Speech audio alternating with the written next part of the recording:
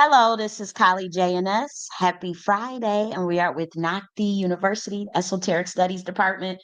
And I have to say, I'm excited to talk about this particular topic. And as you can see in the title, we're going to talk about concepts that get mistranslated um, by interdimensional beings and humans on planet Earth. And then we're going to review one of Sun Ra's powerful lectures that he did at UC Berkeley, probably around probably the 1960s, 1970s. I'm not quite sure when it was recorded, but nonetheless, we want to review that and some high level information in that lecture that still stands the test of time and that I even think is still relevant to today. And so we want to break that down. But when we talk about the concepts that get mistranslated, we're talking about like certain ideas that may have been um, that may have changed over the years, over centuries, or just concepts that interdimensionally just sound off, or the cadence or the vibration of the concept is different in the spiritual realm. And so this is a esoteric studies video, and so that requires an open mind, maybe even a working knowledge of occult information, different schools of thoughts, well studied, well versed in certain material. But even if not, just at the very least, open mind. I don't mean you have to accept it, or even like the content, just an open mind. And so that is one of the prerequisites for today's topic. Let me just make sure that my sound is good. Okay, so we got that all situated. Because we are live on Rumble as well. So if you're on Rumble, shout out to you. But nonetheless, I hope you guys had a great week, and we are going to just immediately get started because we have a lot to cover, especially with that lecture. And then I also wanted to like show some pretty cool uh clips that I thought was funny, just to lighten the mood up for to it's a lot going on, and the media is a lot trying to take precedence in terms of our thought concepts. And so we want to make sure that we're cheering people up and keeping our spirits on a higher frequency, because like I said, it's just so much going on. I want to send you know, good energy to Jamaica. They just had a situation with Hurricane Mel Isa. I have to say, what I want to say to the country of Jamaica is to keep your head on a swivel. Actually, the people of Jamaica, rather, keep your head on a swivel. Um, Go back to what you know is your ways in terms of your culture. Embrace your culture at this time. Embrace the natural living, your planet Earth at this time, and don't let people come in and try to take advantage of a disaster or of the situation with quote unquote new systems or new digital stuff. Just be careful with that. Don't be so quick to allow another government to influence your government in terms of the situation that has happened and transpired. And so I want to encourage the people of Jamaica to stay independent, and to stay spiritual, and to rely on their truths and culture at this time. And that go for all melanated people. But it's a lot going on. They got a situation going on in Sudan and all this stuff. And so there's an attack on melanated consciousness in terms of what is the change of guard that's happening, and then that attempt to get the vibration and frequency back lowered with stress and mayhem, because we're going into more of a peaceful state of consciousness, a more enlightened and aware vibration. And then there's forces, inorganic forces, that seek to lower that, unfortunately. And so we want to keep our heads on a swivel and paying attention to what's our energy, what matters, what's not important, what's a distraction, what's actually warranted in terms of thinking about, that type of thing. And so I just wanted to say that. And so I do have some videos that I want to share at the end to kind of cheer people up. But nonetheless, concepts that 125D beings think are funny or kind of, misunderstood. And then, or even somewhat even silly, or, when humans say them, and vice versa. And so there's certain things that um, interdimensional beings will say that humans or humans on planet Earth would think is also weird. And so that is one of these videos. We are doing esoteric high level channeling, and this is actually very old content. I was supposed to do this video months ago, and so we're just now getting into it. When I was in my little quantum entanglement, I just wrote a bunch of notes and I was reviewing them. I'm like, oh my gosh, like I'm so glad I didn't just crash out and just go on and, hey guys, it's the Atlanteans. I was about to be on one, but we gonna be there. But I have to say, I'm gonna tone it down a bit. I'm gonna tone it down. I'm gonna try to get it somewhere it don't sound too out there, so to speak. But nonetheless, we still gotta I still gotta speak my truth. Um, but what I want to say, when we talk about, like, I know it says 125D in the title, but when we talk about 125D, we're pretty much talking about interdimensional spiritual beings that come from possibly different constellations, and also have an understanding of planet Earth. They're not foreign to planet Earth, very much well versed on planet Earth, but may have traversed in different lifetimes through different constellations, different dimensions. And so the understanding is more broad, and may even forgot, like, when interdimensional beings that are 125D did traverse planet Earth, things were quite different. And so making the adjustment back here, obviously in 20, it's 2025. It's considerably, like, different. And so there's a huge adjustment that one has to make, even if you remember your past lives, but also even if you're awakening to your higher self, so to speak. And when we say higher self, everybody has a higher self. And what we call a lower self is not really lower self, it's just more so of a physical sense. It's kind of like it's kind of like being aware that you are in the meat suit and you are the driver of your consciousness. And so it's just, obviously, it's just, when we say higher self, that just means the aspect of your soul that is more aware of the spiritual realm and of what the totality of your soul mission is, and your intention and your purpose for even incarnating on planet Earth. So good, bad, right, or wrong, it's not really necessarily value laden, but it is the aspect of ourself that has more awareness and more knowledge of what it means to be human, what it means to incarnate on planet Earth, and what it means to be a spiritual being inside of a meat suit. So that's all that means. And so everybody has a higher self. Everybody has the aspect of them that is physical, that is more dense, or what would feel more material. And that's the experience that we have right now on this planet. Until God willing, we cross over, we go to a different dimension. Maybe you'll be like Enoch, where, remember, where it says, well, he didn't die, but God came and got him. Maybe you'll have one of those moments. I believe we are in those days. I'm gonna read that where it says, he didn't die, God came and got him. It's figures, it's characters in that book that talk about that. And that's not the only pantheon that you'll find that in. You'll actually find that in many stories, including, the Rig Veda, and the and even some of the stories of Kemet. You'll see that same kind of concept. And so that concept itself is, from my estimation, real. And I think we are in those days again, where people are, well, God, they didn't die, God came and got them. I always chuckle when I read that in the Bible, because it just sounds like I read it in a kid voice, because the spirit of it is kid like, as far as whoever wrote that detail down like that. I thought that was really fascinating, and that I like that concept, the frequency of that. Like, that's even when um in Genesis, when it's talking about, there was this one big light and that big light, and then there was this.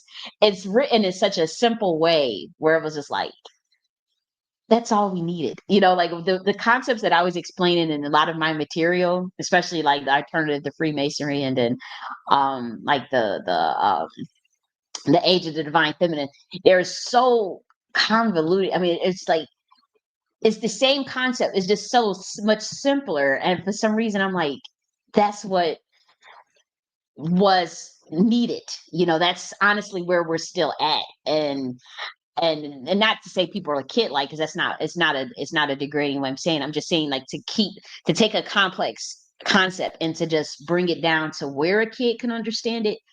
I love the way that that's written, and that's kind of like it encourages me, or rather inspires me, to kind of make sure that I'm aware, and even in my writing style, how concepts come off. Like, sometimes it doesn't need to be all of this. I like things fancy. I like things high level, but sometimes it is better to not even better, but sometimes it's necessary to just bring it on down and keep it light, keep it kid like. But the first concept that I want to talk about is the idea of, like, um the reptilians, the reptilians and the vampires. And so, from what I'm understanding, like, there's spiritual investigations that go on this planet. There's research projects that go on this planet that are interdimensional. So it's like going to a mystery school. There are even institutions that have their own mystery schools that a lot of people are not aware of. And there will be beings that will be doing research. It's like, how you'll have a sociologist, they'll do a ethnographic project, in your neighborhood or something, or in a school or something. That same thing happens interdimensionally, where people will come and do military science investigations, set up plays, see what's going on, research, observe. um that's not necessarily the Truman effect, because there's a group of people that just literally, there's a group of entities that stalk, or like that try to cause mischief in people's lives. That's not what I'm talking about. We're talking about, like, high level beings from different constellations and different dimensions, that some don't even need to actually physically travel here, or spiritually travel here. It can even be just kind of like a remote viewing, or a portal gazing, rather. But we're talking about people that just out of interest will just say, well, let me go see what's down there. Some people will actually incarnate in the flesh and actually be born through a womb, come through in a certain nationality, a certain country, and get the whole experience. Some beings don't need all that, but there are some beings that want that experience. Like, them, like, okay, I want to go actually be on planet Earth. And then, obviously, against better judgment, obviously other beings tell you ain't ready for planet Earth. Planet Earth is ghetto. They doing this, they doing that, they still got racism, they do sexism, they do stuff that will be abhorrent to other species. And it's like, there's some that's just that arrogant. There's some that's just, well, shit, I've been there before. We already know. I'm thousands of this. I'll go and incarnate on there. What can they do? What can happen to me? Oh, and then you fuck around and find out. And so a lot of people on this planet are in that position too, believe it or not. Where they're actually really old souls and very wise spirits that incarnated in the flesh and got a little bit more than they bit off a little more than they can chew, as far as underestimating what's actually going on, especially, like, people do military science investigations and whatnot. But, the concepts, and on a lighter note, sometimes, um, it's just a real basic research, like a research project, to want to see and explore what it is another dimension is up to or doing. And sometimes it could be like that. And, you know, um, even getting familiarity, or even with, like, say, something with soul retrieval or awakening. That process can also be very, like, say, if you've been on planet Earth for a long time, but now you're ready, and this is one of your last incarnations, you're ready to go venture off somewhere else, and you're preparing for that process, which can take years, or not, because God isn't in control of all of that. But for those of us that has a little more clearance or a little more authority over our process, because this is a free will planet. But there's beings that are angelic, there's beings that are, you know, uh, you know, uh, archons, gargoyles, demons, aliens. I don't even like to call it aliens, but beings that's totally out of this world, that you would never even think could exist. There's different levels. There's levels to it. And so some people decide to follow more of the universal laws, the laws of physics, the laws of, their order, that maybe they are aware of, or things that they learned just in their spiritual schooling, their teachings over their lifetimes. There's people that just adhere to that more so than others. But one of the things, the first concept that you know, gets lost in translation is the idea of the reptilian. Now, I have to say, my whole life I've been hearing about, lizard people and the reptilians, and I have to say, for me, it's not a foreign concept. It sounds very much like, what people with the stories that we heard is obviously in the more under the umbrella that goes under quote unquote conspiracy theory or, science fiction or whatever. But that's I grew up hearing that term, and people say that, they saw someone shapeshift into a reptilian. The real spiritual people would say they saw something that looked like that. And so that was always interesting to hear. And then even I have to say, even I've had an experience when I was 18 where someone told me, and I'm 18 at the time. This lady was like in her 40s or 50s, and she was telling us that she saw that a shapeshift thing too. And we were in the church, and at that time we didn't know what she was talking about. I was 18. I just got out of high school. I didn't hear of no such thing. And so she told me that, and then we were just sitting in the church like, what? And this lady literally sat, and she had just came back from Jerusalem, and we were just telling us. She was like, yeah, and she saw the eyes, she saw the person shapeshift into, but she saw the lizard. And then she said, you be careful when people want, to be able to see into the spiritual realm. She said, people want to be seers, people want all this power, they dabble into things. And she had told us, she said, be very careful, because God starts showing you things that you don't want to see or that you can't explain to people. And then, and you got to be prepared for that. You got to be prepared. And many things you're going to have to keep to yourself. You'll see things and you're going to just know to keep it to yourself, because ain't nobody going to believe you anyways. But I will never forget when she told us that. I would never forget. She said, yeah, she said it was a lizard. And we were thinking like, I mean, we was, everybody in the church was, like that, the black folk, kind of shit is that? That's a demon. They gonna go. And I see Red Lips in the building. Greetings to you. Nice to meet you. Glad you're here. Happy Friday, by the way. Um, but that was always that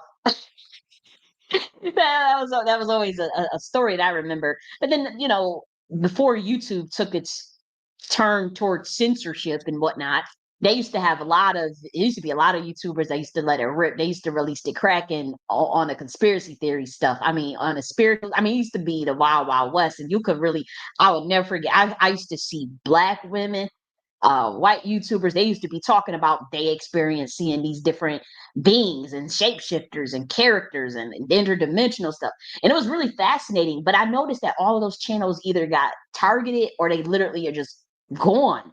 Like I'm telling you, or the people still there, but they haven't updated in 12 years. It's been 15 years since they posted, or they deleted those videos. Or some of them are even popular now, but that stuff where they were talking about what they saw in the spiritual realm and all that stuff, they took all that stuff down. And so, there has been like this concerted effort to convince humanity that the spiritual realm is not real. So when people do have spiritual gifts, they just label it crazy. They misdiagnose you purposely. They give you the government dope, which is state medicine, to close the pineal gland, to lower the frequency so people are not talking about the things that they see, or you'll get gaslighted. You done saw something and the motherfucker gaslighting you. And if you don't have awareness of the self, or knowledge of yourself and who you are, and accept that the spiritual world is real and that you have a soul, then yeah, you're gonna buy into the nonsense. And guess it's a fine line. We want to be balanced, because you want to stay grounded in reality. We got bills to pay, things to do and stuff, families to take care of. So we want to actually make sure that we still anchored into a earth consciousness. You don't, if you float too out there, you can lose it, and it can turn into unfortunately something that is totally misunderstood, and at the very worst you'll get doped up, and even in an even worse situation you won't come back. um but we don't wish that on anyone. But what we're saying is there's a fine line between spirituality and the awakening, and then making sure that we tend to our responsibilities on the earth realm and our soul mission, of course, because we have a soul mission. It's not just to work for corporations. It's not just to work for corporations and drive their profits and pay a mortgage for 30 years and go uh, into AI and all this nonsense. That's not what we're all here for. We have a specific mission, a specific intention and purpose, and we have to recalibrate and remember what that is on an individual level. And then collectively, we can decide what reality we want to create through that frequency. And the distractions obviously keep us all away from that. But on the basic level, we know we want to be in tune with Mother Earth. We want to be have the ability to self-sustain and be independent at the very least, right? To enjoy life, to work on our discipline, to work on our vices, but also to enjoy life and to enjoy why we came here at the very least. But again, when it comes to that fine line between the spiritual realm and the physical, it's about a process of integration, and the process that is one and the same. It's just, to me, I look at it as a different density and pretty much a difference in the density, if anything. And then at that density, you have to develop the situational awareness of what matters, what's a distraction, and what's important. But then also, what do you want to embark on? Like, where is your energy going? And so that's a part of understanding what that density is. That you got, on a free will planet, you're going to have a bunch of fuckery. Unfortunately, it comes with that. It comes with the territory of a free will planet. Comes with the territory of the limitations of doctrines and organized religions and people with their agendas and people hungry for power and people who work on themselves versus people who don't work on themselves, people with light versus people who don't like, without light, us versus them mentalities, the differences between the ethnicities, all of the taxonomies and the categories that make planet Earth fun in terms of it being a school, in terms of evolving. A lot of that gets lost in translation when you do a conquer and divide tactic, especially if someone wants power. It's nothing for them to confuse people, to hide information, to set up plays for greater control. And that's what we're dealing with. Let's be real. That's what we're dealing with. We're fighting against oligarchies. We're fighting against technocrats. We're fighting against surveillance, illegal surveillance. We're fighting against lies, literal lies, lies about racism, lies about that get told on various people, you know. And so that's one aspect of consciousness on this planet that many of us don't like to venture into. And if we have to, we got to come prepared like a fucking battle machine. You got to go into war mode pretty much, because they go, as soon as you enter into that arena, you're fresh meat, and they look at you as a light to tear and a light to tear down, take your light and all this type of stuff. But luckily we know how to generate light, and luckily we know how to cloak our energies. We know how to get out of the space of low frequency shit. And that's what it's about. So the first concept, let's get on topic: reptilians. A lot of humans talk about it. It's been the quote unquote conspiracy. I would say it does sound kind of like, once I was able to venture into different dimensions, the idea of the reptilian, it does really sound kid like when I was actually in my higher 125D form, and even the 22D 45D, when we were doing the investigation from a higher level, like, what is they talking about reptilians and lizards? What is that? That sounded funny. It sounded really, really funny, but there is such a thing as that. It's just a different concept of how we see it, because for one, it's a species. And then there's different forms of that species. And so, like, the quote unquote lizard people is just one aspect of the reptilian species.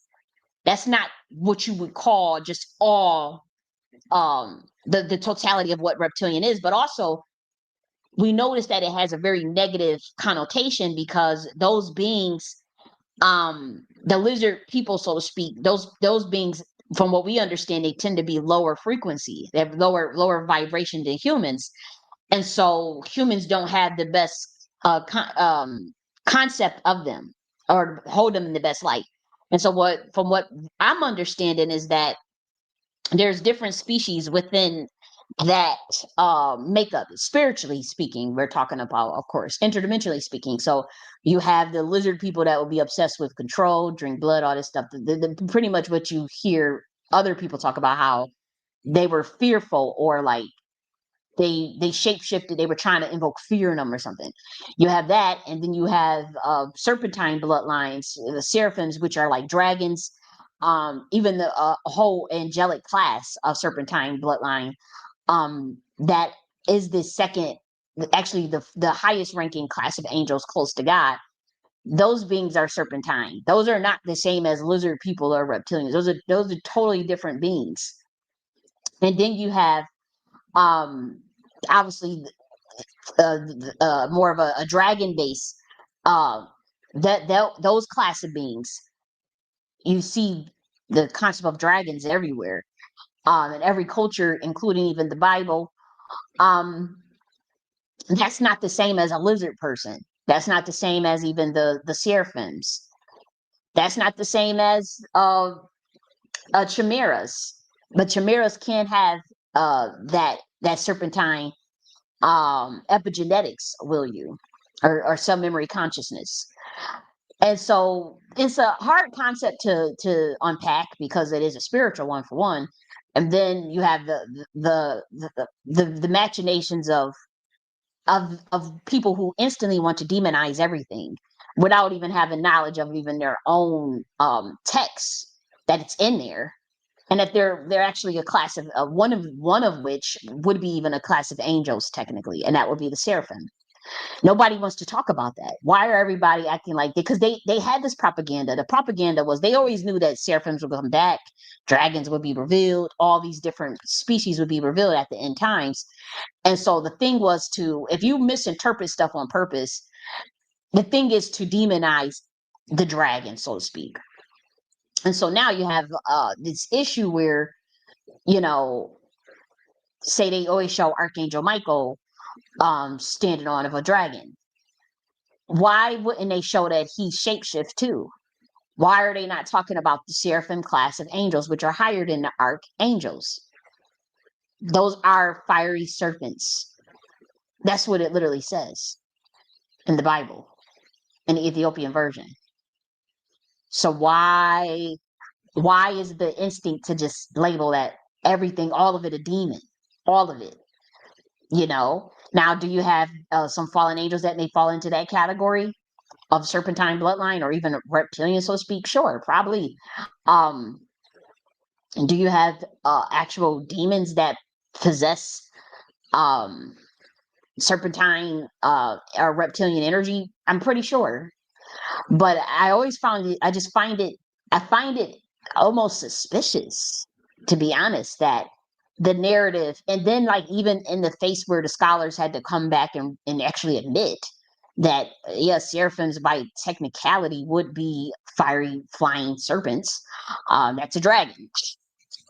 And that would be, if that's the holiest of the angels, or the angels that's closest to God, why they have to come back? They all hid that up though.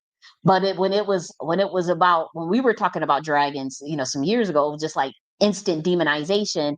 Oh, see, that's the beast. Oh, that's the demons. Oh, that's the.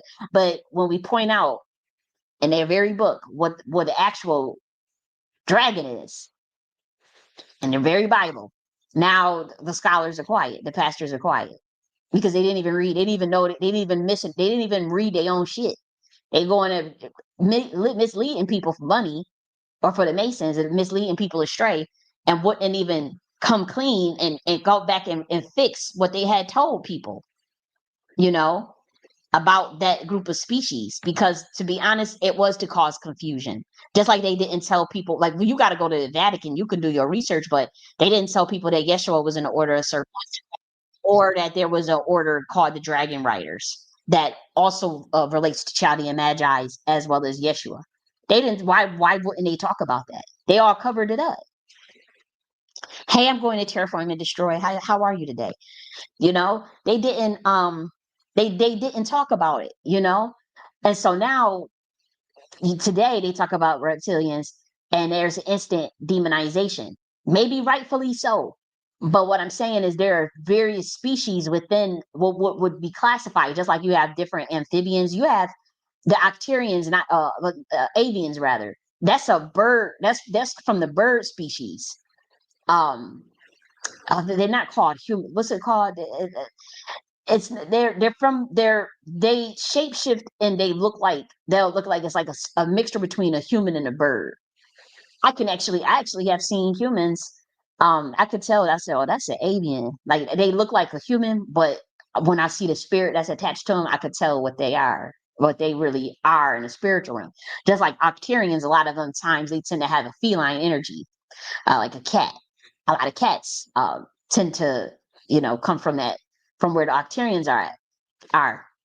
This is deep stuff. Like I said, don't you could go with what you know. We are out there today. Normally, I don't like to do all this because I've realized that this planet is not ready for all of that. It's not even necessary. Um, but this is just for those of us that are a little more open minded. But like I said, they have the aliens and stuff, just like you have it was those people that kind of look like mantis.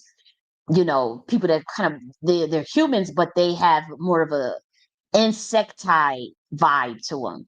And for those who know what I'm talking about, like those that come from more of the constellations with them giant ass insects, it's a real thing.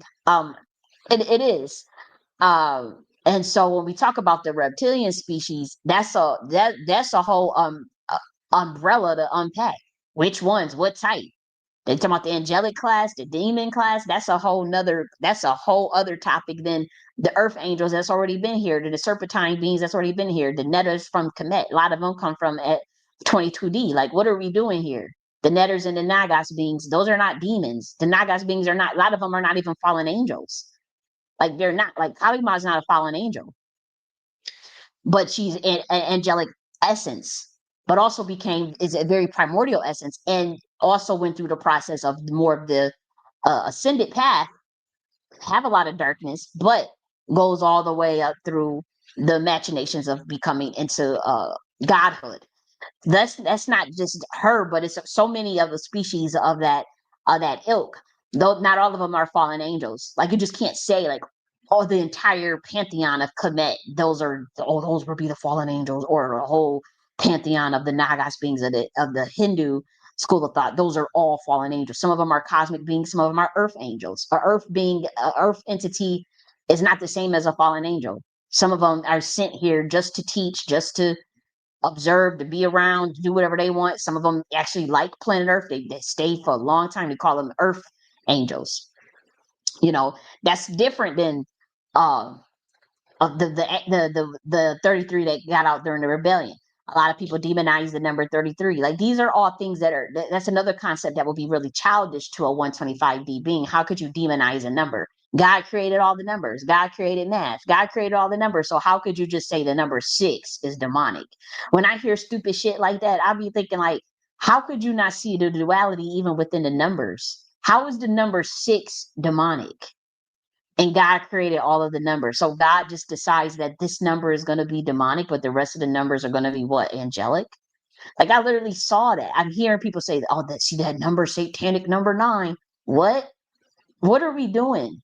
Like it's that's childish to us. But the number 33 is also would be, some numbers carry certain vibrations and frequencies, but it's not an evil number. If you are on a planet of free will and duality, people are going to do certain things with certain concepts, and it can become unfortunately tainted.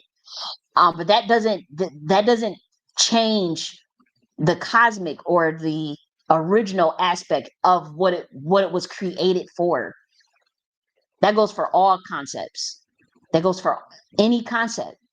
The way the creator God of the universe created something is the way that it is. Now, if you on a free will planet and somebody misinterprets it or do whatever they want with it, disregard it, discard it, um, even change it, even manipulate it through genetic splicing, anything, um, that doesn't change what it was.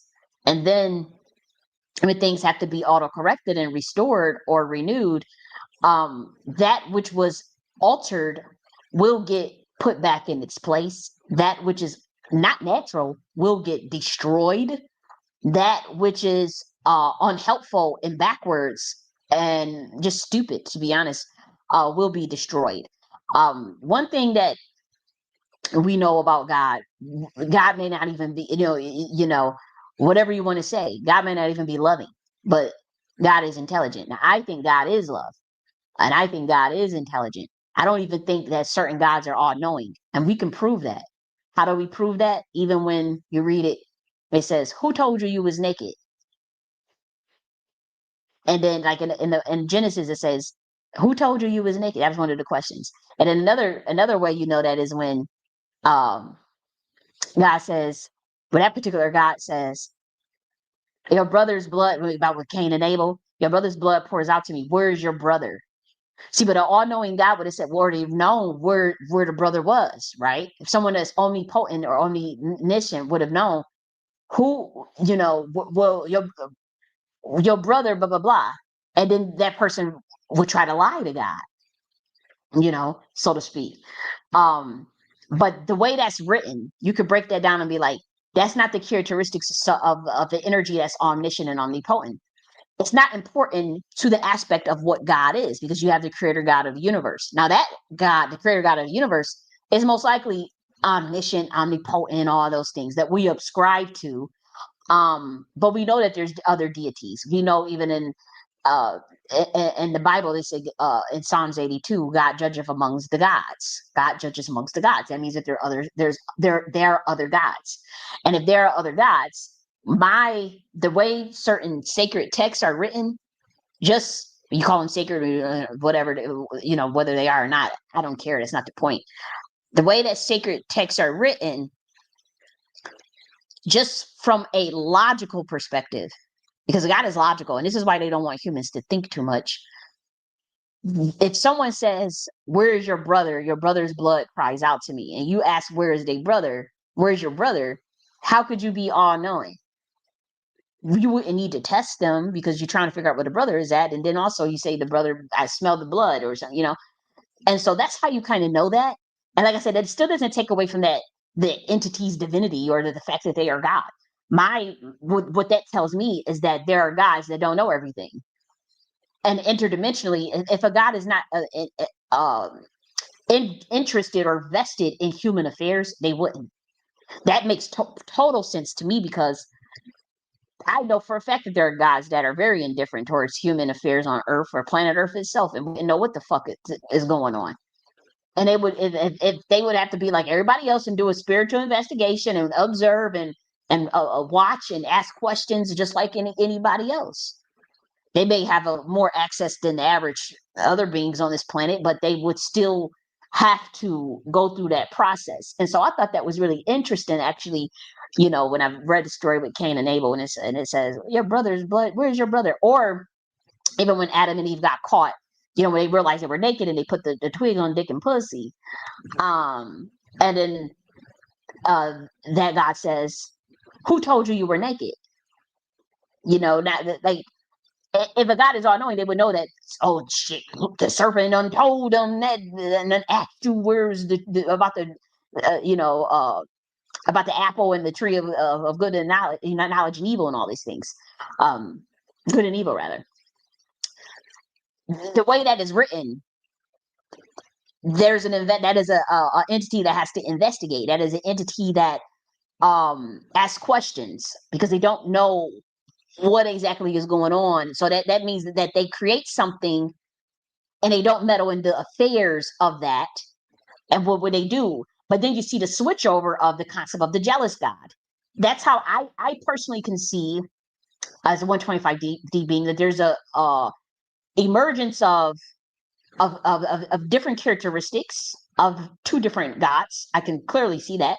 Or that God evolved into being more vested in human affairs or over a particular people that they have a covenant with. That can also be a thing too. And so if that covenant is with a particular group of people, you'll see that entity more vested I don't know if the jealous thing kind of throws me off, but um, we're talking about vessels or prophets of God writing through the inspired word of God, or the literal word, however you want to say it. Like, again, I'm not a dogmatic person that's trying to push doctrine on people, because I don't have an agenda. Like, my thoughts are my thoughts and concepts, and I can say them without having to push, um, you know, my beliefs on what another person says. So if someone comes and say, "Well, I actually think that you're wrong, and that, and it's this and this and that," my idea is, okay, who cares? Good, good. This is still my thoughts.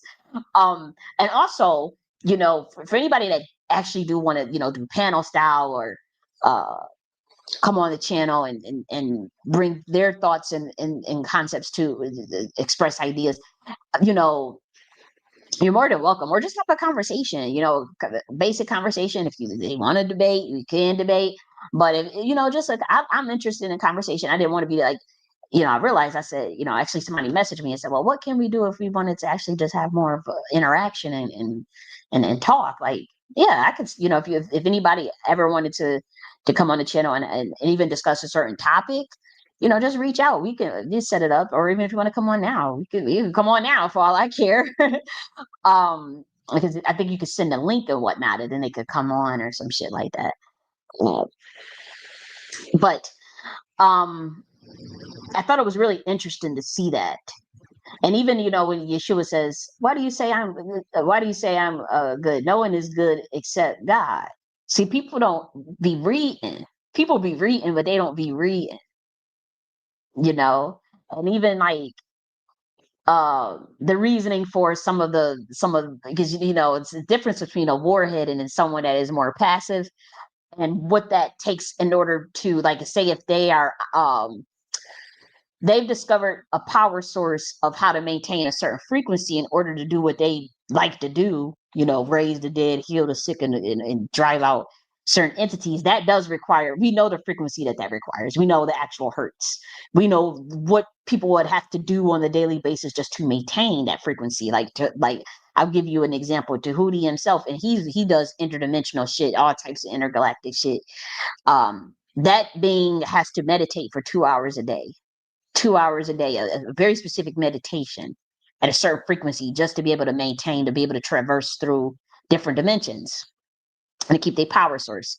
And so with Yeshua, I noticed with even some of his teachings, I said, okay, he's saying this because that's what's required to keep that certain frequency. But it was interesting when you say, why do you say I'm good? Yeah, no one is good except God. What are you saying that about me?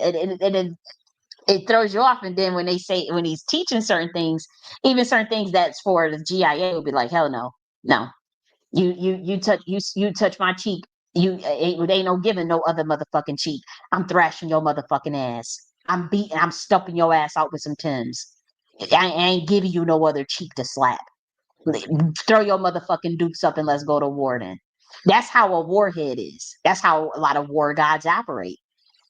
you know that's foreign to I ain't even gonna hold you, even to me, that's foreign reading that. And honestly, I've even said it. I said, God, I don't think he even said no shit like that. I think one of them, I think somebody added that in there. I need to see the Ethiopian version. I need to see the Aramaic version. I need to see it back to the back, the oldest version that you got. God, give it, point me in a direction of where to go look for that. Where is that? Ethiopia? Where is that? At Kibalon? Where I need to go? Where I need to go? One of the caves or something to go look at. I need to see the original version, because they don't even sound like something no black man gonna say. I need to see it.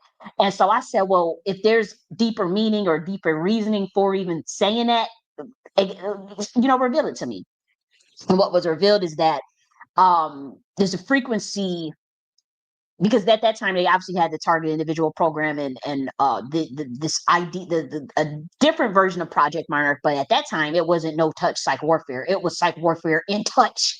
Okay, it was touch and psych warfare, which is why you had lepers, and you have a lot of ostracization of certain people. Even in the Bible, they talk about how the Pharisees was judging Yeshua for hanging with the tax collectors, for hanging with the zonots, or what they call it, the sinners, so to speak, or the prostitutes and all those things, and the people that were derelicts, pretty much. Like, why were you hanging with them? And then And so at that point, obviously, even coming from a royal priesthood, a royal bloodline, you get ostracized, you get targeted. It is what it is. That's it. If you even become an enemy of the state, or the enemy of a secret society, or an enemy of the power class at that time, which is some of the Pharisees and the Sadducees, then that's it.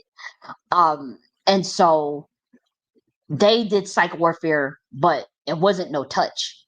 And so those beings, for those who've been to know, let's be real. There are beings that get off on harming people. There's beings that get off on torturing people. There's beings that get off. I mean, even now you got a sadistic group of people that's up here trying to take people's livelihoods away from them, their ability to do things for themselves. They'll sabotage you. There's a group of beings that get off on doing it. Let's be real. Even to this day, it ain't nothing new. They've been doing it. They work in secret societies. They go around and target single women. They do all types of shit. They've been doing this for thousands of years. We just at the end of now it's all coming out. But they've been doing that shit for thousands of years.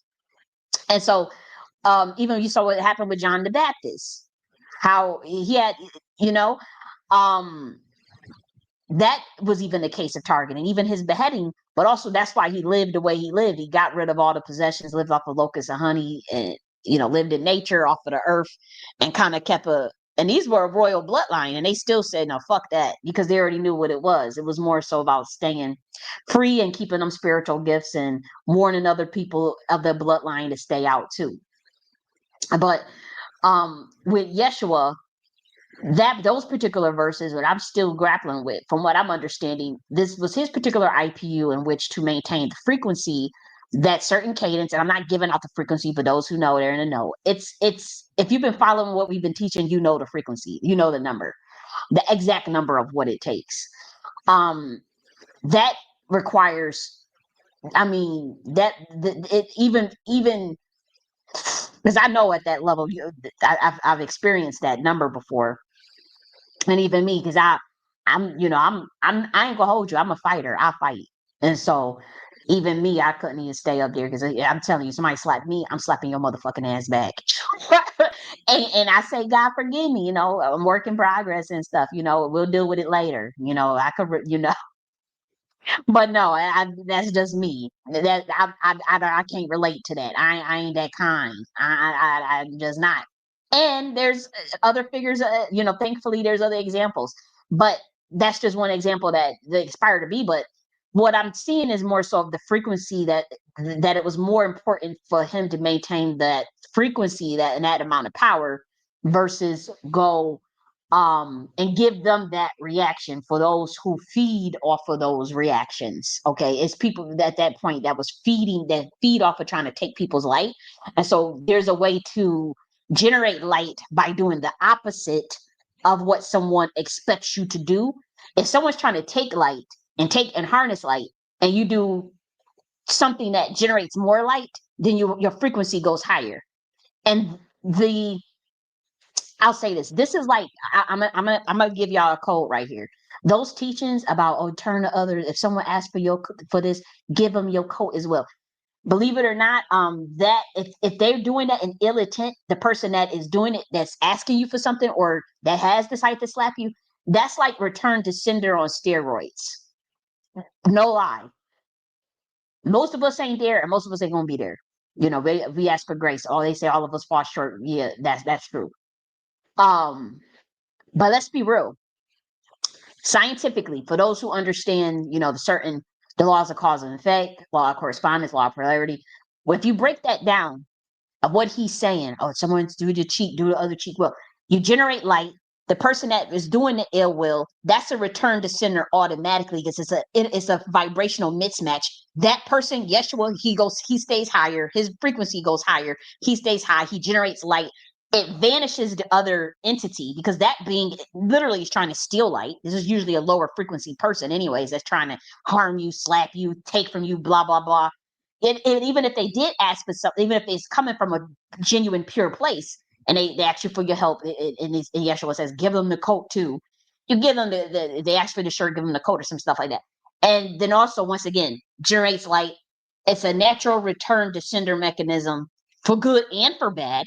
The person that You keep your frequency high, and the person, if they mean well, they also get more light. And so physics and the laws of physics, when I broke it down, I said it makes sense. It's just that's just too hard for a lot of humans to do.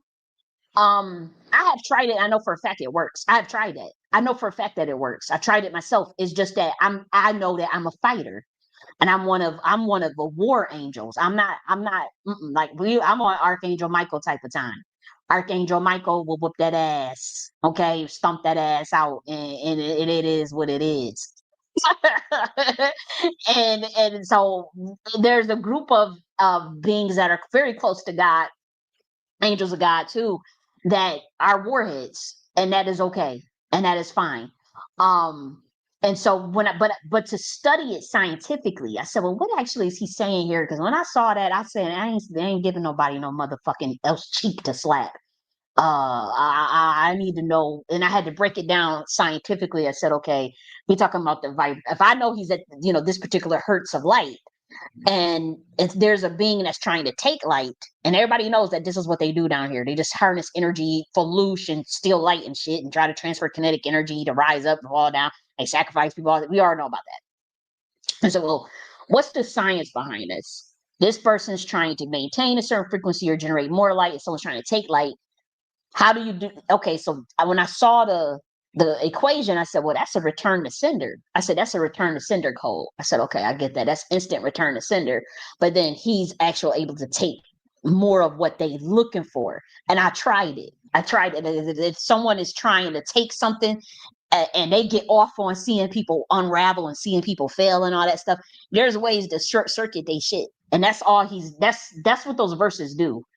Most humans ain't gonna do it, but I'm just saying when he's talking about someone slaps you on one cheek, give them the other cheek. It's short circuits. For those that's at a highly advanced frequency. If you're trying to keep your gifts of being able to telekinesis and and all that and raising people from the dead, that requires that certain segment of light, that frequency of that light, and you have to maintain that. And I can tell you, a low frequency instantly removes it can jar your frequency. It can lower it. It can close it up. And I've experienced that too. Just like I've tested what he's talking about, and I know that that works for 100%. I've also did things my way. I've also did things the war way. And because we Saturn beings, we do things for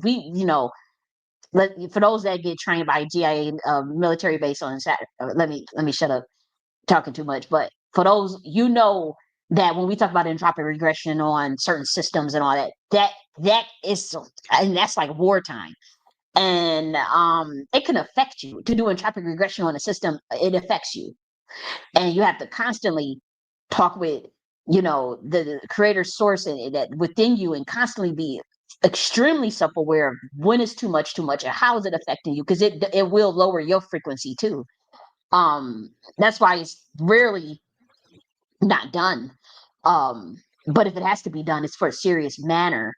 And it is to expose systems and to get people to see the illogical idiocracies of a system, with the goal of getting the frequency eventually higher, with the goal of it's kind of like things get bad before they get better type of energy. Um, but it can affect the person. It has to decide to do the entropic regression analysis on the system. Um, it does. It can be a lot. And so I've experienced that too, and had to decide, well, which one do you like better? That's the beauty of planet Earth, is we get to decide on a free will planet, which one do you like better? Which one makes more sense? Like even when you read the book of Revelations, some of the things that, like some of with the seals being open and all those things, those are you can tell that those are entropic regressions on a system. Um, it's a different concept, you know, just because it's found in the Bible doesn't mean it's called entropic regression. But for those of us from that have understanding of different dimensions, that would be what that term is, and we know that term is a tactic that is found on one of the military bases of Saturn. That's all I'm saying. And how people take that is how they take that. How closed-minded people are. If they can't realize that this book has found its way to multiple dimensions, some have grown past it. To be honest, however you think that, however you take that, how that could be offensive to someone. When we talking about that at that point, is that it's in their epigenetics pretty much. They've went through that process because people code vortexes and vector spaces with that book. And this planet is still at that level where they're using that book to as a playbook, but also to script things, and they're still using it as a part of a fabric of this particular simulation. Some people think that's dangerous. Some people are okay with it. Me personally, I'm I'm merely researching it. You know, it's interesting to me. This is not the first planet that has done that, is what we're saying. But when we're seeing something go used for mind control and used to throw humanity off the rails, that's when other beings will step in. That doesn't mean humanity will care. And if they don't, that doesn't mean anything to us either. We just, it's just more so like, hey guys, this is this. You may want to pay attention to this part. This is really, their equations are being thrown off, or there's people with an agenda on your planet that are using this particular book to mind control people, but also to generate money. And it's not they've and you know that because there's been so many books removed out of the Bible. Out of the original versions, the characters have changed as far as their depictions. There's a lot of idealization of what these characters supposedly even look like. There's a lot of hidden books, information that people clearly didn't want to get out, in terms of, even, you talk about a Kibalon, you talk about, this thing where, you know people are talking about the Ethiopian version of the Bible, how there's 150 books, and then it goes down to 88, and then now we're at 66. So what happened to all the other books? But then it's like, okay, well, we talk about this book originates or this place or whatever. Well, if that's the case, and like I've heard somebody tell me, that that it originates in Kivalon. Okay, I'll give you that. Well, you can't talk about the originations of this book without talking about how the matriarchal societies of that land. Then you have to call it by its original name as well. You can't talk about Africa and then go by and talk about the decolonization of Africa, but then go by its colonized names. Like, you would have to go by its original name, or else I couldn't take a person serious that was doing that. If you're gonna say it, and if you can't, if you talking about we want to be decolonized and da, da, da, da, then you would have to go by its original name, Akibalon or Ethiopia. And you can't talk about the imaginations of the Ethiopian Bible in 150 pages, but then you bring it down to 88, and then you mess all the stuff up. But then why are you denying that all of those societies, including not all of the Hebrew ones, but some of them were matriarchal, but even the ones that were more water-based, that focused more so from the 22D, more of the Atlantean versions, a lot of them are water-based. But when you open up Genesis, the first verses you get is water. Obviously, in the beginning was the word. When they talk about the dark, the void, it was formless and it was void, and then there was the separations of the waters. That's like in the first couple of chapters of Genesis. There's a mention of water. So how could water ever be demonic? Is beyond me. And you're born in a pouch of water. Maybe 9 months. The water breaks and the baby comes out floating in water.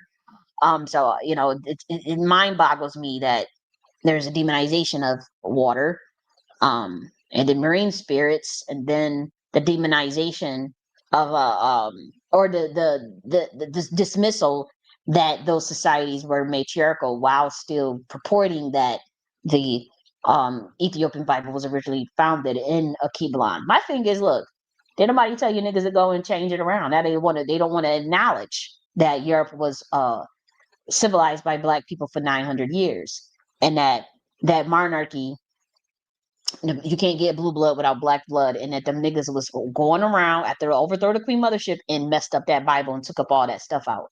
16 added it changing 1600 words and the definitions of things, and it's pretty close, but the fact that there's is missing, if you go from 150 to 66 books, that's almost 100 books missing. And we're saying that we found the people who were behind it, and they were black. Oh, it was a black man. Oh yeah, we found your motherfucking ass. And so now it's cop and please. Now it's a bunch of cop and please, and now it's a lot of let's just go black to blaming that white man. Yeah, his ass ain't off the hook either. His ass ain't off the hook, but your ass ain't off the hook either. You ain't gonna tell me that you melanin is superior. We melanated, we civilized, we got 50,000 inventions. They steal everything from us, they take everything from us, they do everything from us, they learned everything. Okay, so how the fuck did y'all get in this position today? Somebody got to rationally explain that. Oh, because we was so peaceful. We was so, well, how come y'all overthrew the Queen Mothership, and how come we got all this warfare in Africa? How come there was all this warfare in America? Why was there a bunch of infighting and tribalisms? How come the Moors was going around fucking up the Songhai Empire and fucking up Ouagadougou and fucking up also put the smack down on the Mali Empire. Those were other black folk. Those were not Arabs. Those were black folk, dark skinned. Okay. Why it was same with Nubia and Kemet got into it with Kush, so miss me with the bullshit. All I'm saying is niggas need to own they light and they dark. They need to take, it's about accountability, and not even about soaking in it, blaming yourself. I just think the pain is so great and them niggas is so, traumatized. I think that accepting that would mean that now you actually got to do something about it, because you can't say you're so great and you be so melanin and be so intelligent and then just sit your ass idle and work and know that system is backwards, know that them people is backwards as fuck, and then don't say nothing about it, and then try to actually go and align with it and act like that's something to aspire to be. I don't see that system as anything to aspire to be, because I know they stole so much from my ass and they steal so much from melanated people. And for me, I couldn't respect the copycat. I couldn't follow a person that I know is copying and stealing from another person. I don't have no respect for that. I look down on that, and I don't respect people that even move that way. And so for me, that's a 125D being is not going to go and follow the person that's copying another motherfucker. They gonna follow the source. That's just common sense. And so when we see humans knowing that they'll follow a copycat, they'll follow someone just because the person is popular, because the person they got more money or something, and that's stupidity in our eyes, because we know that that's fleeting and we know that it's not sustainable. There's no longevity in it. The person that got to copy someone else and they can't generate source on their own or light on their own and their own creativity and their own ideas, that's somebody we would stay clear from in our dimension, because it's like, you're a fucking gargoyle. You're a vampire, motherfucker. You're a vampire. Why the fuck would we want to align with you? What do you got to actually teach us or show us? If you copying, we just want to look at the person that is copying them. So then you say you may not like you. You want to look at the person that they're copying from, rather. And it's like, okay, well, maybe you don't like that person. Maybe you don't. But then at that point, go create your own creation and go create your own IPU. Then go follow your own, generate your own light and your own ideas. Then what the fuck you watching them for if you don't like them? At that point. And so to us, that's another thing. Like, that's a concept that a 125D being will absolutely look down upon. We would never follow someone that we know is blatantly copying and stealing from another source. It's like, well, let's look at the source that you're copying from. Okay, damn, they dope. You may not even like them, but damn, they got a lot of ideas. Okay, I don't like them.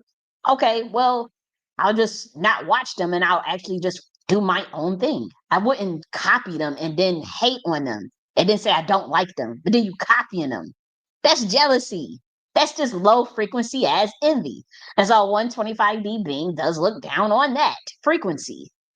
And that don't mean we all don't deal with it, because we all humans, we'll deal with it at some point. But then the self-awareness to check it, the self-awareness to realize, like, you don't cover what other people don't cover other people's shit. Other people focus on what your soul mission and your gifts.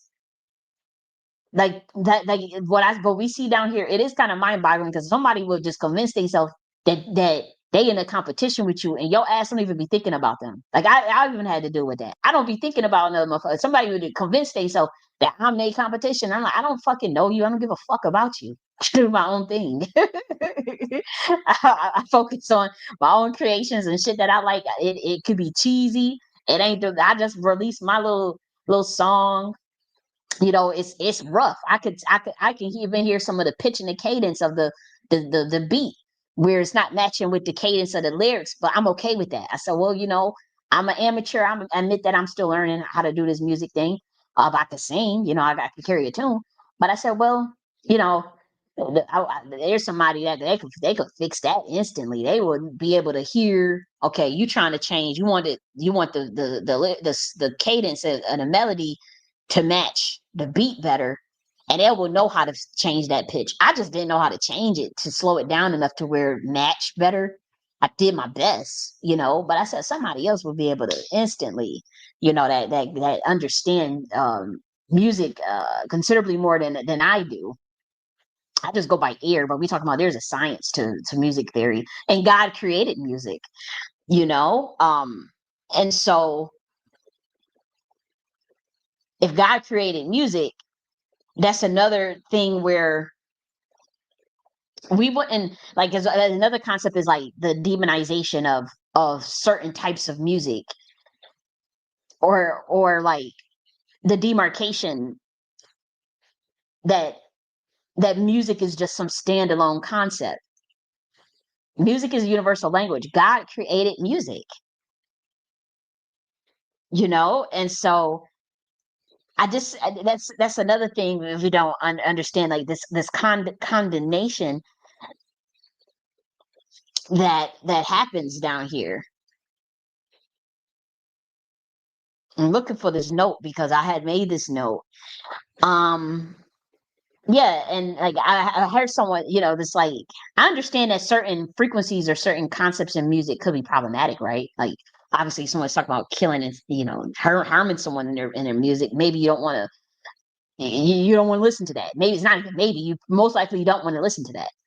The thing is, what if it's a war song? What if you're in war and you need something to motivate you? I mean, the context is important. Context, universal laws of God. We understand that. Well, if you're in a wartime and there's a song that talks about fighting the enemy, um, context, maybe you do want that frequency to get you motivated. Maybe there's never an excuse or a reason to make a song talking about hate or killing, or maybe there's never a reason for it. I could buy that. But I was just thinking, I'm like, well, what if someone is at wartime? And then I'm a critical thinker, and critical thinking and logic is to me the qualities and aspects of the creator God of the universe. And so I would never uh, feel the need to shun intelligence or intellect or critical thinking. It will never be on my radar. It will be actually more important to me than most other things because I know how intelligent God is.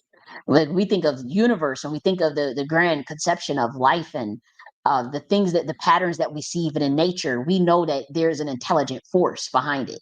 When you look at a pine cone or the Fibonacci and the spiral of even the designs of certain creatures and animals, um, and even trees, you know that there's an intelligence to it. There has to be an intelligence. And we know the math behind it, Fibonacci math and all these things, 1.68, a golden ratio, and all these things.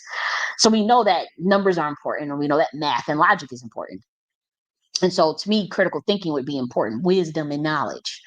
And so to me, I couldn't understand the demonization of music if God created music, and if there's a class of angelic beings that do nothing but dedicate themselves to choir and music, and if it's important, and then we know that obviously even archangels are well versed in music theory.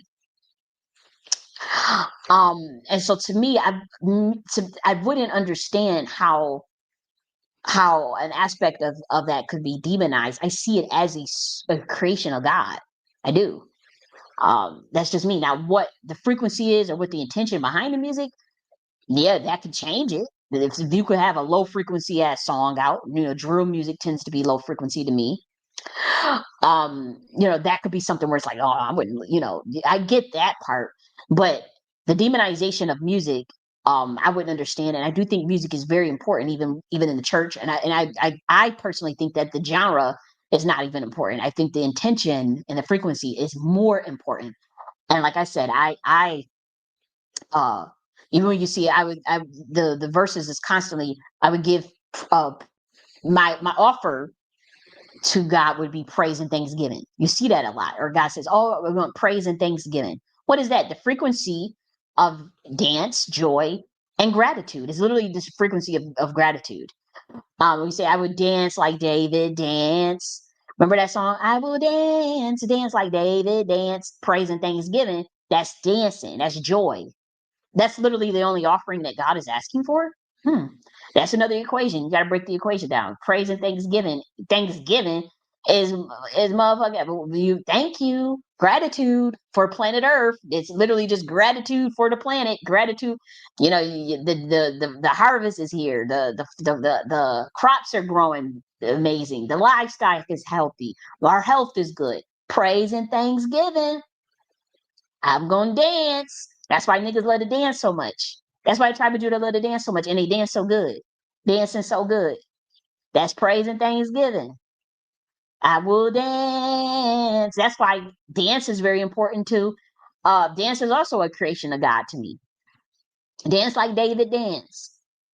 You see some tribes, they go into trance and they dance and they go into a motherfucking trance. Next thing you know, they know that the sun is 92,000 miles away from the planet Earth. They know about Sirius A and Sirius B, just like the Dogon tribe was dancing to figure out their science. Yeah, highly advanced stuff. They call it transcendental meditation. That's all dancing is. Dancing is your transcendental meditation. You can go back and remember your past life memory. You get a good dance session in. I remember stuff that I be seeing these Atlanteans. Dial it down. Oh shit. Uh, so let me dial it down. I be see, you'll see certain things that certain dance moves. You'll be like, wait a minute, that's a certain. It carry a certain frequency to move your body even certain ways. That's a form of kinesthetic intelligence. The way you move is a form of intelligence. There's different types of intelligence. They talk about the Gartner eight intelligences by Howard Gardner from Harvard. I want to say I did a project on him like 10 years ago in different forms of intelligences. But believe it or not, movement it's a kinesthetic intelligence. The way you understand rhythm, the way your body understand rhythm in dance. Some people ain't got no motherfucking rhythm. They dancing is fucking terrible. You don't want to see it. You sit your ass down. But when you see somebody with good dancing, you'll watch their ass for hours. You see a person that can understand how to move with the motion of the gravity, um, some people don't believe in gravity.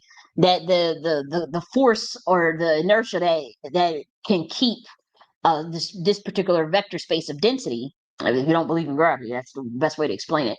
Um, you got to be able to move the motion of that. You see when you see to do moonwalkers, people do the ticking and all those things. That requires an intelligence to move to especially if you hear a song and you could dance on beat and tune with the song. There's music theory in song. It's a frequency. It's a certain chord.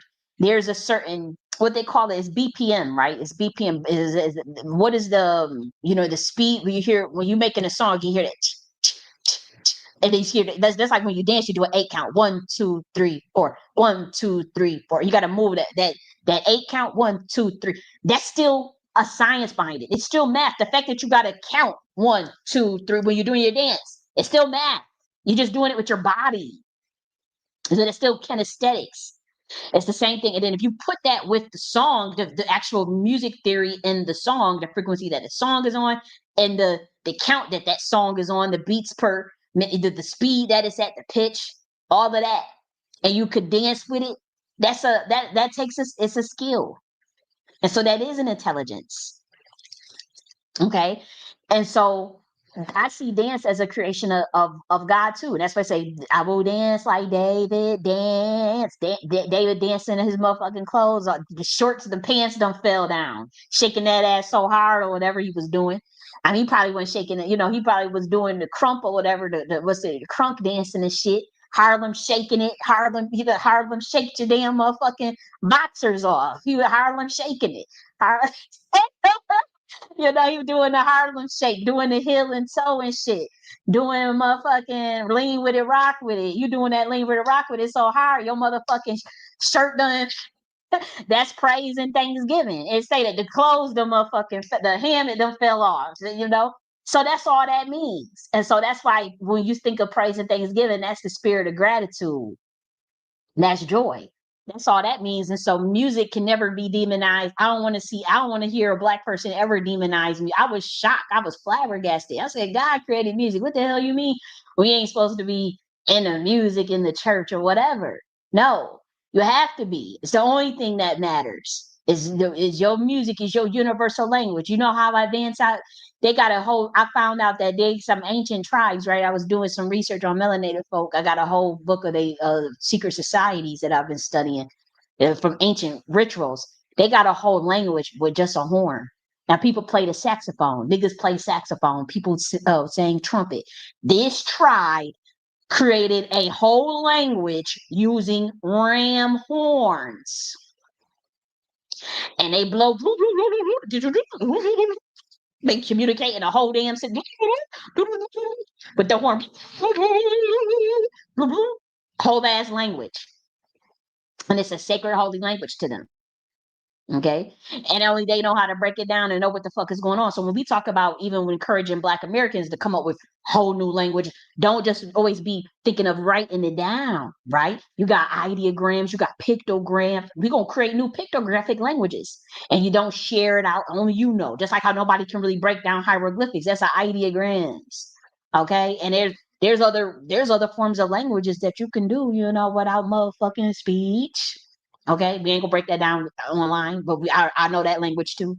That's an angelic language. That's more than Atlantean discovered that. Sun Ra knew that language. Um, and some other Black Americans did too. I think a lot of them are dead though. Most of them probably did.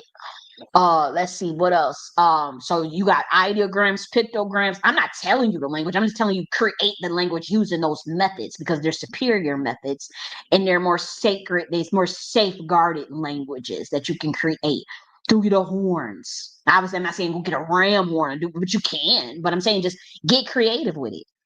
I was so mind blown to see that there's obviously song obviously is the big one that Black Americans use is song. Um, and they still do that. And that's how I know that God thinks that music is very important because I can listen to a Black American song and the cadence and the way they sing it, the way they'll do it, and I could tell where they at in a level of consciousness in terms of the way the Atlantean dimension used to produce music and still produces music. I could tell just from the way that the thing is, when we talk about God particle and God source and someone's epigenetics, they don't have to be aware of some of the shit that they do, but God can know. That's like when they say people got a mark on their head, that the elect got a mark on their head, or like a kind of like a, uh, that's kind of like, uh, uh, like kind of like a barcode. Like God creation will know who's God's people, right? And the best explanation for that is not a good one, but think of it as like, okay, that's the real Louis Vuitton bag. That's the fake Louis Vuitton bag because this bag got a barcode on it that is specific that will tell you this is the authentic Louis Vuitton bag. This is the authentic Gucci bag. Okay, that bag it's not missing. It's missing a number. It's missing the actual code, the barcode on it. Yep, that's not the real thing. Even if a group of people get to say, I am that group of people. We are these group of people. God gonna know. That's why I say, we getting creator God of the universe. That's another concept that human thinks sounds silly when I say it. But it's like, I'll explain where in a little bit about that. But it's like, no, God gonna know her creation. And if the shit ain't right, that particular God, it will just destroy it. It's like, that's just not my creation. I don't know what the fuck that is. What did you guys do? Somebody explain. Somebody get to talking. Y'all got some explaining to do. What the fuck happened down here? What did you do? No judgment. I'm just saying that's not my call. I'm not even saying that's my call. I'm just saying that's how it's gonna go down when it go down. And what I'm saying is that even I, even in the flesh, even when I can listen to a song by a Black American and I could tell what's in their epigenetics, and if the shit ain't right, I even no lie, I was listening to one of them that I could tell was from the Sephardic Moors with the Indian, same admixture as me, and I'm listening, and I said, I know they ain't, because this ain't how we left them. This ain't how they was created. So I'm listening, and I started to panic a little because I said, "Ooh, somebody is gonna be in big trouble," because I couldn't hear the sacred utterance. There's a frequency that I'm expecting when I hear certain Black American music, especially if I can look up their genealogy and look up their name a little bit and look up certain things real quick. I'm like, okay, this is their surname. This is where they come from. It was born in this particular landmass. I'm listening to it, and I freaked out. I panicked because I said, "Ooh, somebody in trouble." And then I said, well, let me tune in a little bit deeper. Let me tune in a little bit. And I started hearing it. So I said, well, let me raise my frequency because maybe it's my frequency that's low and I'm not hearing it. And that can always be the thing too. So I said, well, let me work on it. And then I played it again. And I heard, again, they're not aware. When we talk about if someone creates you, they create you with epigenetics, they create you with a sacred science, they create you with a heka, with a ruha, a certain breath, a certain way that you got to be, and then you got all that ancestral knowledge, all of the lineage, all of the ancestral lineage that contains within you, all of the cell memory consciousness within you, or your epigenetics, so to speak. That's all gonna come out whether you're aware of it or not. Just like how with me, it's so much shit that I don't even be aware of. I guarantee you, there's so much shit that I do that I don't even be aware of that I know when I look at and study. I say, oh, what the hell? How did I know that? How did I get that? Because it's your ancestors working through you. And so what I'm saying is when Black Americans do certain things and make certain music, say certain things, I can listen to their songs and tell what they're working with, how tapped in they in.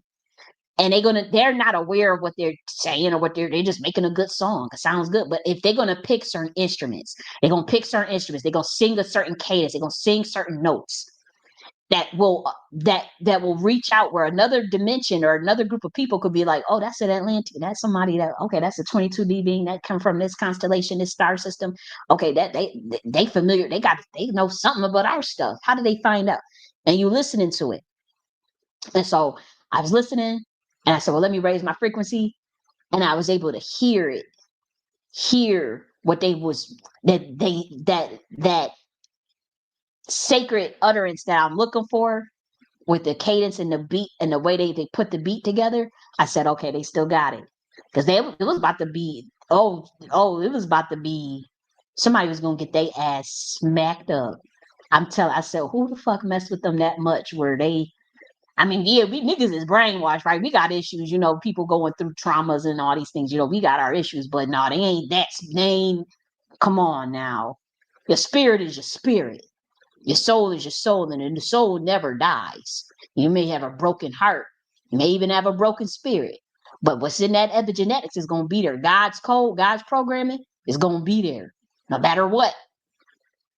No matter what. And so when I'm listening to their stuff, I said, I better hear God's programming. I better hear it. And I heard it. I did. And I cried like a baby. I said, oh, God. That song wasn't even nothing deep. It sounded like a little ass kid to me. I'm talking, it sounded like it just sounded like a cute little song for a kid. I tell you the song is the Leon Thomas it's called Mud. Leon it's just sound like it's a beautiful song, don't get me wrong, but I'm looking and it ain't nothing all deep and I'm just saying it ain't gotta be all like that. I'm talking about that utterance, that code. And so I'm listening to it and I said, okay. I'm studying the lyrics as I could tell. There's a science to the language that even they use. I said, okay, let me look at that. That checked out. And I said, oh, I was relieved. I said, okay, whew. I said, we ain't gonna have them type of problems. They still they still got it. It was there, and I cried like a baby because I was like, I almost panicked because I was listening to so much things, because this was a recent song, it was released about a year ago, and I'm noticing a lot of the stuff that's being released, since 2023, honestly since 2024, it just got like a cookie down water elevator shit, elevator music feel to it. It don't ain't no soul in it. You want to feel the soul. I don't care what you're singing about. I'm like, even if it's he'd sing about some girl. Somebody, you can break my heart if you want to. Where they do that at? No, the fuck you can't. You can't break my heart. I ain't gonna ever be that motherfucking vulnerable. Or I'm gonna just let a motherfucker break my heart. I said, now the lyrics, I don't know about all that, But I'm listening to it sound like it just sound like a cute little kid. Just remind me of Simba or something from the damn Lion King when he was a kid singing. So I said, well, you know, I said, okay. I said, um, but I needed to hear that. I said, okay, they still got it. But I just noticed that, with they coming out with the AI songs and all that, it ain't got that spark. I don't care what nobody say. It's a spark.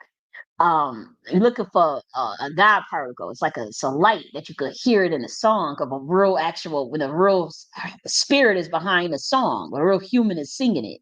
And I don't feel that with the AI, and so that's why to me it's like garbage. That's why most humans don't even like AI slot. We can't even watch AI content because it's just like it's just something that it's a natural repelling. You want to see something that got some life in it, like you want to feel it. And so that's been the issue with a lot of the music. That's why you hear people going back to the 90s. They're going back to the early 2000s and even mid 2000s. They're going back to the damn near sometimes the 60s, the 70s, the 80s, but a lot of my generation, I'm gonna show y'all some clips. They still bumping Genuine, going to Genuine concert. They've been dragging Genuine for his little dance moves. Shit, I like it. I don't give a shit. I mean, we know he getting old. We know he up there. We millennials. We know he about damn old enough to be our dad. But we seeing him up there doing all them little old, it looks dated. But who cares? It's like he's a singer, is an actual talent. Them songs was the shit back in the day. They classic. So Anxious is a classic. So who gives a shit? My pony, all those are classics. What's the other one? Same OG, you know.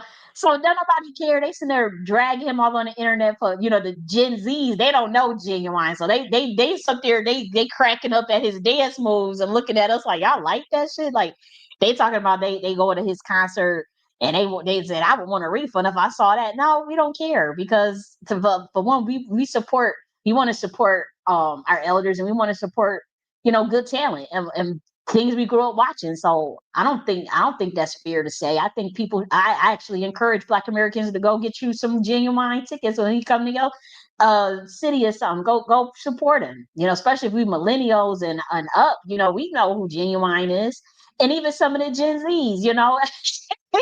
Keep an open mind. Listen to the original track. And open your mind, expand your mind, and then go check out the concert too. But they was dragging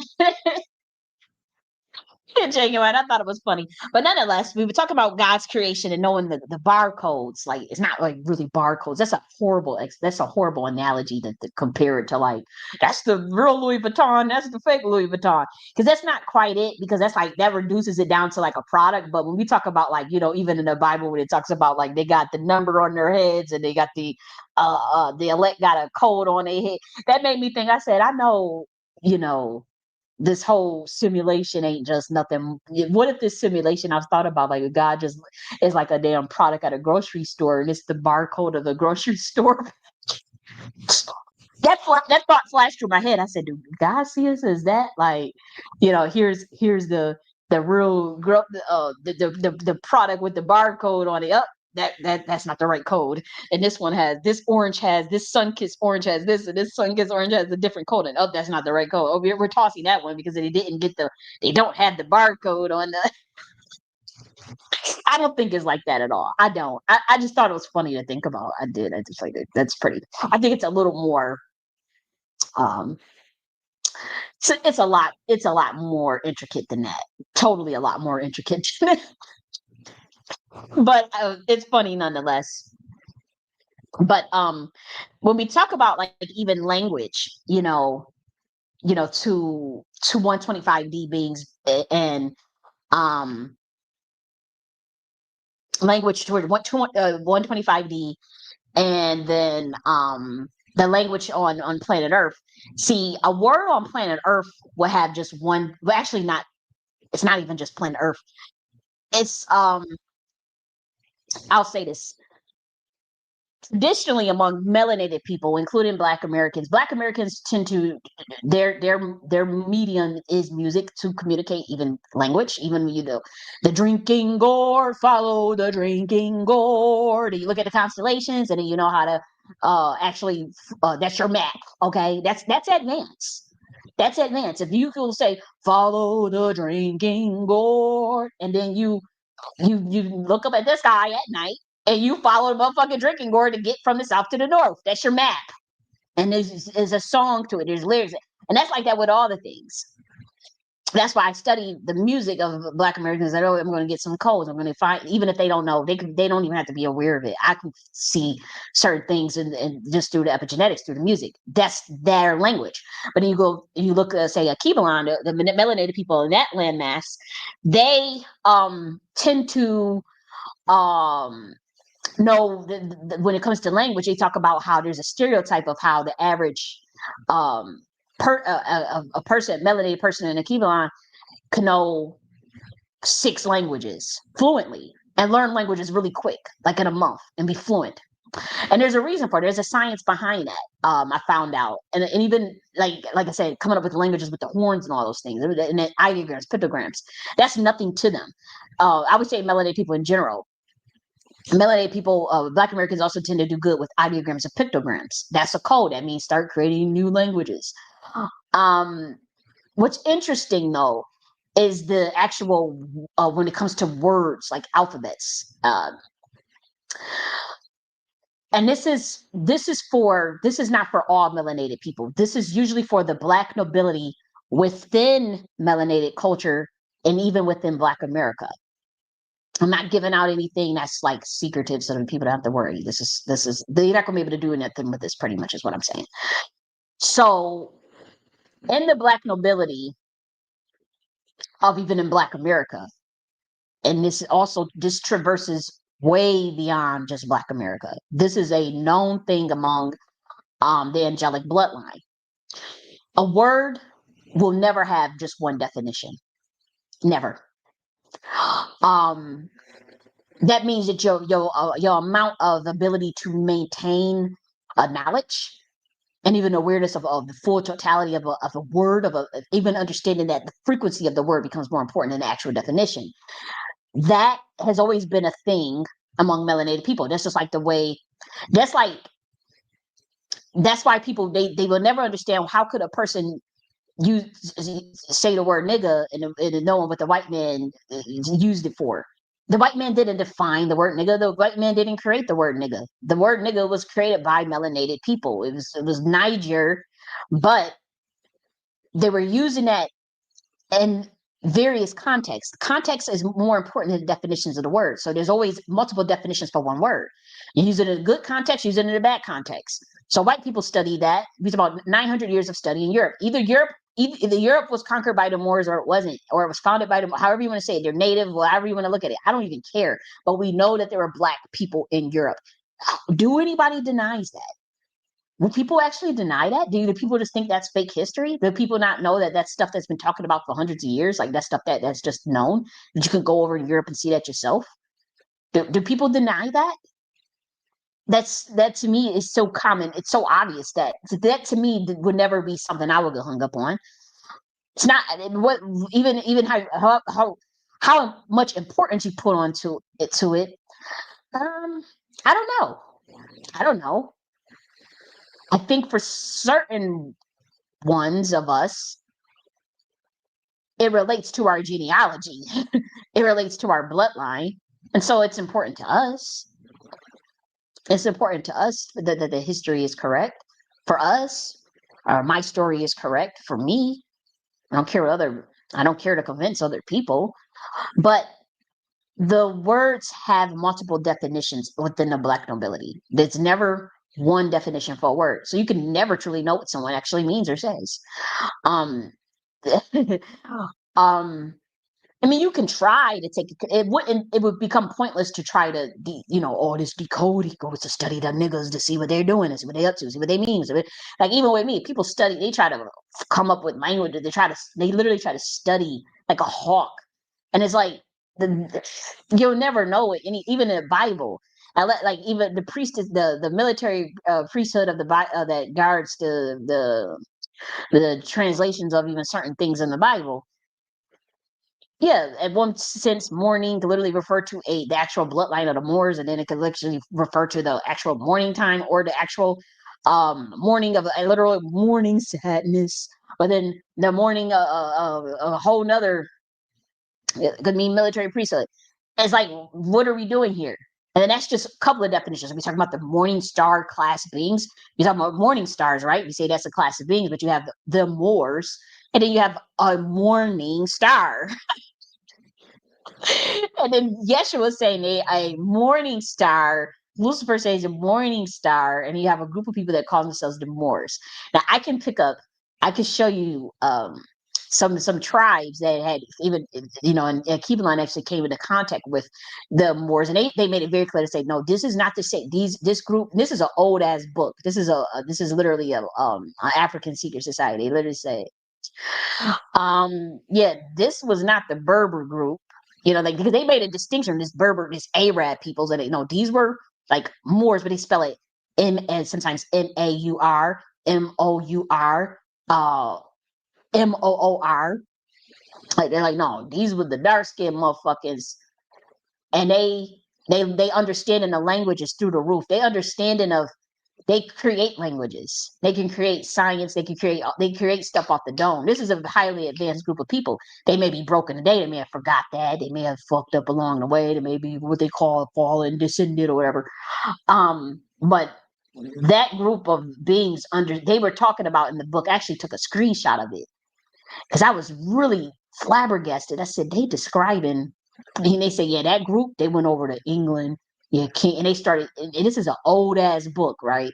And they say, yay, and they say, yeah, they went over to England with they show, with they act. They said, not these dark Berbers. They said they went over there over to England with that shit, and they said, and they mentioned King. Damn, let me just pull up the damn screenshot. King Williams of England. They said, yeah, that, and they actually just came out and said, yeah, that was a Moor. And this book, I was like, get the fuck out of here. I'm telling you, I was blown away. I was like, wow. And because they talk about the secret society aspects of pretty much all these different West African secret societies. But when they said, I'm trying to look for it. Here we go, right here. It says, yep. It says the pendependent link up with the past and present and echo, which may be called the first penetration of the darkest of Kibelon by the poetry of the medieval East. Some of them being laudations of monarchs who were contemporary with William the Conqueror of England. Those of Bori and Mazubori tell of a civilization, Berber rather than Arab, that's the Moors, which began as early as 800 AD in central Sudan and has continued more or less the same to our day. Those of the Manak and Mori tell of kingdoms older than any known in the Nile Valley, and those of Simor and the Qatari of the Hausa of people sing of the ancient kingdom of Ethiopian, Miro, from which may have come to the foundation of the Christian kingdom of Dongala. See, that's what we're talking about, the Ethiopian, Yeshua didn't create Christianity, but Christianity as itself, when we talk about the Old Testament, that's not white people shit. And see, this people, they're talking about those are the penda. And it's about the jargon of words as secret as everything else belonging to society. So they've been talking about how like these Moors, like they created these languages that are highly advanced that people they you won't be able to decode it because they have even the way you say a certain word, a cadence, that they can go by just off the cadence, the definition will change. And with us certain angelic beings, the definition is not even important, it's the frequency, because anybody can come along and change the definition. That's why it will never be important, because each letter contains a frequency of a number. And then what alphabet are they using? They change their alphabet. That doesn't even become important to us anymore. It's like, well, that's what's the frequency of the word nigga? What's the frequency of the word dread? Okay, somebody could come and tell you that nigga means this. Oh, you are ignorant nigga and all this stuff. Yeah, when the Moors were using it, yeah, they were referring to a goofy, ignorant person venturing off. You're not doing what you're supposed to do, nigga. And then also, my nigga, raise your motherfucking head, my nigga. You my mans, um, also referred to that too. And that's that same definition. It never has one definition.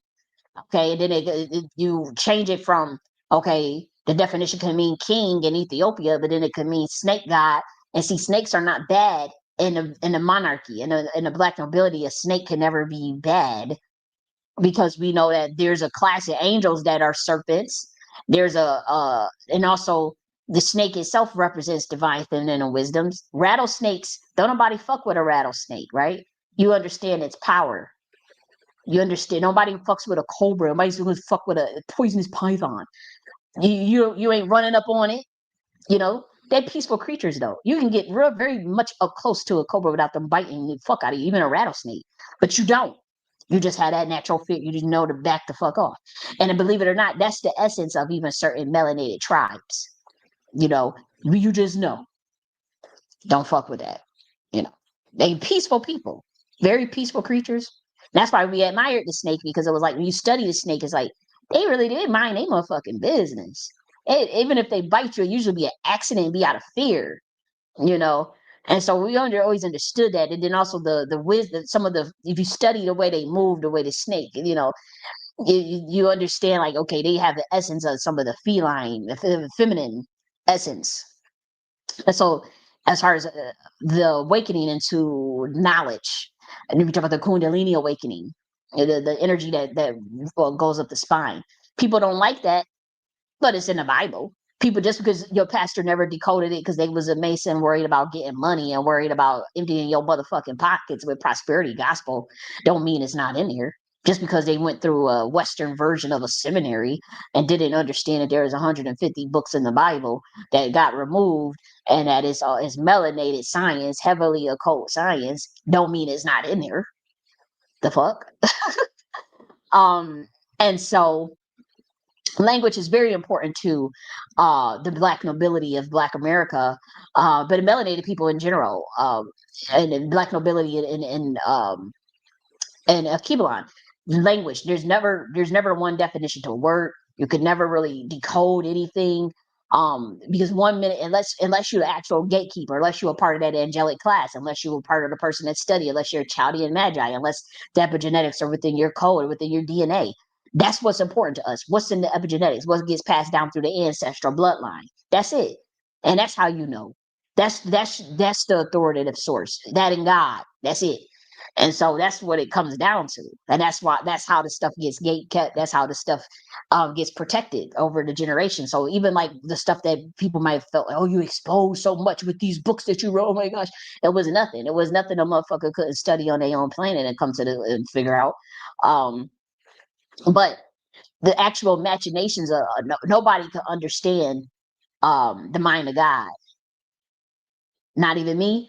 And nobody gonna know what's the hour today. Like, nobody can understand that. Just the little glimpse that I got in 2023 of being able to understand that level of genius and that level of intelligence is, it almost killed my fucking ass. It's too much. It's too much. It's beyond anything you could never even explain in words. You'll never be able to explain it. You'll never be able to.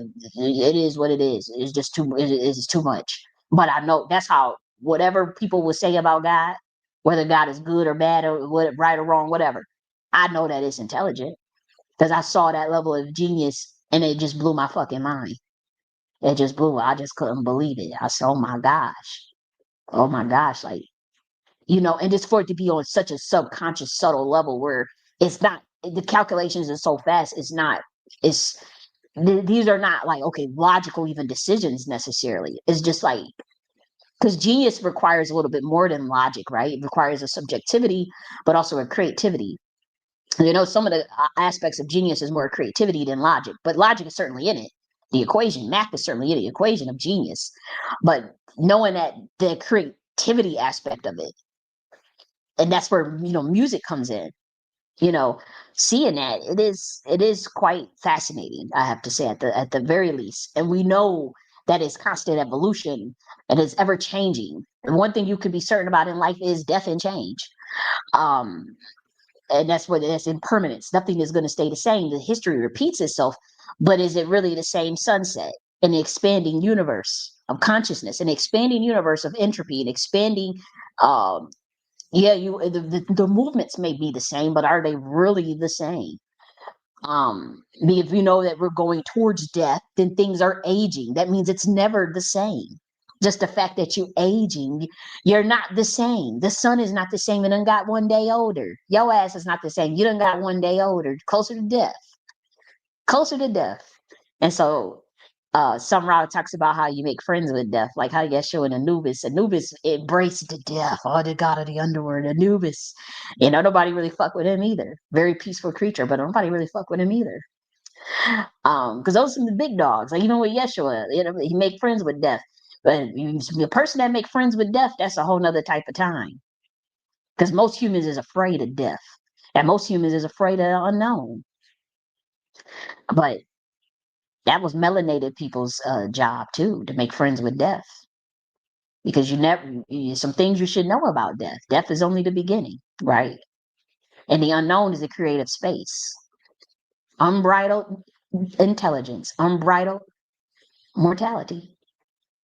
But we don't get in there because I'm still understanding it myself. I'm still trying to understand it myself. But we see a little bit of something. And we see a little bit, but we do know that's where it goes. And so we're never the same. We're one day older. So it's the same sunset, it's the same sunrise, but it's not the same. So that's that even that embrace of the impermanence and permanence. Because you see the sun, it seems like it's permanence, but then you see the impermanence aspects of the sun itself. The fact that it done got one day older, it's burning different. When we got a solar flare for your motherfucking ass, a solar storm for your ass. It goes into the maximum, the solar maximum, solar minimum on your motherfucking ass. It's not the same. And they expand. One day it's looking orange or looking really bright. It's never the same. But language is very much important to an elite more. The real Rothschilds is never one definition for a word. The language out of horns. In the beginning was the word, and the word was God, and the word was with God. So how can a group of people tell me that they can create the definition for a word, especially infant race? Okay. The angel kingdom, one word to us is not the same definition to another person. But also we don't have the same code with what 0-1 binary thinking. It's not just 0-1-2 either. That gives you your contrast and your duality. It's beyond way beyond that. It's not 0-1s, 0-1, 0-1s, and not 0-0-1s too.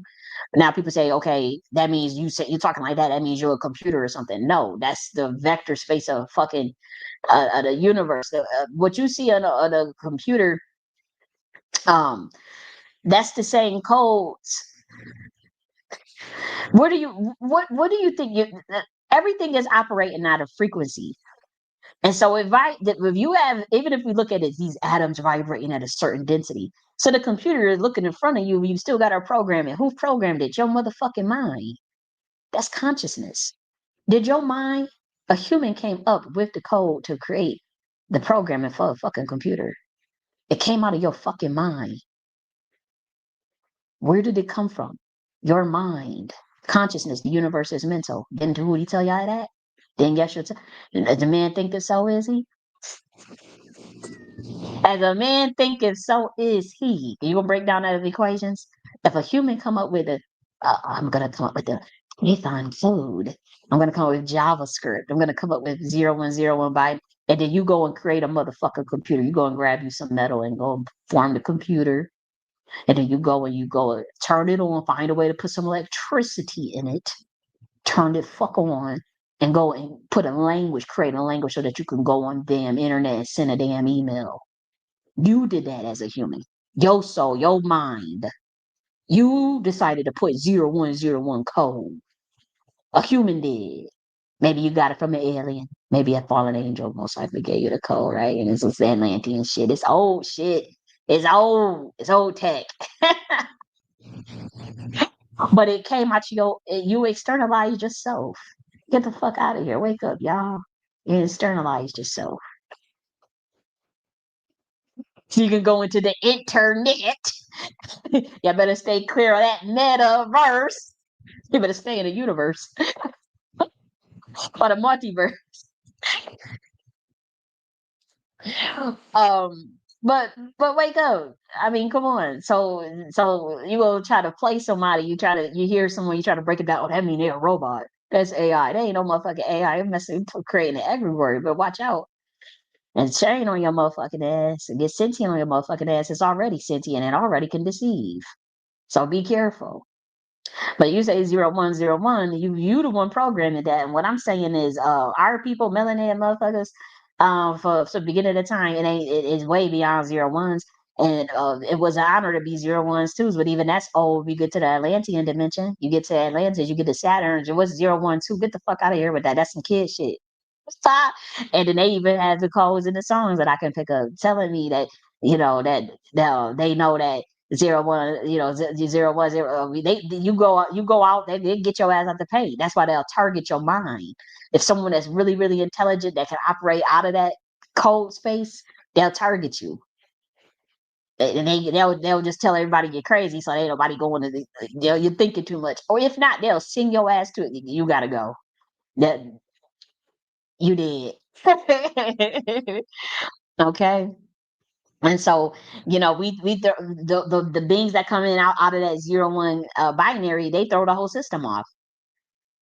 And then in order but source particle must be in you to activate outside of that 01 binary source particle, God's original creation.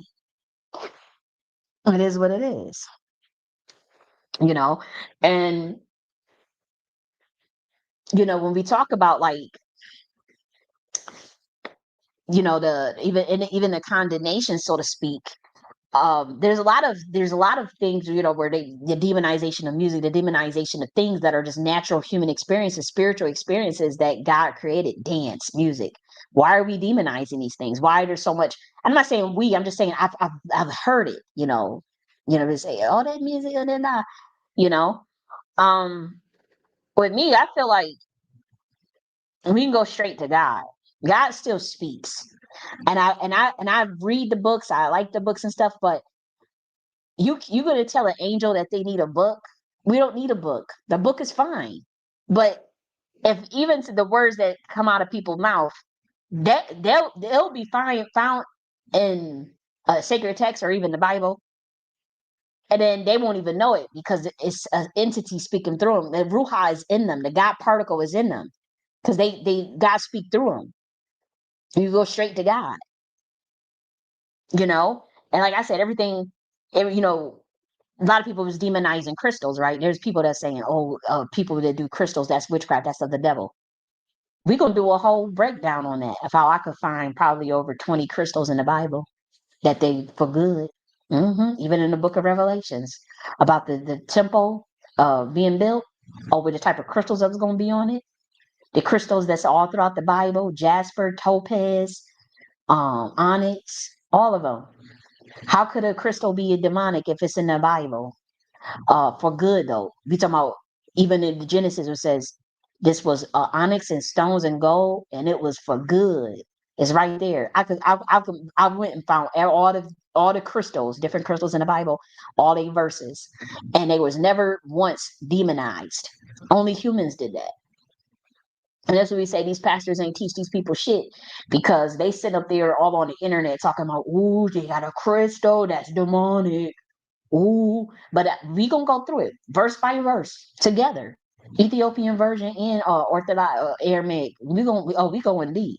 I'm gonna be spec down on your asses because I'm tired of this nonsense. We gotta evolve. I gotta go on the internet and see some shit about dog and onyx when it's multiple times in the Bible for good. Jasper, topaz. I'm like, are we serious? And that's it's way more than that. I think Jade was in there all the time. I said, dang. And I said, because I knew, here's the thing, I knew without anybody ever telling me that crystals had to have been in that book. I knew I would find it. I said, I said, I got to go back to the drawing board. I said, oh, we was here 125D in Atlanta. But like, what the fuck is y'all doing? What y'all talking about? I knew something that sounded crazy. I'm watching this dude. He said, yeah, see, she got a crystal. That's a witch. That's the devil. Oh my gosh, that's a demon. And I said, that gotta be in the Bible. I said, God, I said, there's mountains of crystals, of labradorite, and unakite. All in North Carolina, there's a cave just with unakite. And you could just go right now and just pick out a motherfucking unakite. I said, God created crystals, and God created these beautiful with all these different colors, and they're pretty, and they've calcified for millions and millions of years. I said, I know I could find it in that book. I said, if it's truly, we talk about these prophets that we got these timelines and we understand quantum entanglement. I said, yeah, sure. There's something ain't right about this. I said that them crystals got to be found in that book. I know I'm gonna find it. Sure enough, I found a bunch of them. And I said, well, I'm going to do a video on it because like I said, I ain't out here locking doors saying, if you don't give me $40,000 in tithe money, you ain't leaving the church and all this shit. And I told you, you going to get, you give me 40,000 in tithe money. Next week, you going to get double and triple the blessing and God going to make a way. And everybody poor, poverty everywhere in all these churches. No, I ain't that type of motherfucker. I'm not that type of pastor. I keep it real. And I'm gonna tell you, I said, well, we got to do a whole breakdown on all these crystals in the Bible then. The context, the definite, what's, the context of how is you, because they always positive. I ain't say, stay away from this topaz and onyx. Oh my gosh. It ain't say none of that. And so we got to go through verse by verse now. I said, because I knew instantly in my soul, I said, that ain't right. I said, that's just like when I heard people demonizing music and dance. I said that I could go and find where God is asking for dance and thanksgiving and praise. That's dance. Dance like David dance. When we talk about dancing like motherfucking David and doing that Harlem shake. Shit, you might get a twerk out my motherfucking ass. Hey, hey, hey. I thought it danced very well, actually. Very well. I ain't on no Michael Jackson level, but or no Sierra level or nothing like that. But I get with you. I can dance. They used to call me Little Kim as a kid. I used to do the Cry Baby, Healing Soul, all that shit. All that. The chicken head. Remember the chicken head? That used to be the shit when Chingy came out with the chicken head. Right there, right there. I used to do all that stuff. So you ain't about to tell me. I'm like, where's this indoctrination coming from? Because, I'm hearing people, don't try to indoctrinate me on some false ass programming because I'm going to find out. God going to tell me if I can go and pick it up and it say dance like motherfucking David and give praise and thanksgiving, which is joy and gratitude. I don't want to hear nothing about no demonization and no motherfucker dancing. And then, yeah, some women got big old asses and if they dance, they ass going to shake. So who cares? What the hell?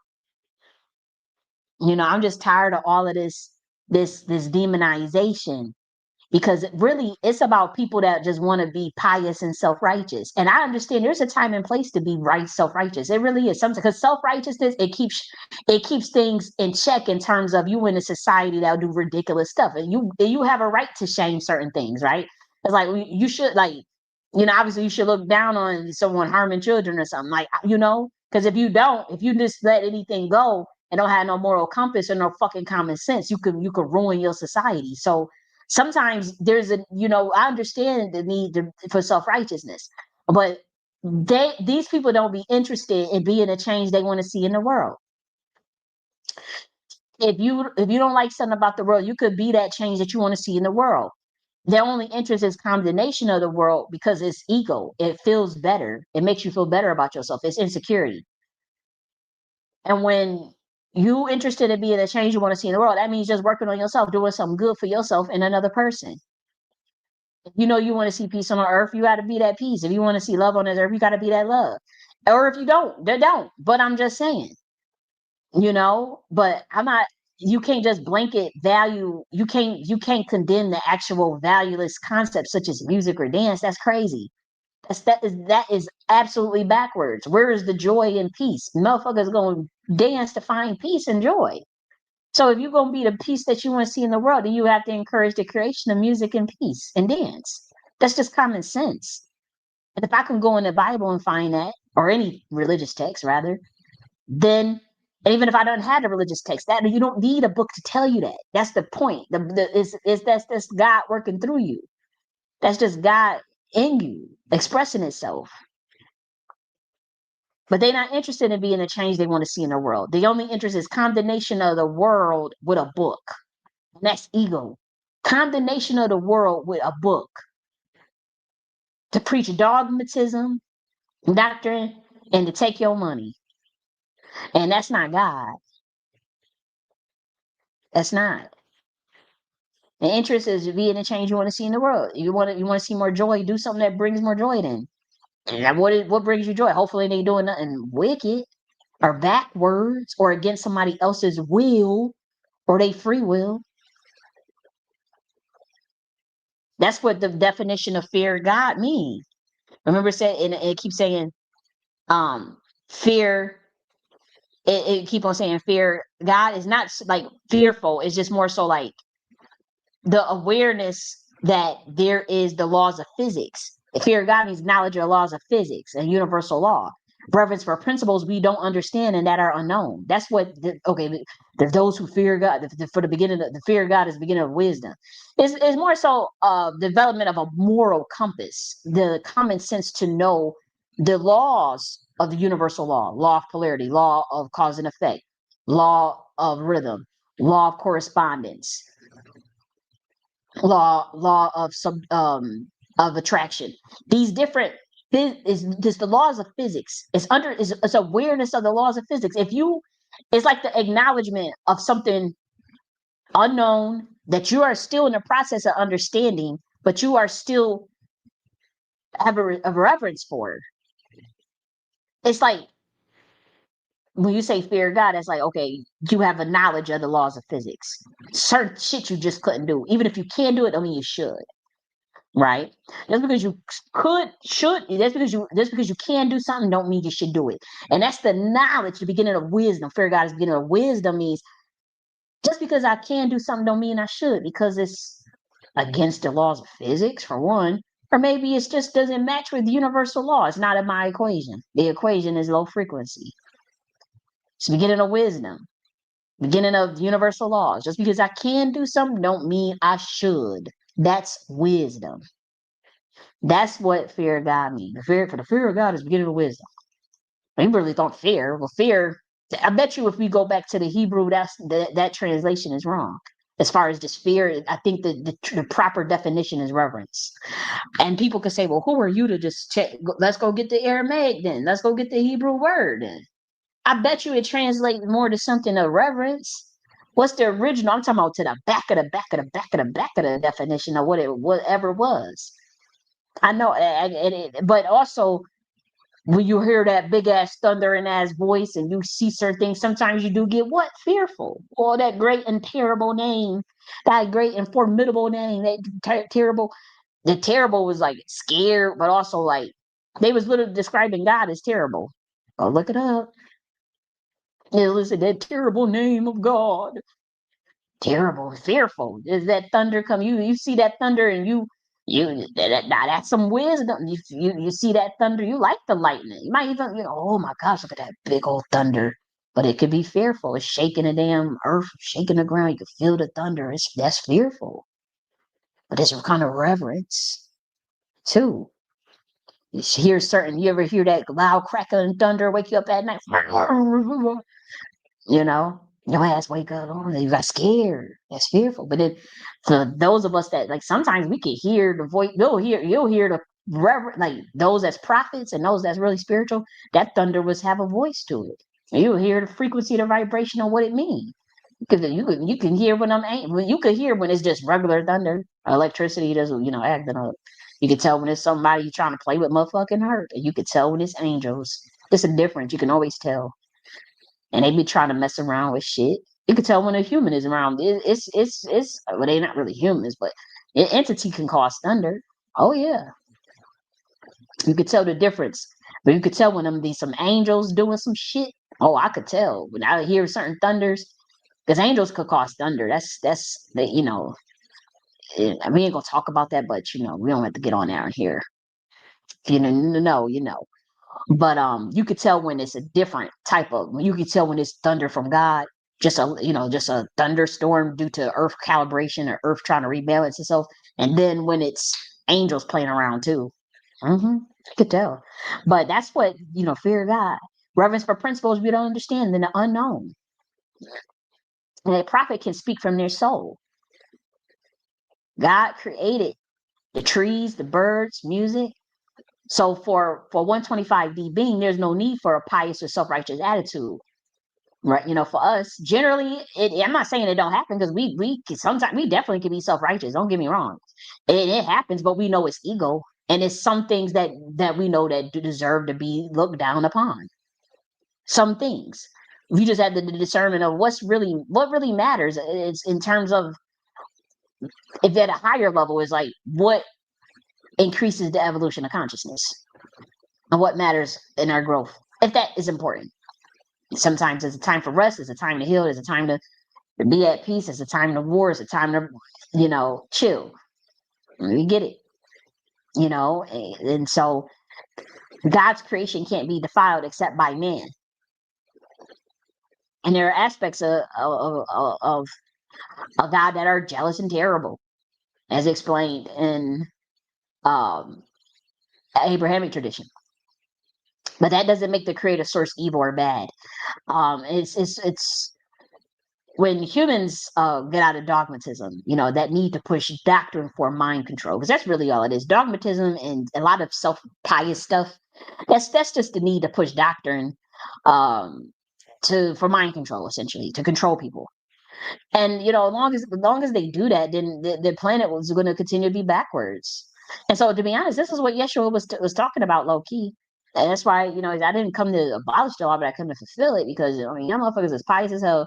You're charging usury. You got you test. You're not when they turn over the tables, when they was um just gouging for money. They turn the synagogue into a place for just to collect money. He called it out, the piousness, the idiocracy of even certain uh laws, as they got on him about doing things on the Sabbath, healing on the Sabbath. You know, um, there were 615 laws, and then it's like someone was he took for those who know, you to know, and people still don't really get it, because it's like, damn, you reduce 615 laws down to two for the tribe of Judah. Now, we ain't here to go tell everybody else what to do, but I mean, and I think that shit flew over everybody's head. But then the people that's claiming that group of people, they don't follow not the 1615 that they supposed to be following, but not even the two that he even reduced it down to. None of it. They just immoral, godless, lawless people. That's why I say you can't beat them motherfucking people in that book. Because I mean, at the very least, you gonna follow two of the laws. And it says 615, whatever. But at the very least, I mean, y'all, nah, niggas is y'all doing usury. Usury, you must have do with usury. So, huh? Okay. And then you deny that. You say this book come from Akibalan, but then you deny that many of those Akibalan tribes, including the West ones, were matriarchal. What are we doing here? Do you know how old that do you know how this stuff is so old? People that do rituals, they don't even remember why they doing it, why they performing it. They can't even tell you why. But an angelic being, someone, they can look and see, and they say they doing that because this come from that spiritual. We taught them that. This means this. They can remember it. They already know why they still doing it. They're like, damn, y'all still do that? How cool is that? Wow, Black Americans still do that? Wow. They still do that, certain hand symbols, certain signs, certain dance movements. Like, damn, how could you ever remember something so ancient like that? And and then you ask them, do they remember? And they won't even remember where it come from. It's cool to watch. Like I was just watching a Genuine Performance. They would drag him in the comments because he was doing 9 o'clock and he was doing his hands as if they was on the clock, right? But the position it was doing, we'll look at it. He was doing it at the 3 o'clock position. And what drew me to the actual performances, honestly, I wouldn't have watched it otherwise, was that the movements was a movement that you, and if I'm lying, I'm flying. For a year, I needed to recalibrate my energy. Now we know that you generate light from like usually like this like the left side of the galaxy, but there's a certain hand movement that you do to tap in, so to speak. I have been doing that hand movement. Haven't done it I would say in a couple of months, but literally every day for a whole year, I had to do that hand movement to recalibrate. And I was obviously doing other things, but it was that same hand movement. Now that is an ancient, it is a very, very old, it is old, but it's like when you're trying to connect your to the stellar gateway, that's pretty much, like I said, like the left side of the galaxy. Now it's just a hand movement, but I was doing that every single day and doing my prayers and talking with God, but I was doing that every single day for a whole year, and then just to get back calibrated in. But I'm watching him do that, and this is okay. I was going to teach humans this, but I saw him just doing that on stage. He was just doing the hand moves on stage. Now he was doing it all dramatic too, like all in slow motion, like looking up at the sky as if he was looking at God. And I said, I almost fainted because I said, "Why is he doing it?" I had stopped and I said, "Well, what is he actually singing?" I said, "Well, I unmuted it, and he's singing some motherfucking so anxious." And people was laughing because he was like, "Why is he doing this dance move like that?" But the actual hand movement was the movement that is a 125D movement. It's a 125D hand movement to calibrate energy throughout the body from your stellar gateway, which is connected to a certain aspect of this galaxy. Even as a soul in a human body on the flesh on planet Earth. And so I said I was too outdone. I almost passed out. I said, "Get the fuck out of here." Is he now he could just be doing that little dance move. It probably ain't got nothing to do with none of this shit I'm talking about, right? It probably don't. It's probably just his little dance move. But it threw me off because I mean, but he was doing it for a long time to stay in this position. People was laughing at because it looked cheesy.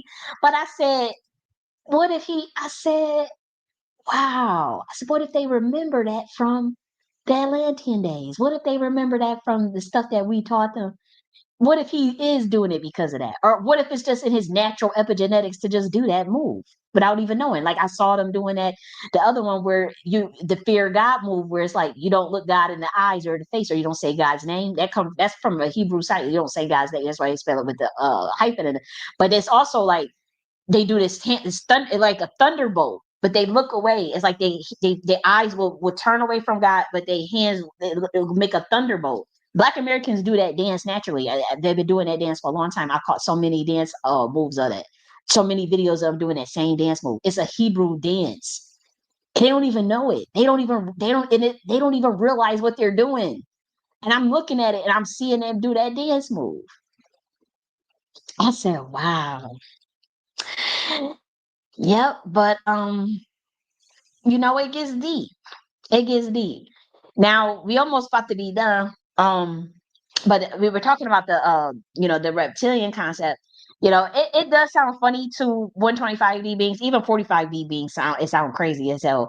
But it is something similar like that on this planet. And also like the ugly reptilians, the ugly lizard people, that's what like I suspect that's what the vibration of fear morphs into.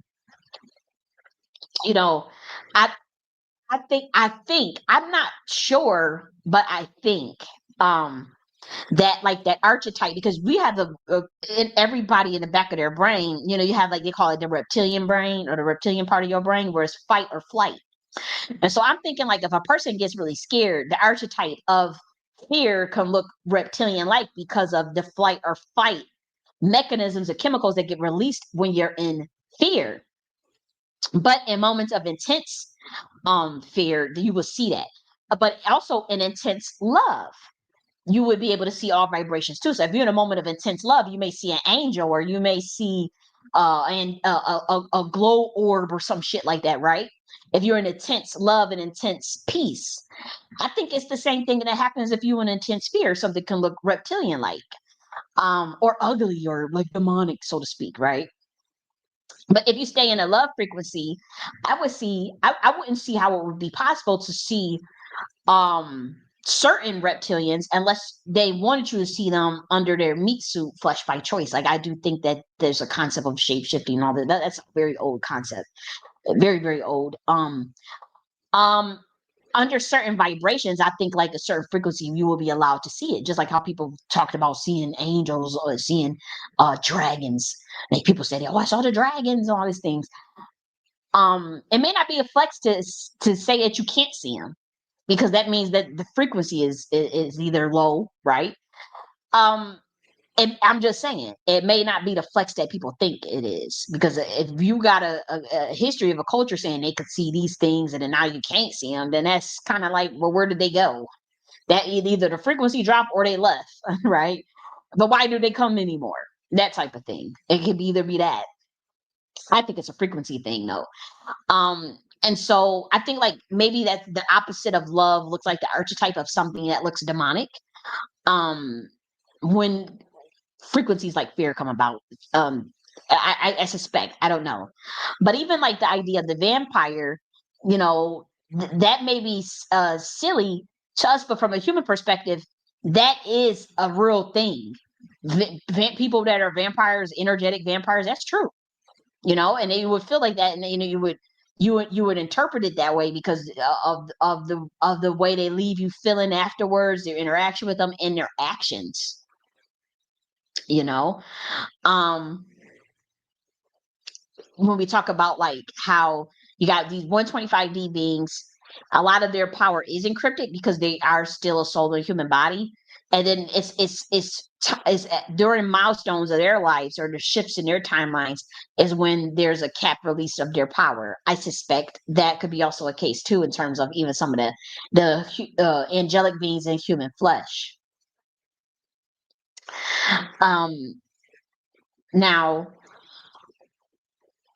I think that there's also incidences where humans come into the realization of what star system they come from, what spiritual team they belong on, um what what they are made up of spiritually in their different lifetimes. I think that is possible for a human to discover all of that. That's why I think that all humans are interdimensional.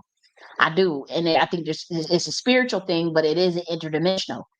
And just like how someone could be you know, you know, I talked about like chimera monarchs, and like a dragon is a chimera monarch, a dragon, because they are primordial, but they have a mixture of obviously a serpent, a flying being, and a reptile in a certain reptilian. And so a dragon is a chimera monarch. Um I forgot, it's a group of angels. Is it principalities? What is the angels? The group of angels that got four faces? Those will be considered chimera monarchs too. And so it's not a bad thing, but when people hear that, they think of demons, they think of the devil, certain things, they just concepts they just don't understand. Where for certain beings, it's not a big deal because it's already something you can find in your own. It's on this planet, but then it's something that it wouldn't matter in the spiritual realm. What somebody thinks of themselves or what someone identifies as, it's wouldn't matter in the spiritual realm, depending on you know what what is the goal of that spirit. Are they connected to the Godhead? Are they more? There's entities that just venture out totally outside of that paradigm. I don't feel comfortable in that realm. Um, I've seen it. I've saw what it looks like dimensionally. It's just not for me. It makes me feel lost, and so for me, that's just not my cup of tea. But there are beings. That's why so many call them aliens. Like there are very advanced beings that operate outside of the paradigm of what I'm talking about. where we follow more of order, we follow more of the universal laws in context. We do emphasize intelligence and creativity, but like those beings that they don't identify with source. They don't care to. They don't understand what that even is. They look at themselves as the source. Um, they may or may not be good people or good entities. And to me, what I usually find is that they'll take from others. That's where the vampire comes. They'll harvest from others and take from others um, without caring. You know. Um, what else that I wanted to cover?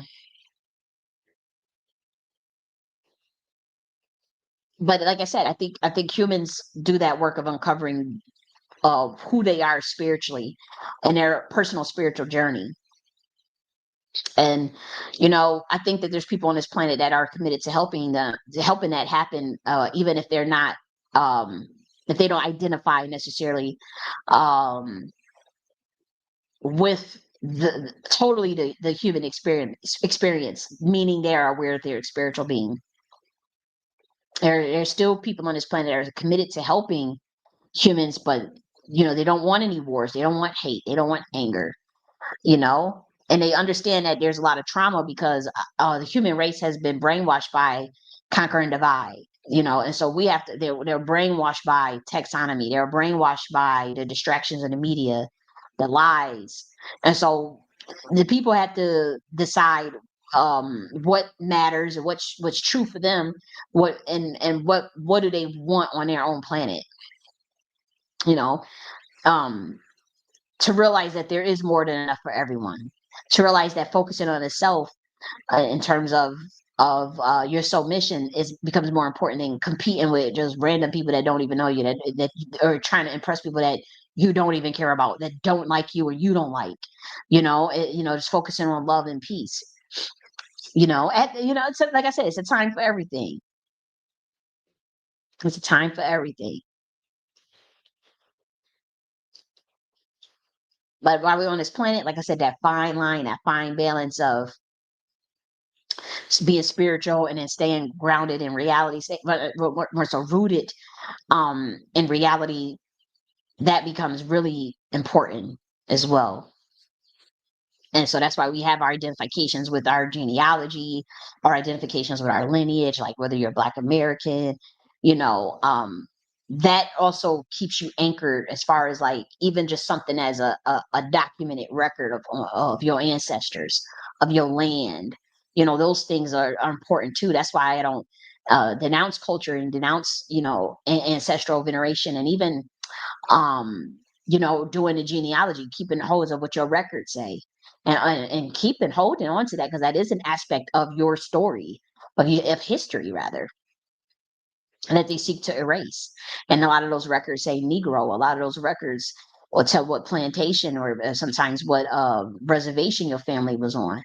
And so you want to hold on to that. Don't we talking about 300, 400-year-old records, 200-year-old records? Why would you denounce it? Why would you be talking about, like, some of us, we have those records. So I'm not okay with just trying to assimilate to something that don't feel natural to my soul, or even my human experience of what I know on this planet. As far as you know who your parents are, you know what your birth certificate say, you know what your parents was name was, and they names, and your parents name, your genealogy. you know Yeah, I'm not comfortable with the direction they want to take people into not valuing their own history and trying to rewrite history, and we can't allow that to happen, especially the Negro. And so that's where I'm at with it. So now what we want to do is I do want to talk a bit about the Sun Ra. Let me actually share the Sun Ra lecture. Damn, 2 hours and I didn't mean to talk so long, but that wasn't too bad. I wanted to um I didn't mean to I wanted to get done like in 2 hours, to be honest. But it happens.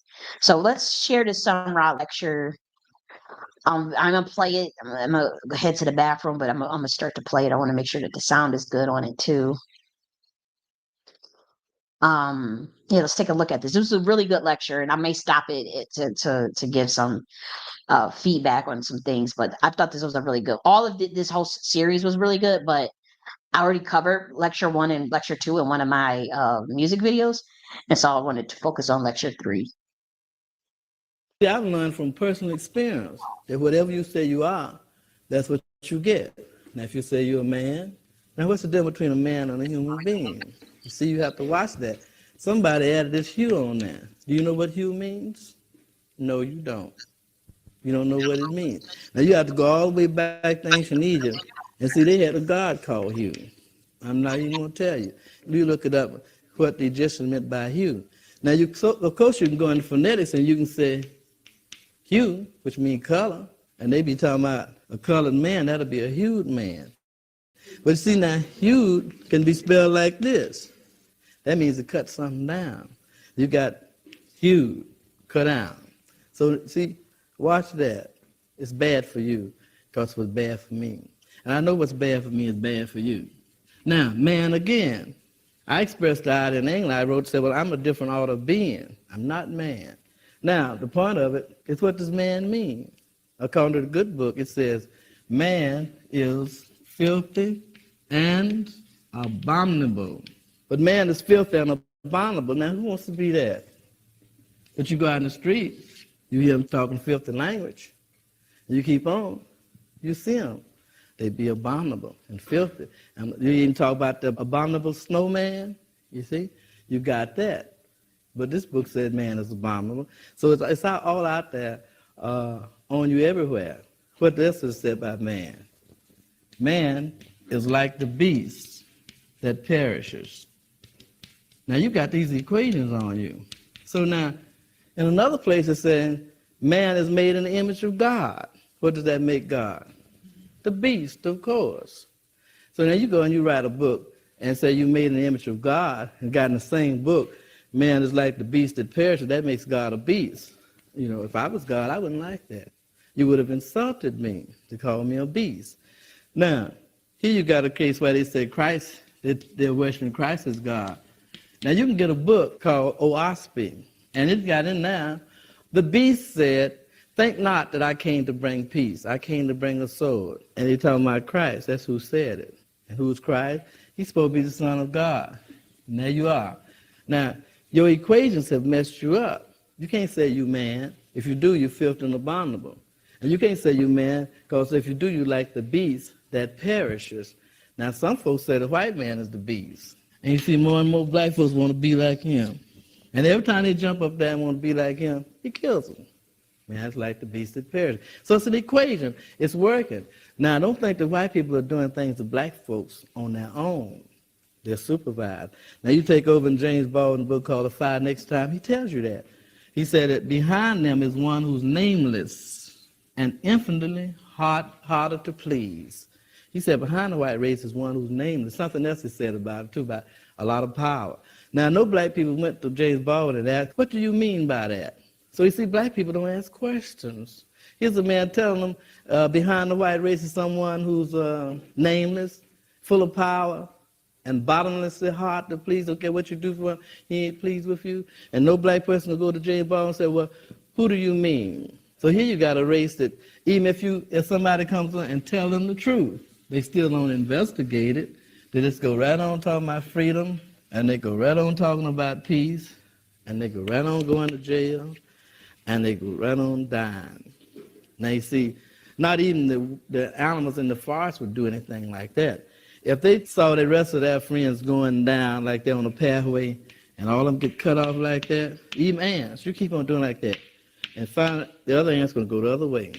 Now how come black people can't do that? Even the ants will do that. Everything follows the first law of nature, but black folks, they refuse to follow the first law of nature, which is self-preservation. So they keep on running and say, well, he didn't make it. I know I'm going to make it. And he said, chop, chop, chop, chop, chop, chop, chop. So now, speaking of equality, the white race, they got certain way they have to go, certain things they have to do. They're on a different vibration. I don't care what they tell you about integration, they like you. A white woman sit out in the sun in Philadelphia and got burned to death. So, and she liked the sun. You think white people like the sun in New York, even in the winter when the sun comes, they run out and sit in the park. They like the sun. But you see, the part about it, sun don't like them. Keeps on burning them. And they sit out there in it, they get burned. Now, you see, there's something wrong between white people and the sun. They cannot get over to any state of equality with black folks as long as they can sit out in the sun and don't get burned. Because the sun is a life giver. It's making a difference between black folks and white folks. Of course, I saw a black woman in the drugstore getting her some suntan in New York. She wanted to sit out in the sun so she could get tanned. And she was already black.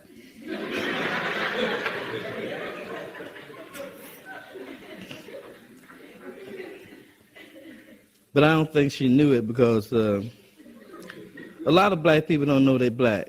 They'd rather be anything but what they are.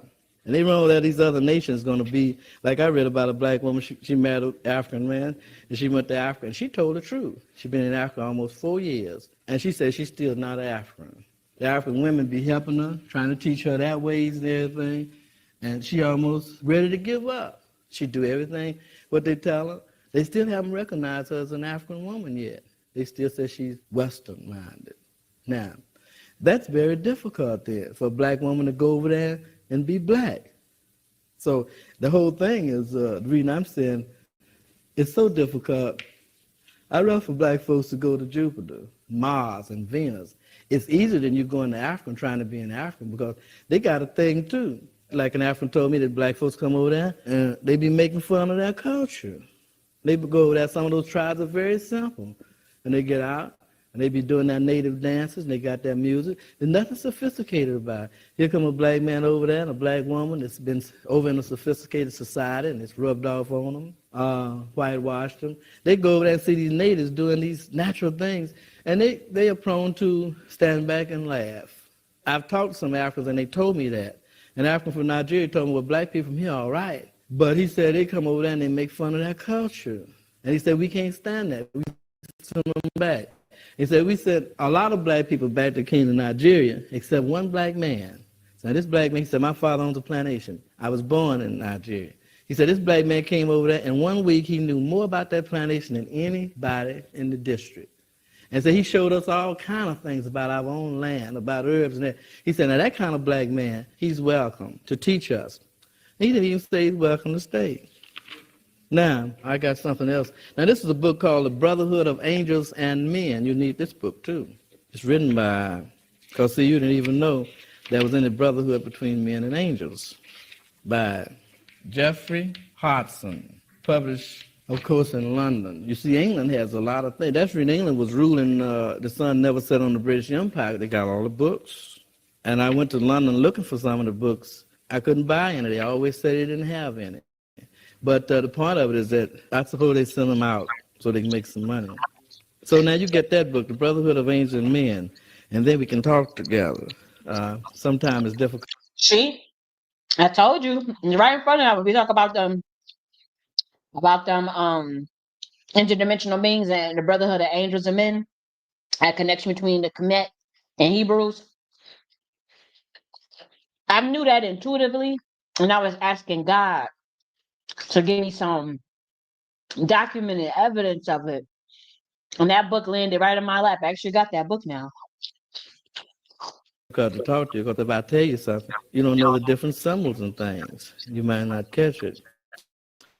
Now this part here, the Jews and Egyptians, since both were the same by color as a race, they had them all in slavery, and to efface them from the pages of history so that their crime would never be traced, they lumped them together and put an epithet upon them by calling them Negroes.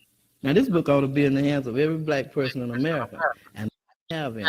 But the part of it is that I suppose they send them out so they can make some money. So now you get that book, The Brotherhood of Angels and Men, and then we can talk together.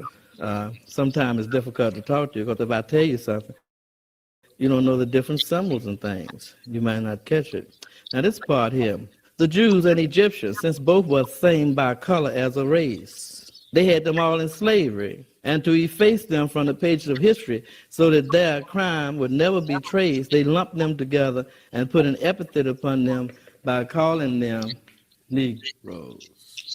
Now, this book ought to be in the hands of every black person in America. And not only that, it ought to be in the hands of every white person because it's the truth. It says that what is called Negroes are Jews and Egyptians. Now, notice, besides that, nature shows you that the black man has done something somewhere back there. You see, like he can come up and be telling the truth, get wasted. Now, somewhere back there, he's done this just to run somebody. They come up talking something different. He had all this stuff together. He had his government. I mean, the black governments were the most powerful governments ever been on this planet. And And overthrow the Queen Mothership. of course, they knew everything. They demonstrated everything. Here come one black man along talking something else. One tiny little man, very small. One man in the black race said something else. Then all the black people jumped on and said, no. Now, there was a time I didn't believe that.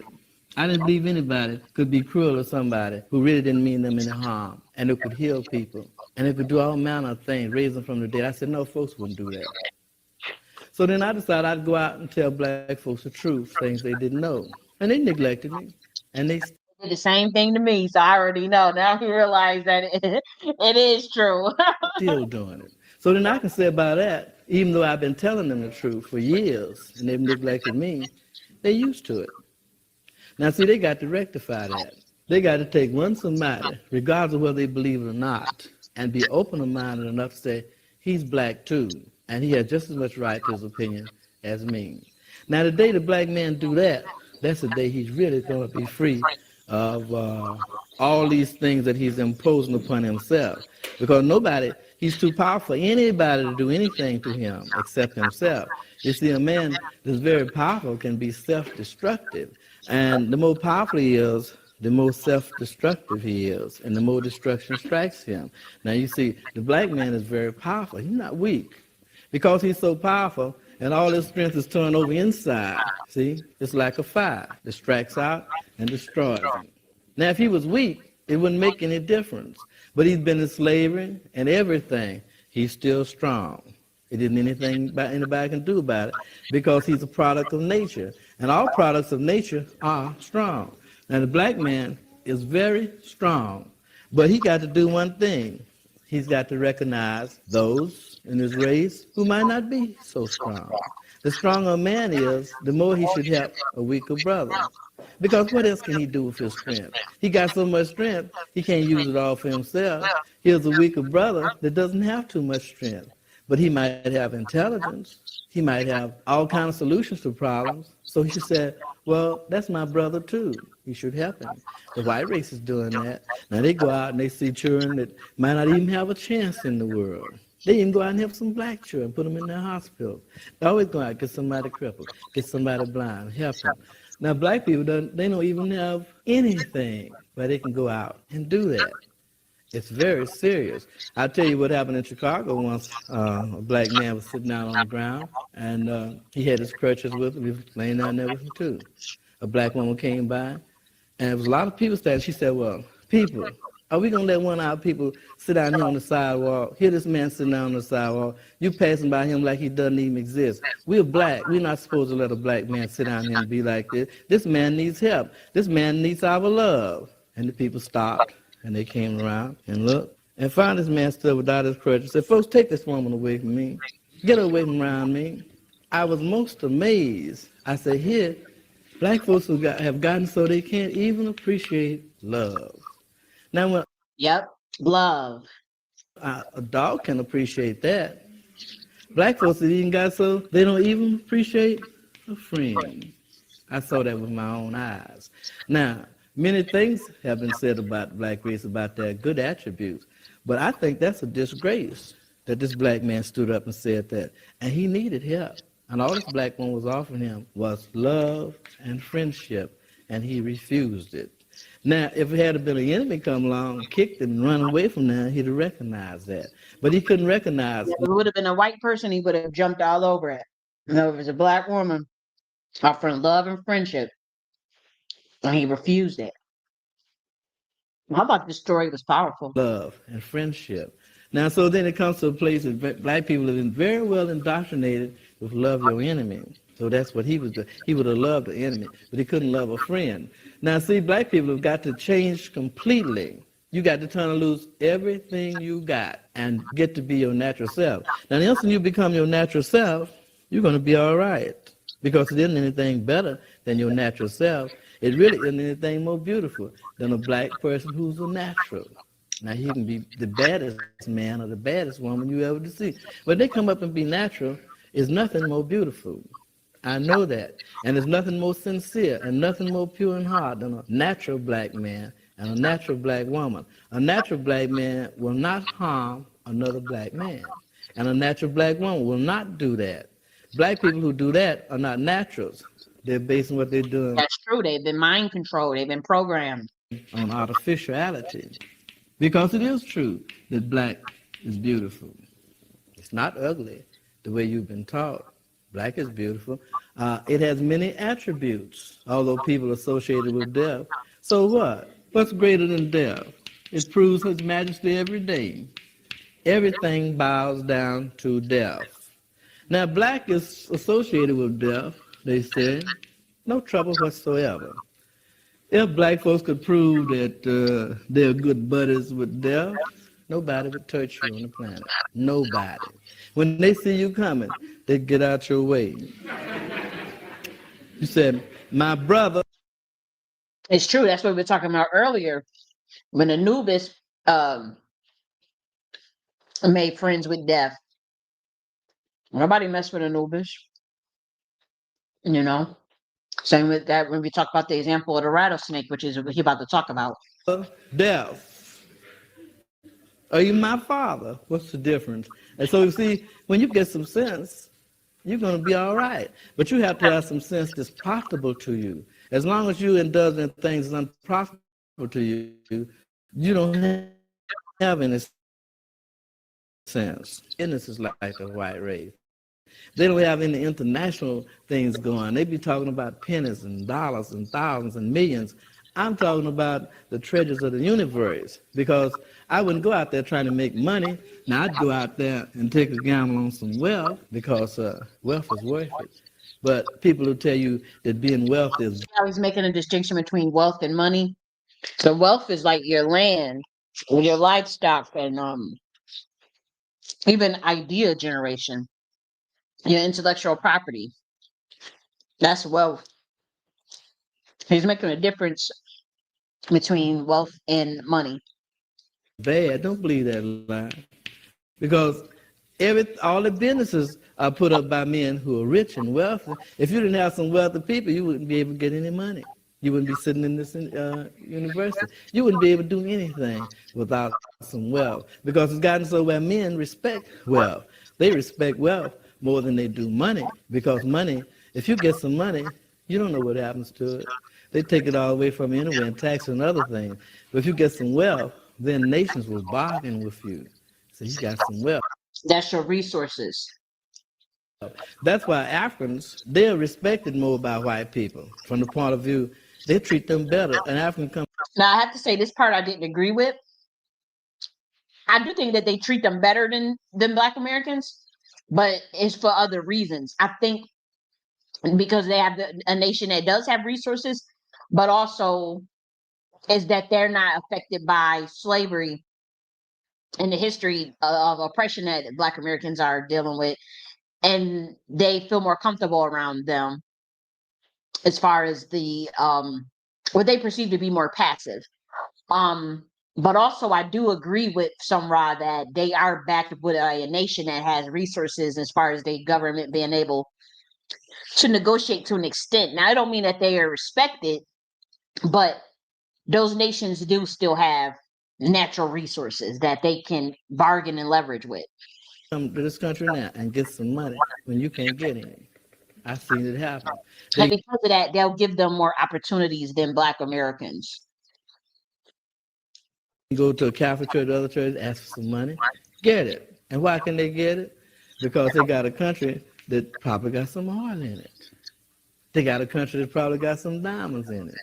but you don't have nothing. You don't have any natural resources. And that part I also disagree with because I think the natural resources is the IP, the data of Black Americans, and that's their social capital. They have to be very protective of that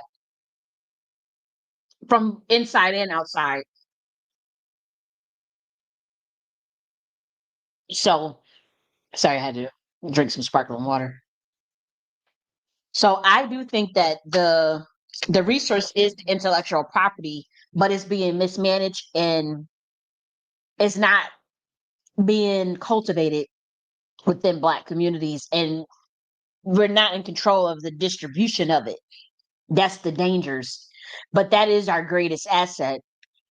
But when you're not in control of the distribution of it, or when the Black folks themselves are not valuing each other enough to support the attempts to build the distribution networks or even our own platforms, then that's what's holding. I would say that's one factor that affects us.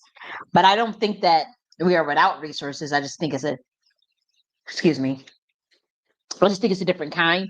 And then I think that excuse me, the social capital has to be cultivated. You have to have some natural resources, but you're not dealing with resources. You over here dealing with the source. Took the re off. You see everything. They took the re off the source, and I thought that was interesting because that we are usually the source code for the ingenuity, the inventions, the source. They took the re off, and Re is a sun. That stands for the sun god. Now, when you take the resource off of the if you take the ray off of the resource, that's like the sun source. Your source was your sun, sun, the sun outside. Um, but watch this part because there was an attack on the sun as well as your frequency. Those bells, they removed the bells, and they took all of the things with the sun out. Um, and then changed it to SON and then gave you white Jesus.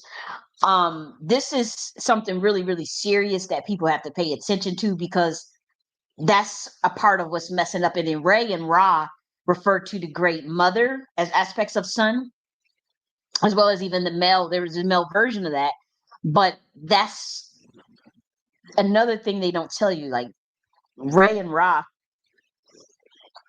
excuse me, those are feminine. Those are feminine words or etymologies. And so that's what you could tell somebody went around messing up stuff on purpose to mess up God's people or to mess up it's a part of the mind control. It's a part of the brainwashing. Watch this part. That Rio is also one of the names of the sun. That's scratched out for you. Now, somewhere along the way, you've done something against the sun. Now, you had your symbols up in Egypt, nothing but sun symbols. And when you had your symbols in Egypt, the Mexican had their symbols up, South America had their symbols up, the whole world had sun symbols up. When the Creator struck at you,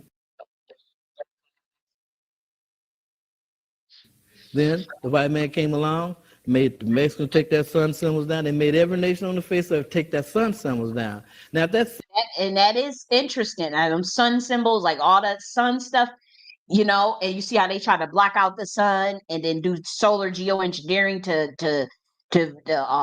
they wanted to put the reflectors up to block out the sun and all, for what? Like that's crazy as hell. And so we see the attack on the sun. We see how they didn't want really solar power and all these things. Like it's something deep to this, even how they went after Tesla. Like this is serious because remember they got rid of 10,000 church bells too. They destroyed 10,000 bells, not even if they were church bells, but any type of bells that were big and monumental. Remember they used to have them bells and they used to go out throughout the whole town.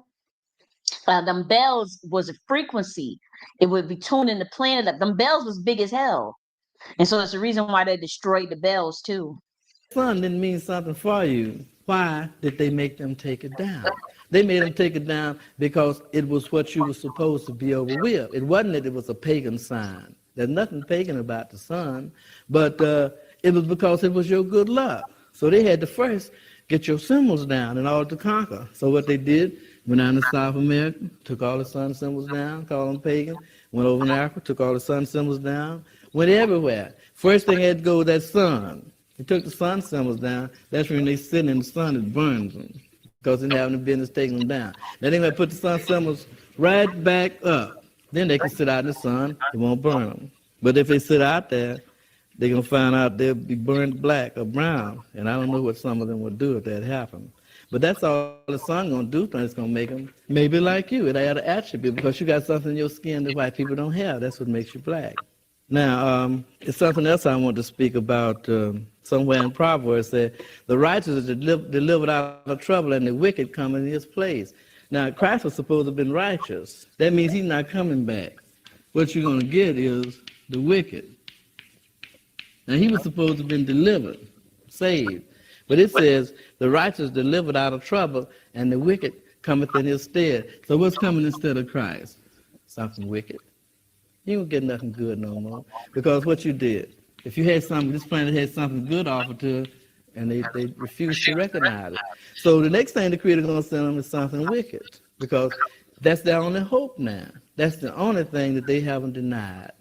They haven't denied wickedness, and they haven't denied evil. So, and that's true, and that's why you see people got a bug in their ass, because even when you read like them seven, some of them plays that's coming, they only understand wickedness. Because if you try, I mean, you could see it.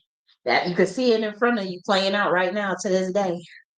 then the Creator send them something wicked, and he'll send them something evil. It's the only way he can save them, because they have abolished good off the face of the earth. Can't save them. But so that's his plan. He's going to send you something evil and wicked.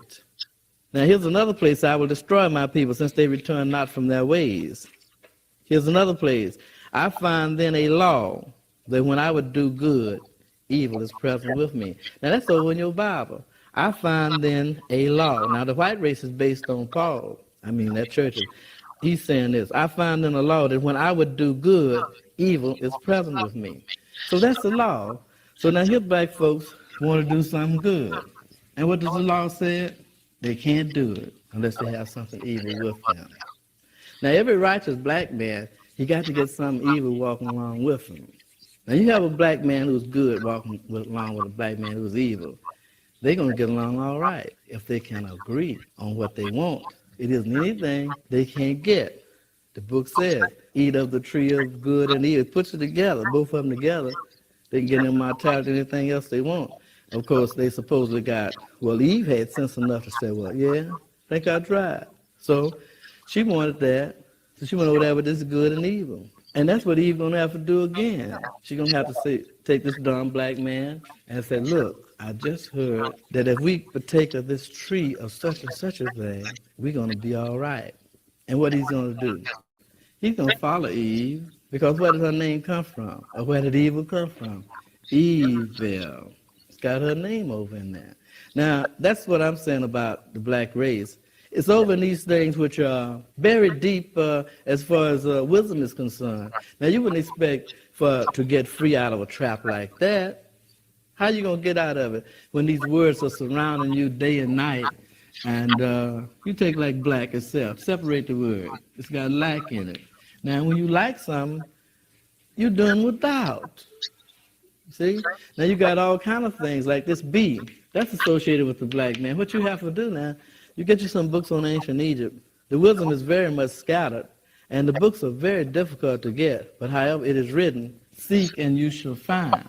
You keep on looking, and one day you might be walking along the street, and somebody walk right up to you with the very book you want. A sincere man or woman, there isn't anything they can't get. I'm speaking from experience. Like when I wanted to find out what was happening with black people, I'd be walking along the street or somebody bring me a book, books that you can't buy. And I often wonder, where did this book come from? From another planet? Because when I go out and try to find it, I never can find it. You see, like here's a book here that's very difficult for you to get. You should have it because it's Egyptian grammar. Now here's a whole book on Egyptian hieroglyphics, grammar, bigger than the grammar books that you have in English. And that means that somebody knows all about Egyptian hieroglyphics, and they're not black either. Now they know more about, here's this, when you see this, this is the original language of the black man. They don't know nothing about hieroglyphics. They don't know nothing about anything. They're just walking around here with no vibration of their own language, because language molds you into being a particular thing, vibration-wise. So when you lose your language, you lose your vibration. Then you go to some African countries and you hear them speaking that language, everybody in that nation look alike. You see, and you go to Scotland and they speaking what that brogue and all, they look different from the Englishman that you see in London and the Irishman. All of them look different because of that particular language. Languages see vibrations, and man is just like, say you take a piece of paper and put some sand on it, and you play some music. It begins to shape itself. Now, words are vibrations. So as you speak words, according to the rhythm that you speak those words in, and according to the language that you speak, you will become like that. You take like Americans over here, they look different from Europeans because Europeans be speaking different. Although they're white, they still look different. Now you go to Europe and an American white man come over there, you can tell it because he looks different. Now the same thing about black people. They speak in a different language, they go to Africa, they look different. It's because of one thing, vibrations. No one can get away from vibrations. Now, black man throws out different vibrations from a white man. That's why no black person can ever really be white, and no white person can really be black, because you can't be black unless you got the vibrations of black. Now, you can take a machine and you can measure the vibrations and projections of colors. They got some machines like that. You put it by a black man, it'll be throwing out certain vibrations. You put it by a white man, it'll throw out another vibration. Any man you put it by, it's going to throw out these vibrations according to his color, because your color itself is really like music. You can hear it. Now they got it's a picture, I don't know what they got in university, called Unheard Melodies. This picture is measuring, they have a scientific instrument that you can place by a statue, and then you can hear the music from that statue. And you place it by a man, you can hear the music. Now anytime they put everything is throwing out music. This is throwing it out. This is throwing it out. Every object's throwing out music. Why? Because the wind is coming around a certain way, and as the wind comes around, it makes a certain sound. See? And only this particular object would make that sound. Therefore, a man, you see, different men are proportioned differently, and their skin is different, and their mind's different. As the wind strikes them, you see, it begins to, it throws out these vibrations. So you're going to have to come down to vibrations and frequencies. When you start doing that, you begin to know yourself better. And as you know yourself better, of course, you have to prepare yourself.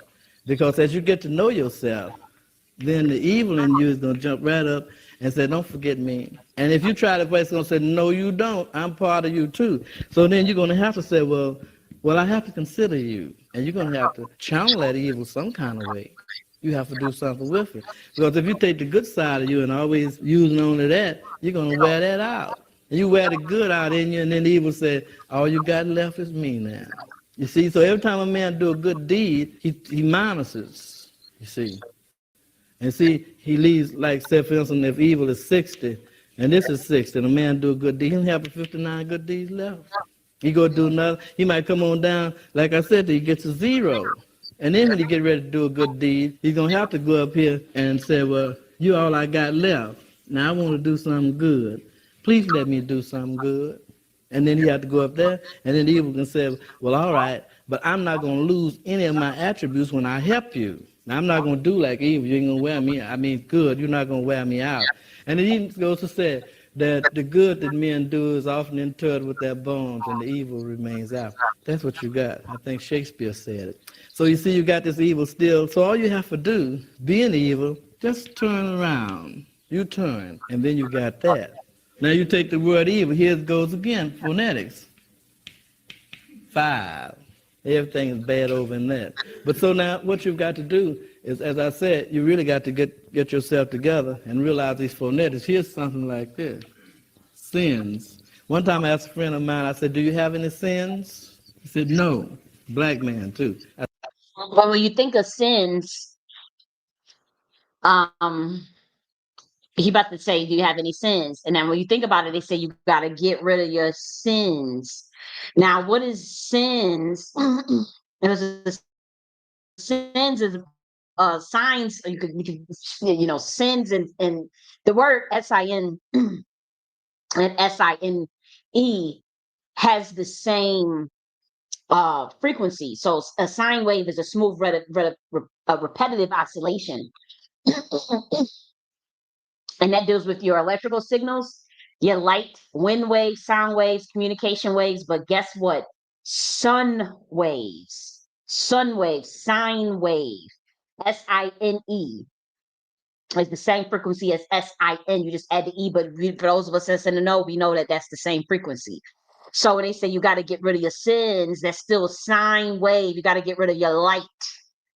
You got to get rid of your sins. It's a code. It's the equations got to add up. Now sins, we talk about you get rid of the sun. They removed all the sun symbols, and then do you got any sins? You got to get rid of your sins. But guess what? Sin was also a play on the divine feminine, because Ra, Ray, the sun, that's the great mother.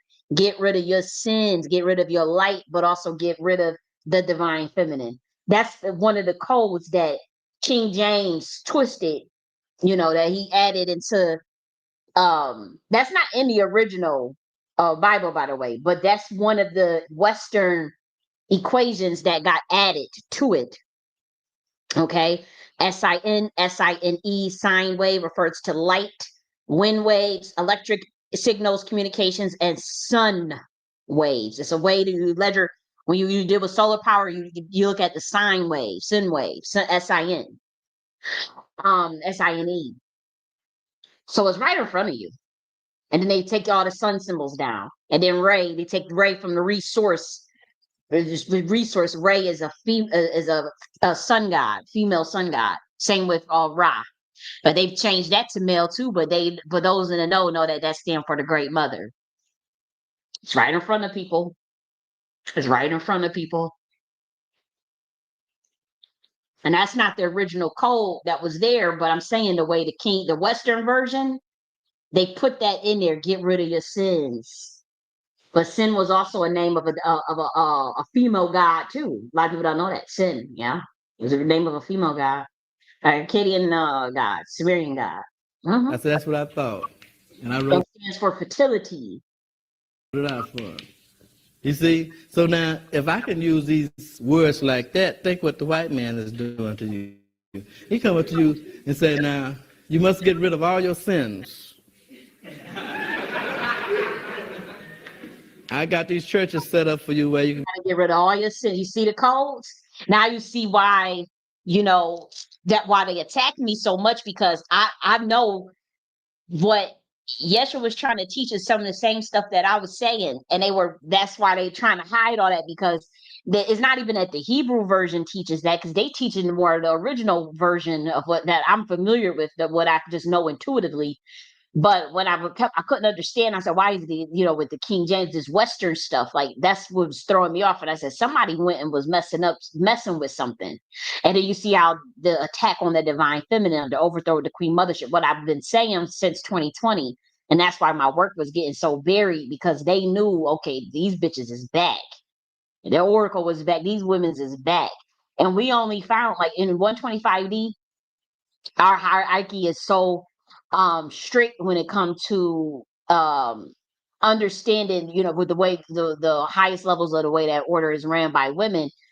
um there is a strictness though that comes with it. And we've literally we on this planet 125D, we had 7 women in the running that we were looking at. Now this is just an assessment. It don't mean nothing if we weren't, we were just looking to see, okay, we found 7 women that could possibly even be even in consideration for that order. And when we do the assessment or the observation, it's not like a test. It's not like, oh, you got to do these things, you got to get initiated. It's not that type of thing. And if they all 6 of them out of the 7, all 6 failed. So there's only 1 still left in the running. Um, but usually it's just an observation. It's just okay, this person, because it is a value laden system in terms of the way women are expected to carry on about other women primarily. And so when we see, it ain't about, gay or nothing like that. It's just that if we see certain things, certain like jealous behaviors or like jealousy and backbiting, all that nonsense, like it's certain, even if they had that character towards men, they wouldn't be in the running. You wouldn't be able to even have that character towards like a cowardice character, like you going behind the scenes and they won't confront. Like if you got a problem with somebody, you just say it out front, upright, shit like that.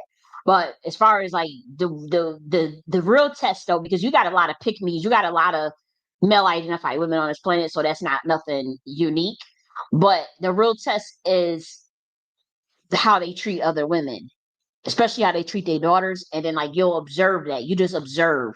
You don't say nothing. You don't. They don't know we watching them. We've been watching. We've been watching, and we've been like, okay, we found 6 women that we want to induct into that 125B council as far as the that dimension, and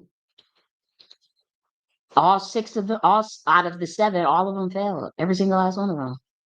We witnessed them getting jealous of their daughters, getting jealous of other women, trying to tear other women. We witnessed them crash the fuck out. Even women that was talking about the divine feminine and talking about, they for other women and all that stuff. We witnessed in real time their immediate reaction to other women was always usually some sort of competition and tearing down. And it was always disappointing because we always saw them as like having a great deal of efficacy, even to be into consideration. But what happens if they fail to test nothing? Like everybody just goes on living their own life.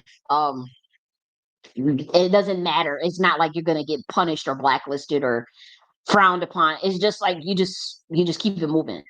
But yeah, all of them, every single it was, you know, look, it's hard to explain it, but even I don't even know if I should be talking about that, but even like if you come into contact with like some of your ancient ancestral, some of the women of your ancestral line, especially like a old grandmother primordial figure, like, and I've had those experiences. And if you talking about like, it feel like meat and melanin itself, but in a feminine version, or the big mama energy. Like that energy is so pure and so powerful, and it's such a blessing to be able to experience it. How protective that energy is, and it's just the total opposite of what you will find here on this planet, but it does exist, and it is of a melanated substance of a woman. And that's just a powerful experience. It's like if you ever get to feel the actual experience of melanin or actual experience of a black person in a proper state of mind and a proper soul, it's mind blowing. It's like wow. And luckily you do have some still on this planet that are like that, that are really, really high frequency, really, really, really like aware of, and it's sad because, in many ways they have to hide that light because they will get targeted. But when you actually get to see it in a spiritual realm and experience it, it is truly a beautiful, remarkable thing. And so, it's not just me making that decision alone, but and it's actually it's men who also do some of the tests, and they just let me see it, and they fell every single time, and we just be looking like damn. And these are Atlantean men, these are not like Black American men that you see running around. But they it's like a council actually watching them. Like, okay, are we bringing them up with us, or when we found 6 out of the billions of, and and it's like, and we give them that final in a instant reaction. It never fails. And we get it. The competition is normal and stuff like that. So some of that is okay. It don't really matter. But we talking about like serious offenses, like where they were caught in the act trying to either like they'll get jealous of their daughter, trying to sabotage their own kids. We'll just catch them in the act doing something real fucked up to, usually most likely to another female. It's never, and on this planet they never do it to other men, rarely. but definitely to another female. It's almost certainly um they'll fail that test. They'll get into pussy wars pretty much and unravel and crash out. And we witnessed it every time. It's like even if you felt like you were gonna crash out and go into a pussy war, you can still stop yourself. But no, they won't. They will carry out the act. Okay, and then we be like, move on. Time to that's it for that assessment. And they'll know that they'll know that we were watching them. We'll let them know afterwards that yeah, we were watching you and it was a test. We won't say nothing spiritually. We won't give out the names of these people but they'll know, and we will let them know that that was their test, and that you moving on. Because those are people they hungry for power anyways. But at certain clearances, you can get that power, but that power is not just going to be given to any type of woman or any type of human. So you can't just get that level of power. They are looking for that type of power, and they conjuring and doing all these rituals and stuff, and then when it come time to take the pass the test, they never pass it because they never work on themselves really. That don't mean you perfect, but it's just the matter of are you self-aware to stop yourself? Are you self-aware to just be like that ain't even my business to be doing that? I need to check myself. Do they check themselves? And most of the time they won't. It's more so, will you check yourself, and do you have a self-awareness to realize if the behavior is irrational? Because we are irrational beings, but it's like there's a limit. Okay. So let's continue. Be holy and righteous and get rid of your sins. Now here he writing it like this. So the black man said, well, oh yeah? Well, I know I got a lot of them, and so I get over in the church. He's not talking about that. He's talking about this. And he knows words. You can get books written by white authors, and they even speaking some words they don't even know what they mean. You know, they love words so much, and they just get rambunctious with words. They get carried away with words. They get drunk off of words. And then they write the book, and their own people don't understand it. But because the words say, well, yes, he's an artist at words, and they go Right. I hear what he's saying. But the thing is, they do get caught up on that. But, like I was saying earlier, how one word is never the same meaning to that 125D being. on it and give him some kind of award just for being good with words. But nobody understands the book. Now, see, when you deal in simplicity, it's a different story.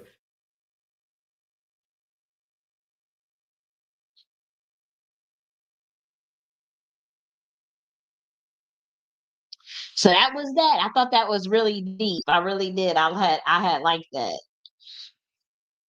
And so now what do we want to do? Because and unfortunately, if you were on Rumble, I was made aware that the sound is not doing too good on Rumble with the video lecture. I mean with the YouTube video we were trying to show.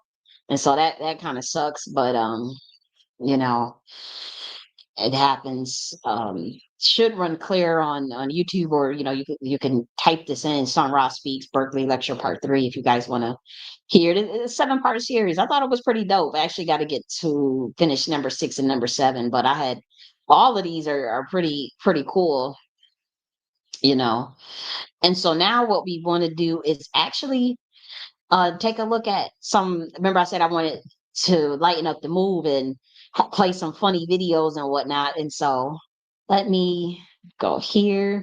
Oh, I know why it wasn't playing, because I forgot to did I forget to put um I did share the screen. Oh, I was supposed to remove this maybe. Okay. What the hell? Hold on, I'm still on Rumble trying to get it together.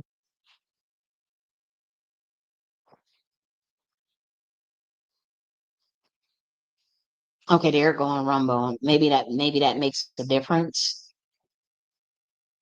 Okay.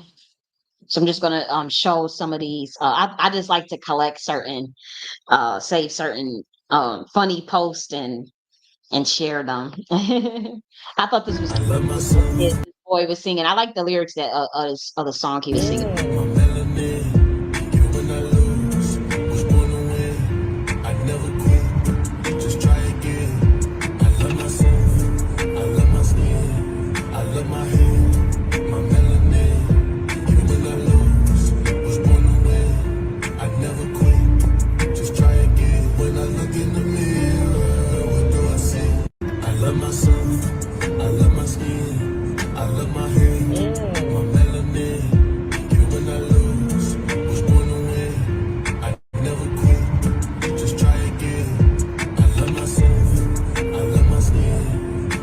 So I thought that was very positive lyrics. I think whoever sung that song, I thought that was dope I like those lyrics and to have a kid singing that. And that's when we talk about frequency of the music itself.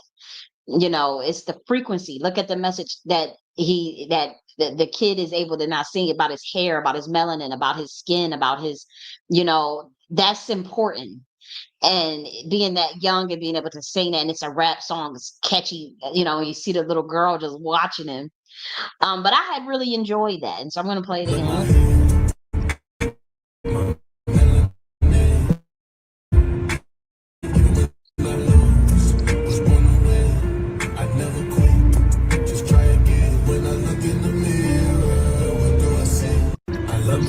Yeah, I never quit. Just try again. Those are good. Those are good frequencies. Okay, so and so she got on a zebra dress, but look how the zebras are going at her. They checking her out. They thinking that she's a cousin.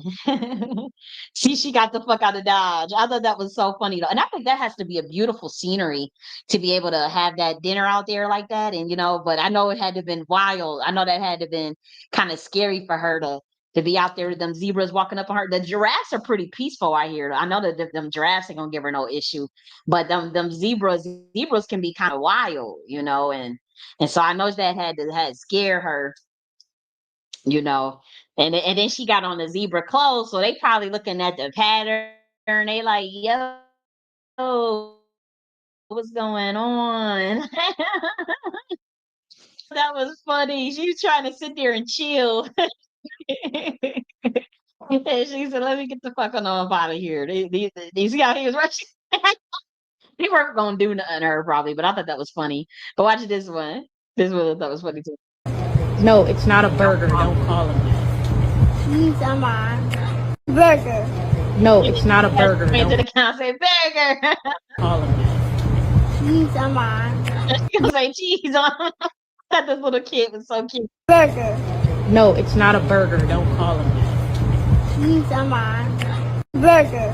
No, it's not a burger. Don't call it that.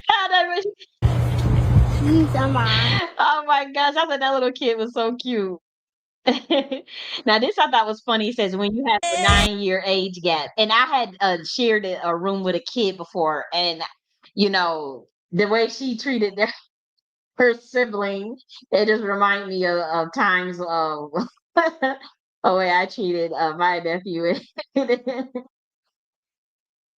Now look how this baby started immediately dancing.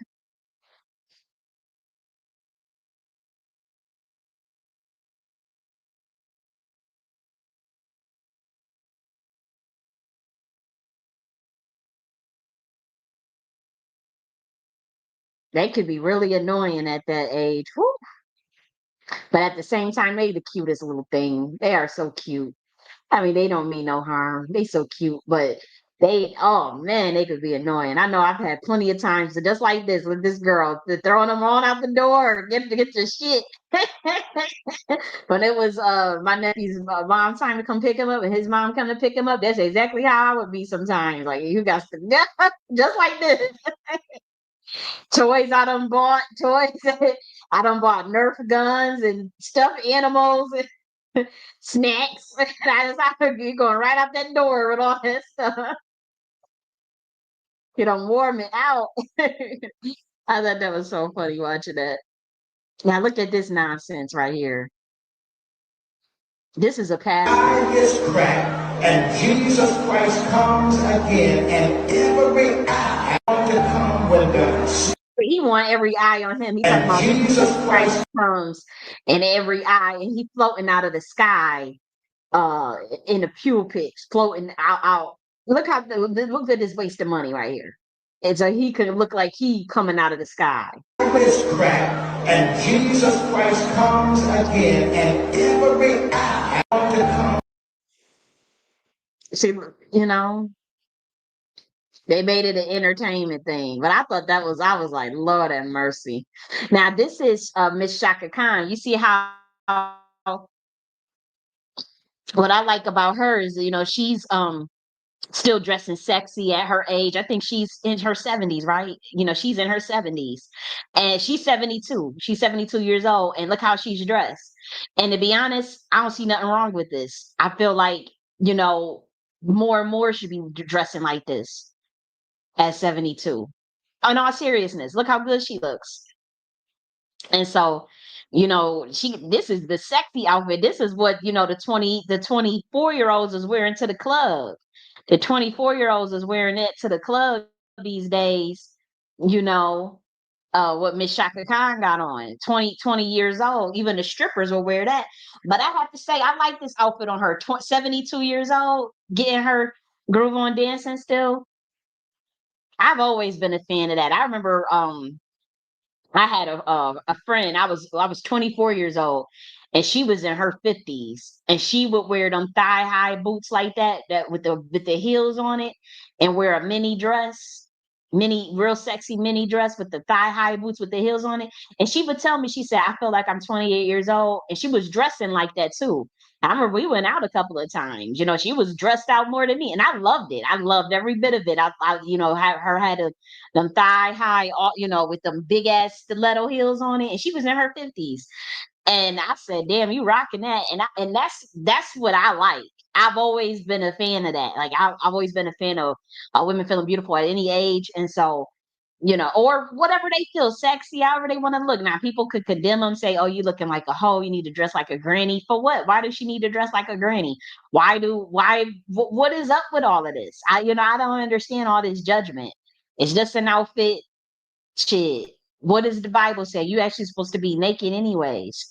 It says, why, who told you you was naked? Who told you you had clothes on? You actually not supposed to be, a naked body does not mean sex. A naked body don't mean nothing but a damn skin suit. That's how I see it. And so it really confuses me when people just, conflate nakedness with sex. It's a foreign concept to me, and it's very disturbing. Actually, I think it's I don't over sexualize stuff, and also I've never sexualized kids, and so I remember raising a kid, they didn't they weren't raised to see nakedness as a part of sex. Now they never saw me naked, but they were never shamed for being naked. It was never a shame. Put some clothes on, cover your balls, cover your ass. Like I would never ever do that. They had no concept of what that even was. So when they get out the bathtub and they gonna spend an hour or an hour sitting jumping up and down on the bed, booty ass naked, and nobody cared to say anything. You're gonna play with the toys for a little bit before and you just come out the tub. You chilling. You dry off and shit. Your ass get distracted. You gonna play the game, butt ass naked. That's how he was as a kid. We talking 6, 7, 8 years old. Nobody gave a shit. You're gonna play with your little trains and trucks going around asshole naked before you decide to put your clothes on. But whenever you put them on, you put them on. But it wasn't associated. There was no such thing as that. Like it was foreign to him, foreign to all of us, because we're like, you're a kid. You do whatever, it's like nobody is thinking like that. Ain't nobody looking at you like that. Now, if you're gonna cover up, you're gonna cover, but he didn't have the concept of shame around it, is the point. Just like in the Bible it says, "Who told you was naked?" Like, what does that even mean? Like he thinking you put on clothes on because it's motherfucking cold and motherfucking, that's just the formality, but it wasn't something that certainly that a kid would be ashamed about. Now, obviously an adult would be appropriate, you want to be appropriate, but um for a kid, hell no. And I remember you know, he even when it comes with breasts, kids were taught that breasts just mean milk. It just means a source of nutrient. It's not a sex organ. A breast is not something for like sex. And so I will never forget when his friend came over and Spartacus was on the show Spartacus, and they had accidentally came down the stairs where the part where they show, some breasts, and I had to hurry up and turn it off. But Spartacus was on TV, and they showed the part where there was some breasts, and um his friend was like, ew, that is so nasty. Ew, that is so nasty. That's disgusting. And he was like, what's disgusting? Like it was like the kid I was raising was so pure. He didn't even know what the fuck he was talking about. He was like, what's nasty? What's disgusting? So those breasts. Did you see her breasts? And I said, well, we turned it off. Go upstairs. What the fuck? I done came down here all fast as hell. I couldn't even grab the remote fast enough to turn it off. So they ended up, kids move fast. So, but I'll never forget. And the family member was like, "What?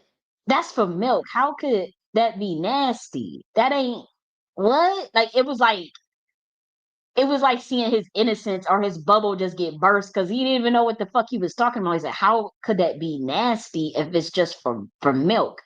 And he said that, he's like, "How could that be nasty if that's just for milk?"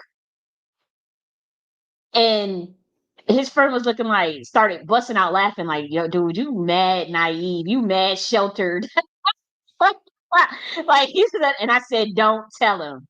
Don't like, keep his ears, keep his mind pure. He ain't thinking about nothing like that. He didn't know. He didn't know. We never taught him nothing like that.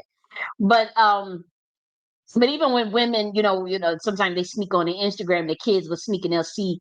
It's not. It's just not associated.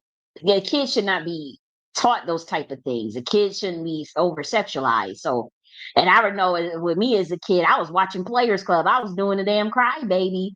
The motherfucking little Kim. As a little kid. So I just made sure not to. I guess what well, and I'm still kind of, I've never been promiscuous or anything, but me thinking like, okay, I was very much aware of all that stuff at 5, 6, 7, 8. I don't want that for my children that I'm raising, or even a kid, that I'm raising, whether they mine or not. I wouldn't want them to be had those type of that type of awareness that I had about those type of things, and he didn't. He really didn't. Friend would come over. He taking his time to put his clothes on. His friend is looking like that's disgusting. You run around naked, and the kid, it's like what the fuck. And I'm like, oh, I guess I have to put clothes on. That what that means when a friend comes. It just was foreign, and so But like I said, I stick to what my beliefs and teachings on that. It is about more so on purity. It ain't got nothing to do with sex. A naked body is not sex to me, but I think it can be in a proper context. But just naturally, no, I don't think that. I don't. I think that if it's hot or something, it shouldn't be a big deal. But that's how them people. But every society is raised to think that a naked body is sex. That's just the way society is raised. It's not inherently like that. Now, I thought this was funny. Now, this is a good little contraption if you got a baby, because the baby ended up falling off of the bed. But look, this little net, it catches babies from falling on the floor. And I think this is a good contraption if they on a bed like that. And then if they do ended up falling, it did save him. He just stuck there chilling. What I used to do is I used to lay a bunch of pillows around the perimeter of the bed because I didn't have this type of net, but I would lay a bunch of pillows all over the perimeter, about probably a good 2 feet outside of the perimeter, just a bunch of pillows all around the bed. Um, when I was raising a baby, and what they would do, no lie, he will fall off. And one time, I was so happy that I thought of the idea to put the pillows all on the floor, because that motherfucker fell off right on the floor, and all I heard was eh, like like a little baby making noise. And I'm looking around. I said, "Where the fuck are you at?" And I look, he was right on that floor, right on top of that pillow. It caught him. It was on that pillow, just laying there, making little baby noises and smiling, just like how this baby was smiling. It was making little baby noises, smiling. And I picked him up by one little arm. 'Cause I was like 16 at the time. I was tired as a motherfucker. I picked his ass up by one little arm, and threw him back on the bed with me and went back to sleep. But that shit worked. Put some pillows on that floor. If you don't got a net, all I heard was me, like a little baby noise. That's just like that, and he was looking just like this, smiling just like that on the pillow. I just thought that was so cute.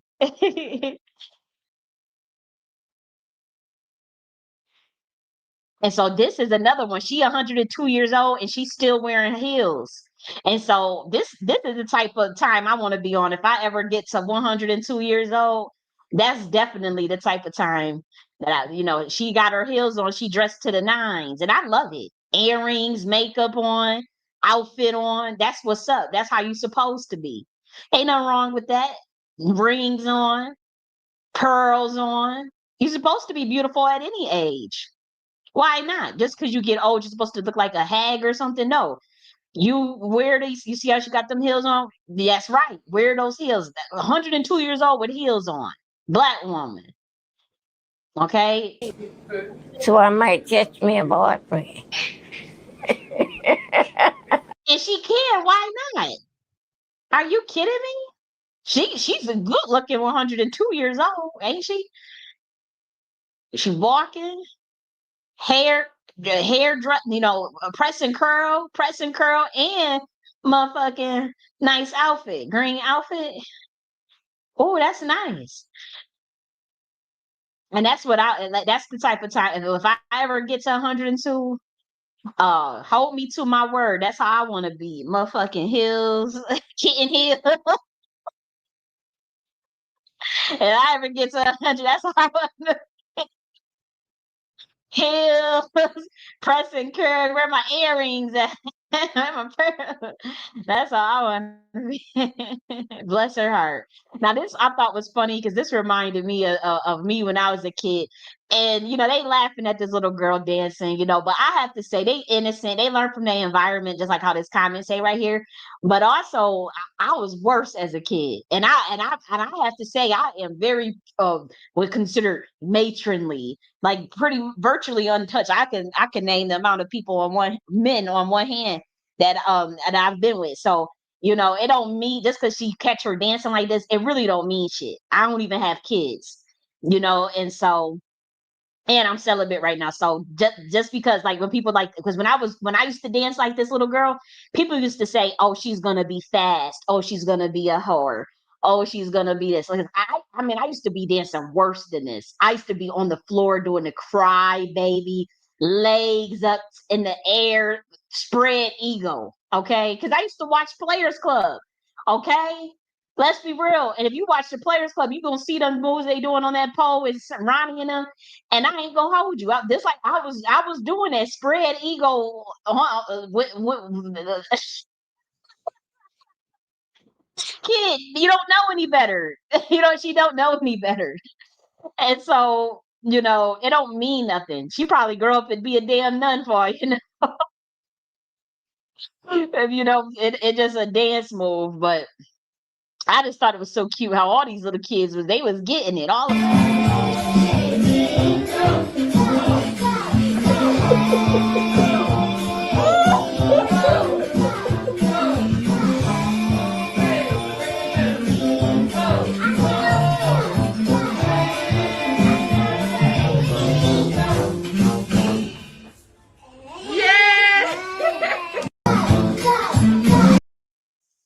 Yeah, so that's the spirit of dance. And like I said, I know a lot of people are against dancing and all these things, but for some reason I just can never see anything. I will never be able to see anything wrong with dancing. I just won't. Now I understand that you have to have appropriate dancing, but I love to see kids dancing.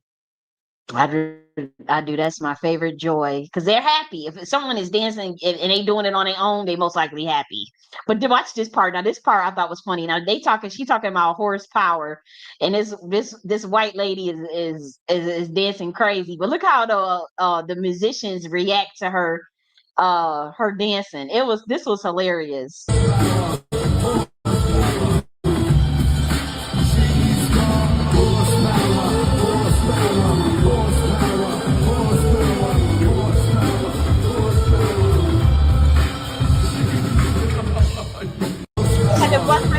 busted out cracking up.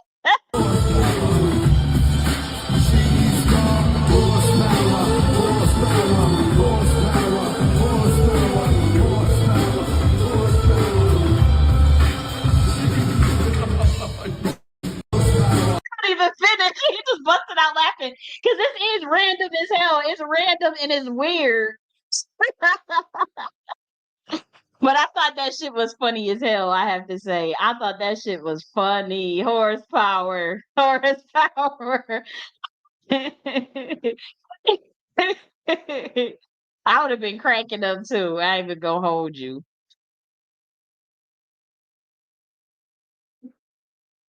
This is some belly dancing. I used to like belly dancing as a kid. They used to have that song, "Whenever Together." Something that song with Shakira used to sing it, and everybody wanted to do belly dancing at that time. And so that made me think of this. I was like, I remember belly dancing. We used to all do belly dancing is actually they call it belly roll, but that was big in even the hood in Chicago where it was like a skill. I used to watch these competitions. It was actually Waka, what's it called? Walla Cam. Walla Cam is in Chicago where they used to have these black kids in the hood do they different types of belly dancing. No lie, it's still up on YouTube. Hmm. And so I thought that was it just brought back memories.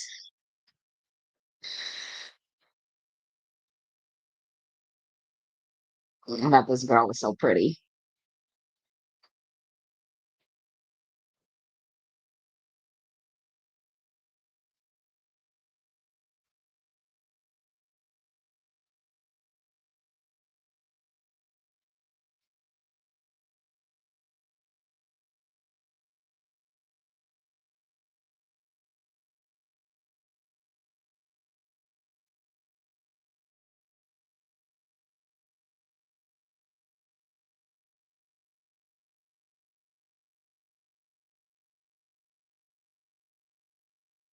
Okay, I think it's replaying again, but nonetheless, good dancing, nice dancing. I thought it was very attractive female. Now, this is what I have to say. I do want to play this one, but I don't have like the best things to say about this one because this kid looks stressed. Like even if you look at all of the comments, like they were all saying you're stressing the baby out, got the baby already depressed. You mad at me because you got school, the stress, like it's something he's causing his kid stress, and you could tell from the mechanisms. Like, look at this. School, you ready? See, like it's something like look how this kid posture and energy is it looks so stressed. Nobody hit you. You hit first. Nigga put his hands on you, you gonna put his hands on them. Everything we practice in the house, nigga, this is the time for it. I need you passing your classes, and I need you passing some asses. So I need A's, no B's, okay? Let me get a thumbs up. Thumbs up. See, he looked like he not even giving this man eye contact, and he won't even mimic properly. This kid, I know people like the social media. I think that it's a way to do it, but it's too much pressure on this kid to do social media. It's something.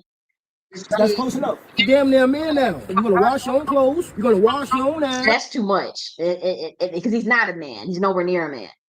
Wash your own clothes. And my thing is, I know he's playing. This is just social media, but I'm saying it's stressing this kid out. It's just a joke. It's just social media. It might be funny to us, but this kid is stressed out, and you could tell by all the comments, skid or not, that was ignorant. Like if people are really dragging it. You talk too much. Look at his face. He get it. Teaching your child profanity before they can even put a sentence together is crazy. It's like it's a bunch. It's the black community is. I ain't gonna hold you. They dragging him because it's too much for a kid's mind, and you could tell by his posture. Like when I saw this, I didn't think it was funny at all. I was actually very concerned. I'm like, oh my gosh, this kid looks stressed. I don't need you doing that little boy shit no more. Just because you made it to kindergarten doesn't mean I'm a teacher like a kindergartner. You did. What? See, he's looking sad. He's sensitive. This kid is overly sensitive. And so even though the dad is just playing, he's too sensitive just for play. Like that's the type of personality this kid got. Pranks, he's too sensitive for a prank. Like some kids can handle prankster personality, they'll just laugh. Like I used to do this kind of stuff with my nephew, and that motherfucker be laughing like, shut your ass up, and just bust out laughing, or just, that type of thing. Because the sensitivity level is they could tell you just playing. but this kid is a little too sensitive for that type of thing. And sometimes you just got to know that that's just the type of kid you got. It'll make him sad, and it's too much pressure on him. Damn near college of mine. Nigga touch you, the boxing lessons we was doing, the kickboxing that we was doing, you better kick drop that little nigga. And his father got a problem, nigga, I'm there ASAP. Just cause niggas got daddy, you got a strong daddy too. I fuck a nigga up. I beat a kid ass for you. See, look at this. Like, this is too much. She got your mother's attitude. See, look at it. See the posture. The hands are folded now. He's not making eye contact. He too stressed. You mad at me because you got school. Everybody in the family graduated school. You're not gonna be the only nigga not going to school. So can we go to school? See, look at this. Look at his face. You don't want to go. See how he moves away from his dad? Are you paying? See, look how he not giving no eye contact. This kid, he said, you stressing the baby out. You got the baby depressed. Paying bills? Are you cleaning the house? Then nigga, you gonna be a bum. You're not trying to go to school? He started crying. He's actually literally crying now. You wanna hear that shit? We out. See, that's too much. And I know he probably is a good dad and not meaning no harm or nothing. He just got to be aware that his kid is a sensitive kid, and he's gonna need a little more love. Like, you gotta that pep talk is stress. That's stressing my ass out. I'm sensitive too. I'm very sensitive. That's how I could recognize it in another kid. Even when I was a kid, I was pretty sensitive, I have to say. And so I'm sensitive now. Like, very small things can throw my energy off. That's why I am so introverted, because I don't like to be surrounded by other people's energy too much. But this kid is sensitive like that too. And so he's probably a good dad, and obviously he's dressed nicely. He's there for him. Just be mindful of the social media stuff, and have some cheerful times. Show him, give him some hugs, give him some kisses and hugs. Everything ain't about being a nigga ass and never do this. You're going to school, and actually he crying. Like, a lot of these black kids is crying, talking about going to school. That means they need to be homeschooled. That means that they don't need to be going to no school. They already know it's indoctrination. They already know they ain't teaching shit or learning shit. That's why they crying and acting a damn fool about going. Have y'all noticed that? Look at this. I thought this was funny. This little girl dancing with them heels on. Got her mom heels. I thought that was funny.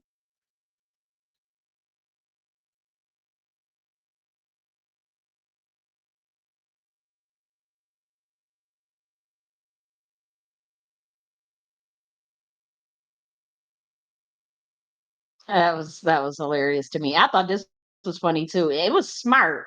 Like, she thinks she's working harder, not smarter. Look how she pushing his baby in his stroller with this on his hover mill. What's it called? Hoverboard. This in the hood too. I thought this was hilarious. You gotta have some good timing, because if she mess up and go forward by something, accident could happen. I would be a little scared on that hoverboard with a baby. That's just me though.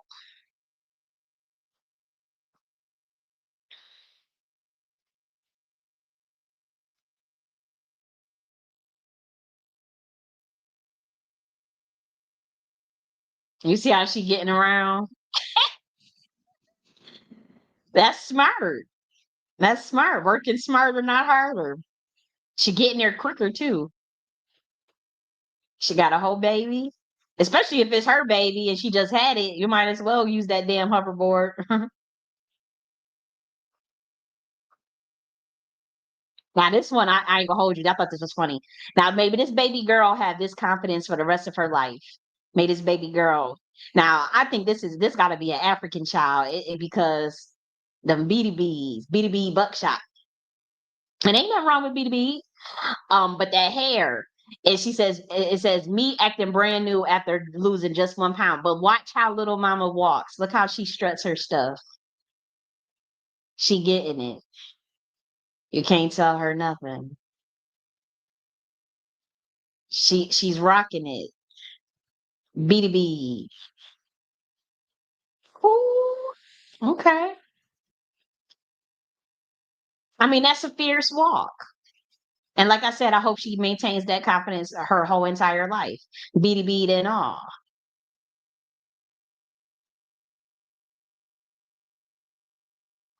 Ooh, that's a BDB buckshot. And I love that hair. I'm just saying it was always fascinating. Um, there's two family members that I know of in my family that got hair like that. And we were always playing their hair. Like we were always that hair texture is fascinating to me.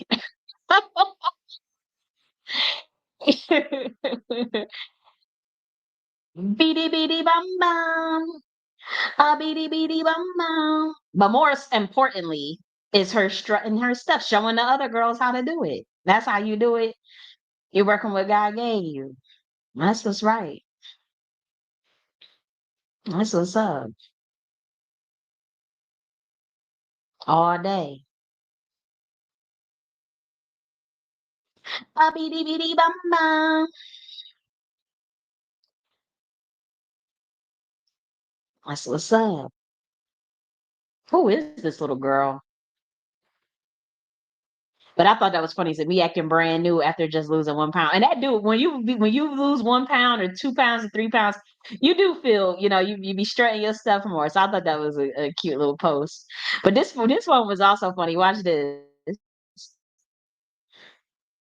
They showing how Genuine be dancing. They say how Genuine be dancing on stage.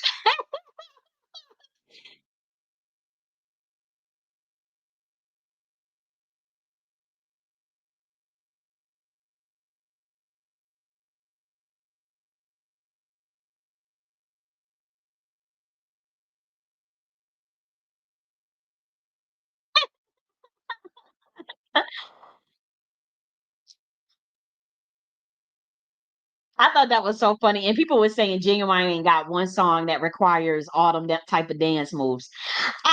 Well, I kind of disagree. I mean, my pony, let's do. I mean, I could see it, but when he was younger, he used to actually know how to motherfucking dance. So I just think he just be having fun and playing around and just doing it the best, just doing his thing. It ain't gonna be like how, when he was younger. It seemed like he was doing more so. I don't remember him doing all this when he was kids. I think he used to have a little more je ne sais quoi with the dance moves. I damn sure remember that as a kid. But he's getting older. It is what the fuck it is. But I did think this was funny as hell. Whoever did this, I bet you this is a Gen Zer who don't know. Like he Genuine didn't always dance like that. I just think it's old age. And not aware of the times. As far as what the dance moves that the kids do now. Like that's not a big deal. We're probably doing the 90s. And it's like, was he doing that in the 90s? I don't quite remember that, especially this one. I don't remember that one either. I don't remember that being maybe a 90s move. That could be a 90s move. Was that the 90s? That was it. I remember seeing that kind of. Just think that's all it is. I think that, I don't know. Well, watch this one. They got them doing it. They got them performing.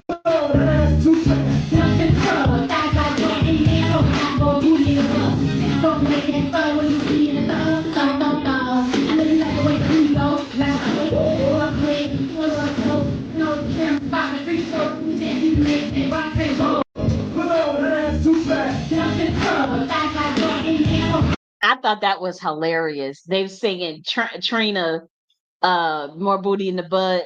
That used to be my song as a kid. That's what I'm saying. I'm telling you, I used to be a hot mess as a kid. I used to listen to all this stuff. But I thought it was funny how they got her going around trying to cheer them up, and they looking like this song is way after their time. So they clapping and watching her dance, but they probably don't know what the fuck going on.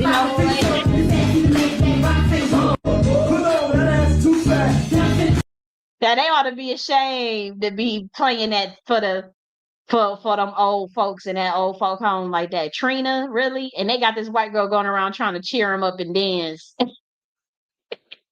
Woo! That was hilarious, though, I have to say. Now, this one I thought was funny. This was Eric Mays. Watch this part. Mr. Mays, you are out of order, and I'm giving you your warning. Okay, I'm sorry. Disorderly. I'm sorry. I rule you out of order, and I ask that you would be dismissed from this meeting. Nope. Councilman Mays, please refrain from your profanity.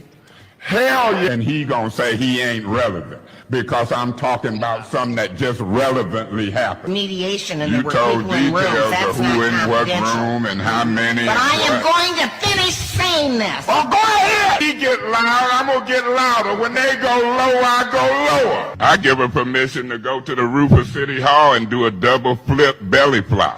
Do I have the floor? Do I? Yes, Do you I? do. You have the floor. Thank you very much. What a fool. If you can just sit your tail down in the seat, then you'll know we're on the meeting. I ain't got no tail, girl. No, that's Councilman Mays' mic. No, it ain't. Why is he still talking? Because I got Why a is mouth. he still Why are talking? you still talking? Point of information. What is your point of information? Point of order. Point of order. You playing on your phone. No, I'm not playing on my phone. I'm taking care of business. And also mimicking things like that. I mean, is that an order, Mr. President? Be removed if he No, persists in calling. no, I got a call to go to the mayor's office. This don't stop. I don't care nothing about no rules. They go low, I go lower. Why you didn't let you hear? Mr. Mays, I'm sorry. you are out of order, Okay, and I'm I'm giving sorry. you your warning. Okay, I'm sorry. Disorderly. I'm sorry. I rule you out of order, and I ask that you would be dismissed from this meeting. Nope. Councilman Mays, please. I thought his ass was funny as hell. I ain't gonna hold you. Sorry if it was acting up on Rumble, guys. But I thought that was funny. Refrain from your profanity. Hell yeah. And he gonna say he ain't relevant because I'm talking about something that just relevantly happened. Mediation and You there were told people in rooms. details That's of who not in what confidential. room and how many. But I am what. going to finish saying this. Oh, go ahead. He get loud, I'm gonna get louder. When they go low, I go lower. I give her permission to go to the roof of City Hall and do a double flip belly flop. Do I have the floor? Do I? Yes, Do you I? do. You have the floor. Thank you very much. What a fool. If you can just sit your tail down in the seat, then you'll know we're on the meeting. I ain't got no tail, girl. No, that's Councilman Mays' mic. No, it ain't. Why is he still talking? Because I. So if I was gonna be in city council, that's how the fuck I would have to be. I ain't even gonna hold you. Just like how I be talking now all on YouTube and talking shit, I would have to have. I would keep that same energy. I ain't even gonna hold you. But I thought his ass was funny. Oh, he cracked me up, and I could tell they probably had a, whoever. I don't know what city and what he was in. I'm pretty sure they used to get a kick out of watching public access television or whatever the city the meeting would be on. Sometimes they put it on public access TV. I'm pretty sure them people used to, because that's probably why he kept it up. Because he had a reputation for that, and that shit was funny. So they would probably watch. People would go and watch the damn what was going on in city council just to see him going off and talking shit. That was funny to watch. I think he died actually recently, not too long ago. I think he passed away. Now I thought this was funny. So he said, "Me after doing squats for just 3 days."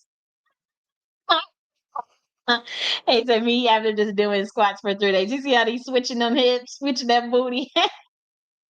That's what's right. That's what's that was funny. Millennials find different things funny. We don't find the same, like how how the boomers are, how the silent generation, and how Generation X think. We think so different. Like this to us is cracking us the fuck up. But I think Generation X and silent, I think they would think that's stupid. Like, why are y'all laughing at that? But when people was cracking up, I thought that was funny. And this is also, I thought this so cute. This little kid, he said, "Me as soon as I eat and get full." I always love little babies after when they had that little full tummy after they eat. This reminds me so much of my nephew when he was a baby. I said exactly how what he would do.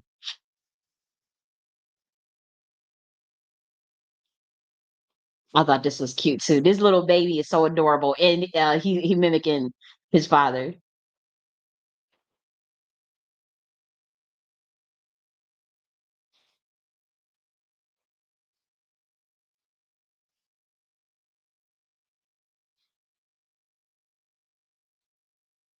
That's too much, but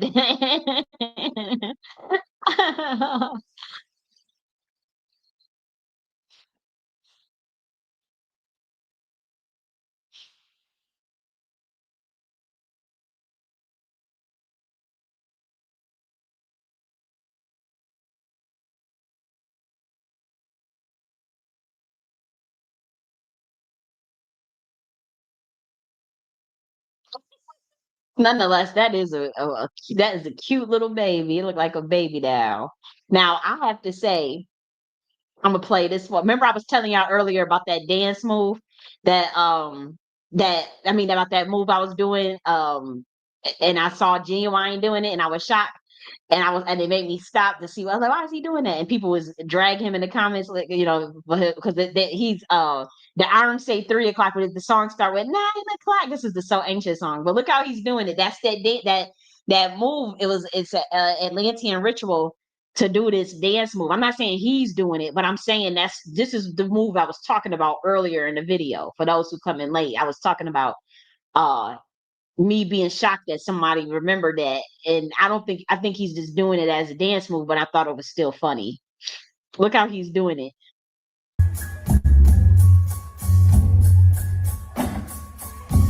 This is a start of a ritual I was talking about in the epigenetics. And I was shocked to see someone doing that. I'm telling you, it's even the same direction that we do it in too. As far as the left hand being extended out and the front hand being extended up, just like this and that's a part of the stellar gateway and connecting to the left side of the galaxy. Now this, I'm telling, it's at the 3 o'clock position. Now this, I'm telling you, I was shocked to see someone doing it, and the way he was doing it made me think, like, did he remember that? Because I was telling you guys, I did that for a whole year straight every day because of a part of an ancient science practice, and he was just doing this just cause, and they were laughing at him, saying, "Oh, that's so cheesy," but who cares?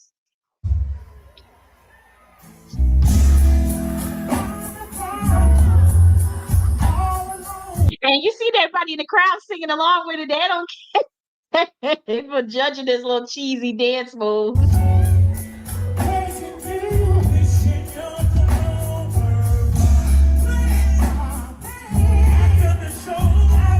People were saying that's the gospel version.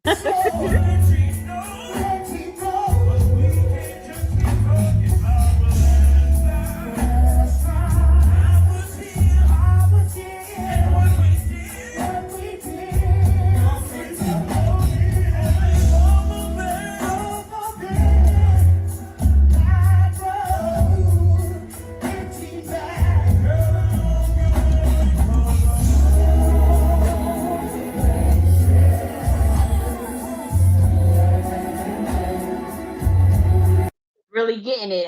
I mean, it's a classic song. It's a good song.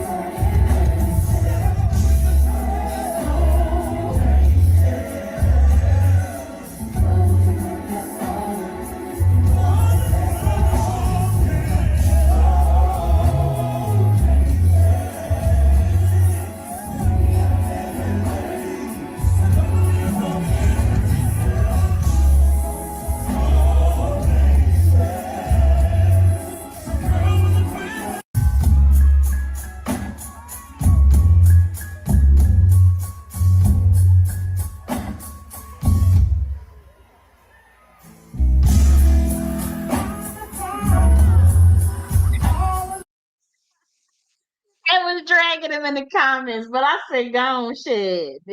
Go get your tickets so the genuine support people, man."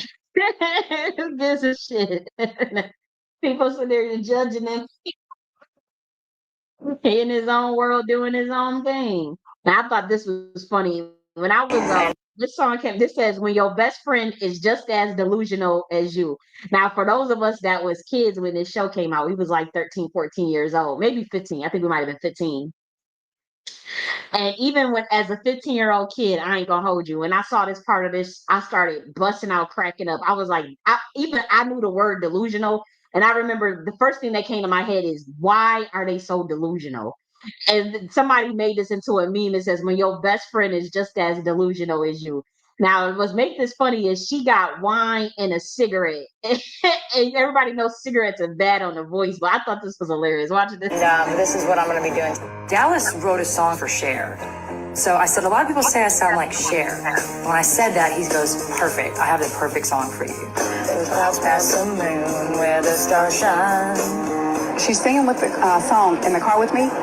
Beautiful voice. Beautiful. I never knew. Now she knows she lying. That it sounded so basic. Is eternity. The cigarette. Yeah. Oh, what a funky. All that beauty and talent inside. Yeah, you do need a friend like that, but at the you said when your friend is just as delusional as you. You're so cute. As a girlfriend, I would want Sheree to be included in what I'm doing, and I'm really excited. This is my #1 single that we're working on. I'm glad you like my song, and this is what I'm going to be doing. Dallas wrote a song for Cher. Muscle, they told her she sounded like Cher. Now, So I said, a lot of people say I sound like Cher. When I said that, he goes, perfect. I have the perfect song for you. Those clouds past the moon where the stars shine. She's singing with the song in the car with me. Beautiful voice. Beautiful. I never knew. There's eternity. Yeah. Oh, what a funky. All that beauty and talent inside. Oh, you're so cute. it's 15 years old. My mouth, I was flabbergasted. I remember thinking like that did not sound like no motherfucking Cher, and it didn't sound like much of nothing. But you know, when this show came out when we was kids, this show was the shit. Like people used to, we used to really crash out to tune in on Sundays when this show used to come on Sundays at 9 p.m. I even remember I haven't watched it in years, but I'm telling you, this was like, I mean, for a lot of people, even my freshman year in college, and that's when Phaedra and Kendra King went on. I mean, that was years later. I remember we had like a slumber party, and all the girls on the floor that we were on, we all piled up in the girls' room, sleeping on the floor, and the dorm rooms, watching. I think we had ordered like takeout. We were watching this show. This show was like a major deal as a kid, and I hear it's still on. I don't know what's going on. I couldn't tell you what the hell going on with Real Housewives of Atlanta, but when I was a kid, man, that used to be my favorite show, hands down. Hands down, we used to watch Mimi ass and all that. But I don't know what's going on with this show. Well, we know, they say reality TV. We know it's scripted. I mean, I think for a long time, even as a kid, we knew it was scripted. It was just more so like how you watch wrestling or how you watch soap opera. I mean, that the producers are behind the scenes scripting out stuff and antagonizing stuff, and the girls are playing it up for entertainment. I mean, that's just a known thing. And I guess people, you outgrow that. I think that's what it was for me. I kind of outgrew that. Um, at least for right now, I don't have no interest in it. Um, but I remember back in the day, all them shows, and it's funny because they talk about what happened with Wendy Osefo and her show with Real Housewives of Potomac. But it's like the Real Housewives, if y'all realize that an uncanny amount of people went to jail or prison.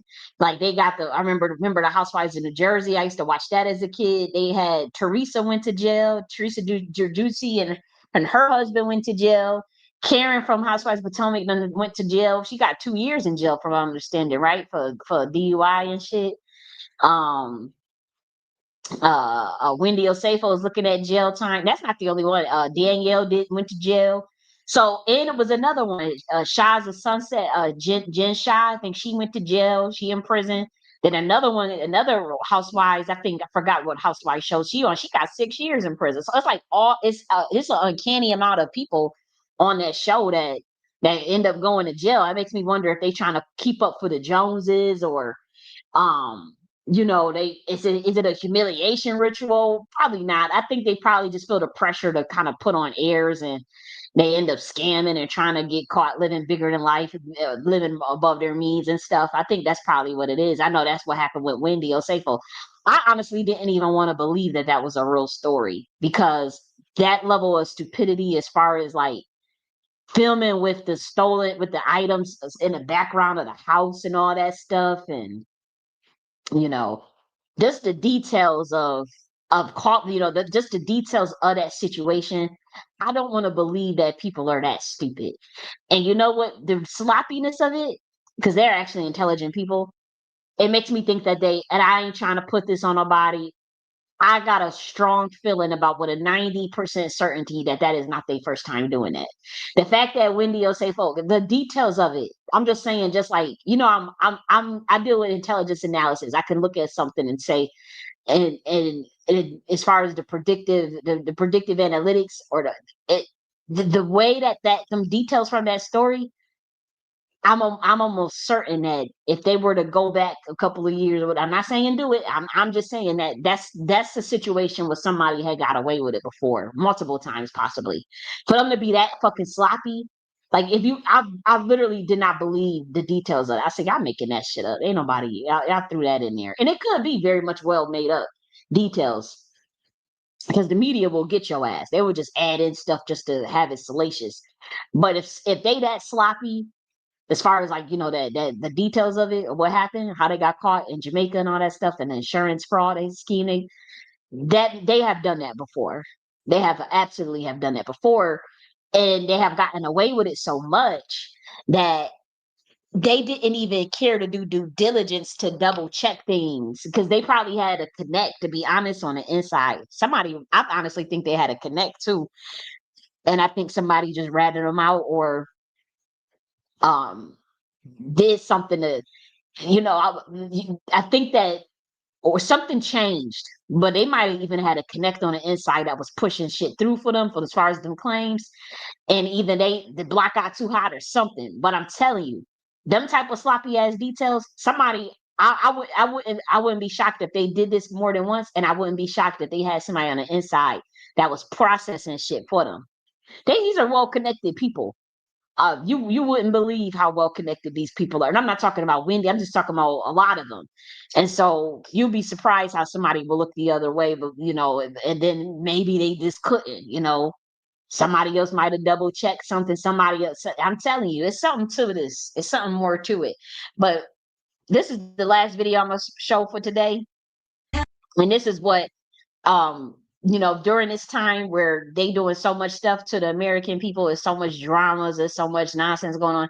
This is the type of vibe that we need to be on. And this is just globally because it's drama that they trying to bring strife and drama to Akibalon, to Jamaica, to Europe, everywhere.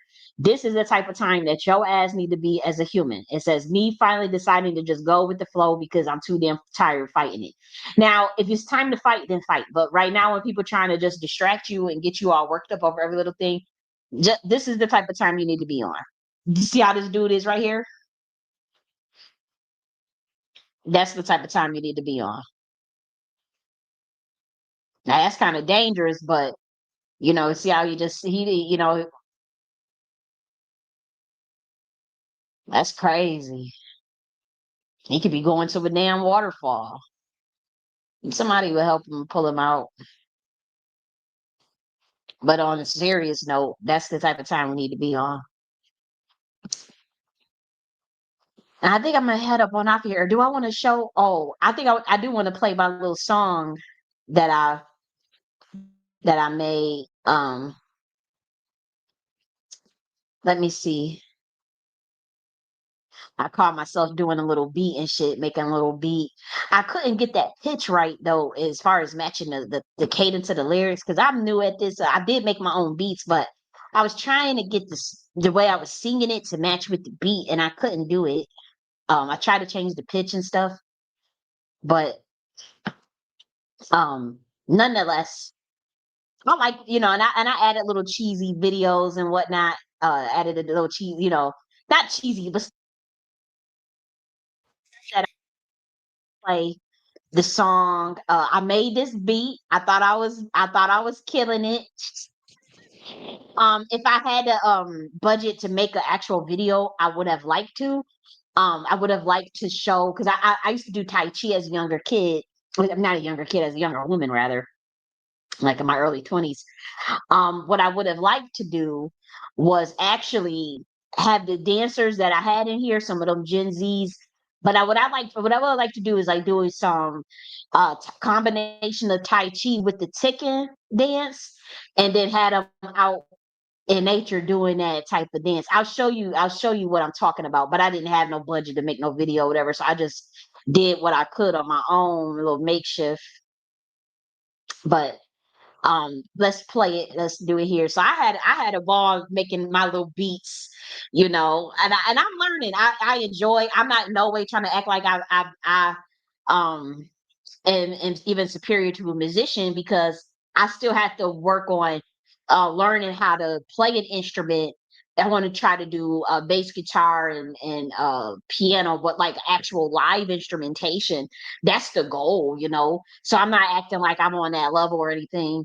And I honestly, when I say I be having to learn what all this stuff is in real motherfucking time, like I'm still trying to figure out like these different chords and all these things. Like it's so much stuff I've just, it's like I just have to go off of what my soul and ear feels like. But then I also could hear musically that it's not crisp, it's not polished. Like I don't have no mastering skill. I don't know how to master. I don't know. I'm not what's it called, production engineer and all those things. So I literally just be doing shit on my own. If it feels sound right, I just do it. But what I would have liked to have is like an actual professional be able to um change the speed of the lyrics to match more of the beat. Cause I tried to do it myself and I didn't know what the fuck I was doing. But I like it. I do like what I put out. I own it. I enjoy it. And I like my voice. I think that's me singing. I do know how to sing. I just gotta work on writing the lyrics and then work on the beat and the timing. But I made this beat too. And I enjoy making this beat.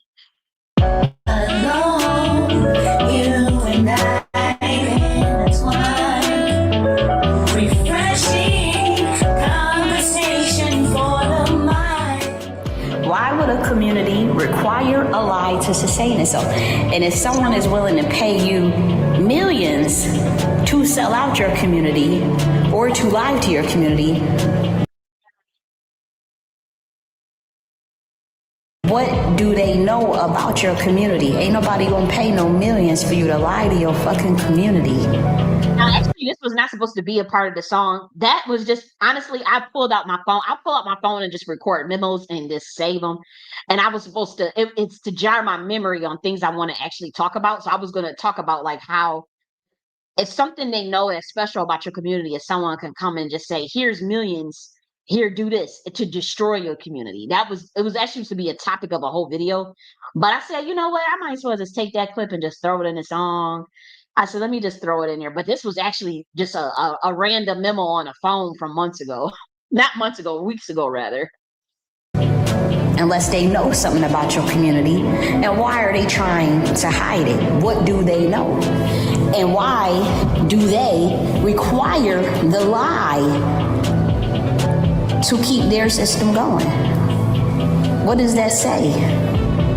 If they gotta pay people millions and billions to sell out their community, and you do it, and you see the pattern of them constantly going after that group of people to do it, with the same patterns where it's usually something degrading, where usually you can't help your community, then that means they know something about your community.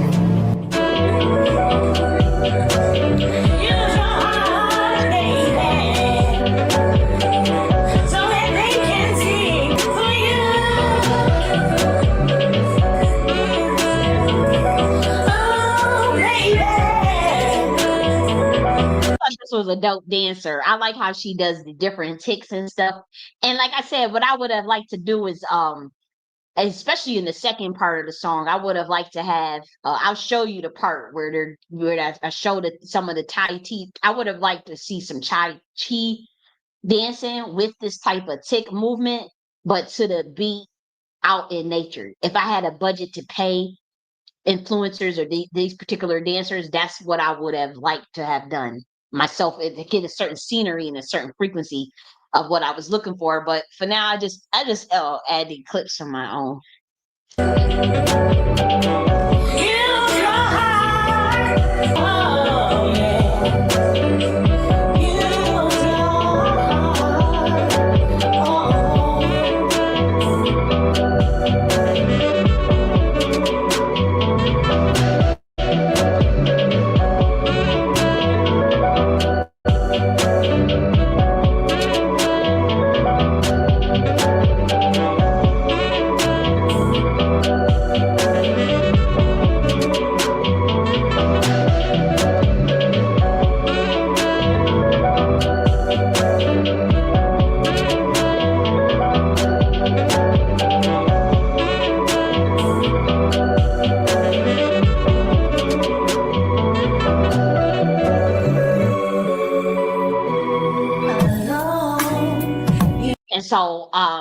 I don't know why I do that. Like I did that beat and then I got tired of that beat and I said, well, let me try a different one.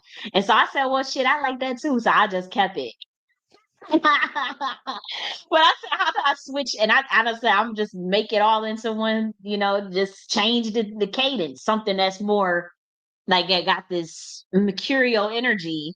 And I wanted something a little more calm too. I said, well, let me just do something if I change it a little more and slow it down. And so I made this beat too. I tried my best. I really wanted to do something with the pitch that I couldn't get quite right. That I'm pretty sure engineer with considerably more skills would have been able to fix that probably fairly quickly. I just didn't know how to.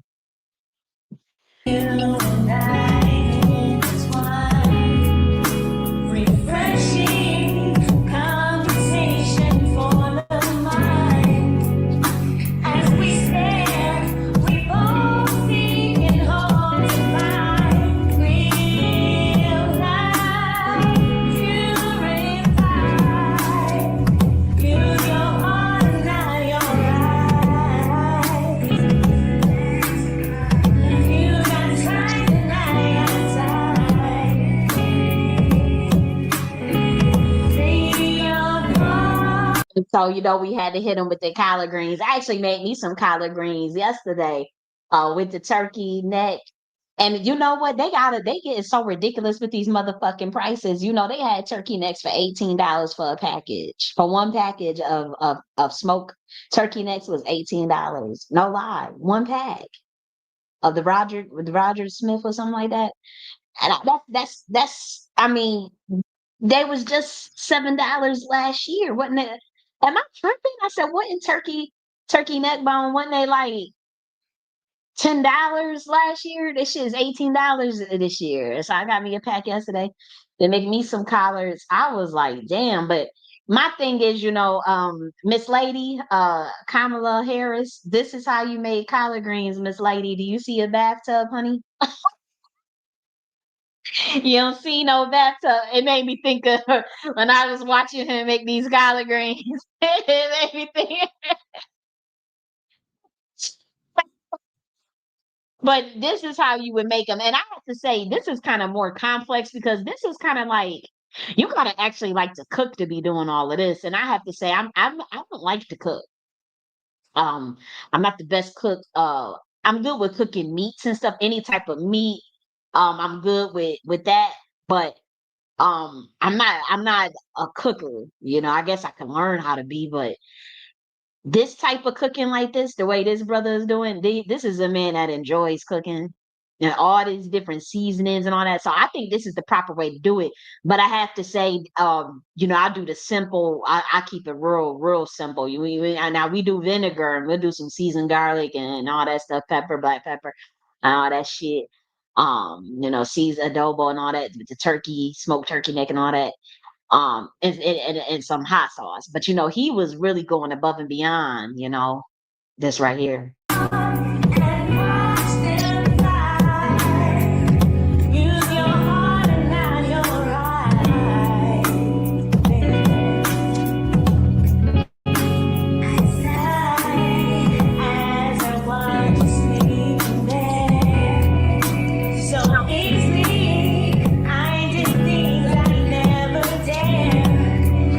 See, I would have never put no now when I do Ethiopian style collards, I do fresh clove garlic like that and chopped ginger actually.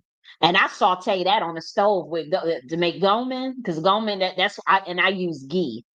Now that's if I'm only you doing Ethiopian style, and then I make awazi tips. I'll make awazi tips with the berry, and had that put my collard greens with the Goldman style. But that's only if I'm doing Ethiopian style.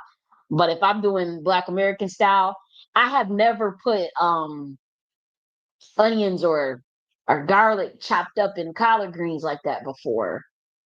I just never. I don't know. I like that smoke taste. So I like to bring anything with that smoke. I like the smoke taste more. So I think I use more meat than probably the average Black American, whether that be I don't eat pork anymore, but when I was doing pork, it was definitely bacon and or neck bone. But now I just have the turkey neck. But I like that smoke taste to saturate it, so I guess that's probably why I don't put all that shit in it. But this Ethiopian style with saute on a stove with the ghee. Oh, I'll do no lie, I'll do cardamom, majoram, chopped up ginger. A lot of people don't that's it's slamming. Now it's a different type of spice and kick to it, but that's slamming. Pepper, and some fresh I chop up that garlic. It gotta be fresh because Gourmet, it has that. If you want them exotic tastes, and maybe even a little berry. But since I put the berry on the filet mignon on the ribeye, the berry is on there to make the wazi tips, because I like it real spicy. And I'll put I forgot in my Gourmet, this you gotta have in your Gourmet. You gotta have fresh jalapeno in there too. Fresh jalapeno. You gotta have fresh jalapeno in it. That's a part of making some good ass going is ghee, fresh jalapenos, fresh onion, fresh garlic, fresh ginger, cardamom, and saute that up. And then have you some mawazi tips with the berry spice, and that's some good eating. You can have the injera bread or not, or you could do rice. But that's I haven't had that in a while. I used to make that a lot when I was younger. Damn near about 10 years ago, yeah. Because I got tired of, they overpriced these, you either go to the Ethiopian restaurant. I said, fuck that. I'm learning to make that myself. Cause y'all charging too much. Y'all charging $38 for some Awazi tips. That ain't nothing but a filet mignon and some berry. Okay. And so I said, well, let me go and make that shit myself and look and go research the recipe and go see how to do it, how to, marinate it and all that shit. I just do that myself. I figure it out. And I did. I used to get it just like how you get it at that restaurant. That's how I did with Jamaican food too. I said, I'm tired of, paying all that money for jerk chicken and paying all that money for curry chicken. Cause I wasn't raised off of Jamaican food. I was raised on Black American food. So that was kind of like, to get some jerk chicken, that's kind of like not like a delicacy, but like, come on, it's like, it's good as hell. So, but I said, well, I'd rather just learn how to make it because they gonna overprice it. Something that they charging $26. So I said, fuck that. I learned how to make jerk chicken, just like how at the rest. I learned how to make curry chicken, curry goat, all that shit. I said, I ain't gonna be charging me. Another thing I want to learn how to make is yassa poulet. After that, that's the only foods I have interest that's not a side of my culture. That I like to eat that I prefer to know how to make. I want to learn how to make some yassa poulet with them lemons and them onions. That sauce, I need to learn how to make that with them lemons and onions and that rice and that chicken. Yeah, yassa poulet. And I tried to learn online, but that's just too many motherfucking lemons. And then not lemons, onions. I think it's just too much. It's too much onions, and it it looked like a stressful meal to me. That preparing that is the outcome is really really delicious, but that's just too much stress. That's just too much. That's like I was trying to learn how to make sambusas, and I did an okay job, but um it's some meals are just too fucking stressful, and I'm not a cooker. I'm not even a cooker. So collard, believe it or not, this is the easiest meal on the planet to me. You just throw some collard greens, you cut up actually shit. If you don't even have to cut them up. You get some Georgia greens, they'll put them in their bag of already cut up for you, stems missing and all. But obviously if you wanted that, I used to get the ones where you gotta actually de-stem them and see how he had to fold it up and cut it. I get those too. There's people that used to grow that in their backyard in Buffalo, New York. Real talk. I remember this lady, Miss Man, she used to make them big ass collard greens and she used to give it to us. And there used to be so many collard greens. Now people may not believe this, but they used to have to go in that black garbage bag with them because them leaves get so big. Them leaves get so big, you can't put them in a regular, plastic or paper bag or nothing. They so big, they gotta go in the garbage bag, the black one with the gallons, and she used to give us that. I remember, I'll never forget when we came home and we had to take, cut them all up and stuff, and you could slice them things up. But this to me was more cultural to put this in there, because I said, well, that's an easy ass meal. That's my favorite meal too. If you want to know the way to my heart, not that anybody cares, but the way to Kylie J.N.S. heart, it's some good ass motherfucking collard greens, cornbread, and a nice steak sometimes, or corned beef brisket, and mac and cheese.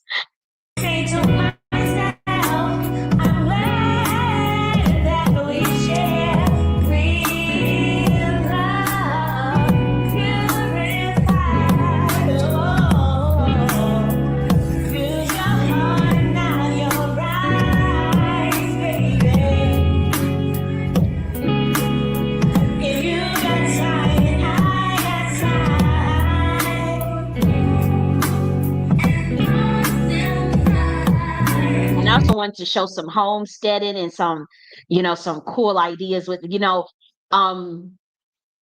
that's, I like to have a message in my song when I release this. When I make a song, I try to think of what's the message I want to talk about. And so that's was to encourage others to use our hearts, learn homestead, and I'm trying to learn how to do things more off grid and stuff. And so I wanted to just put that in the song too, to encourage other people.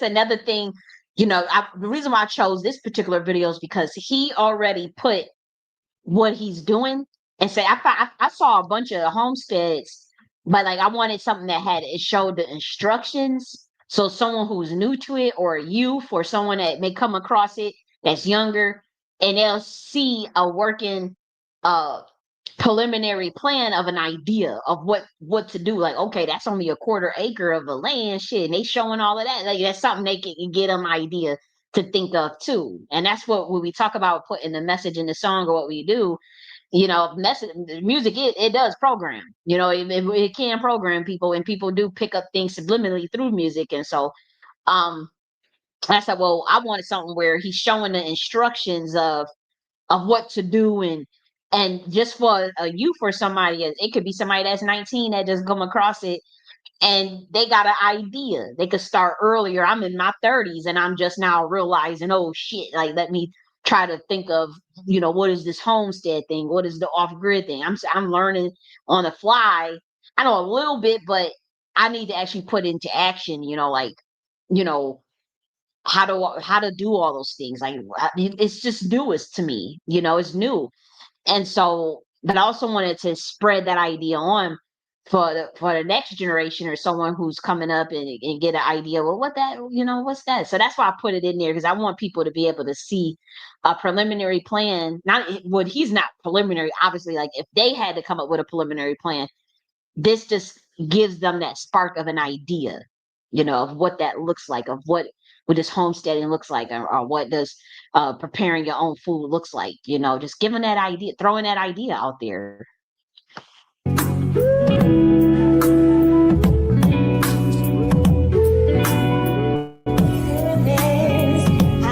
See how the instructions are already on there: long 150-foot rows, alternating crops, potatoes, corn, beans, squash, garlic with fruit trees.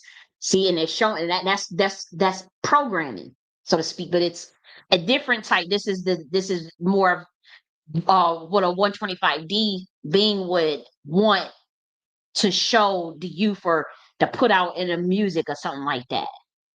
That's how we think.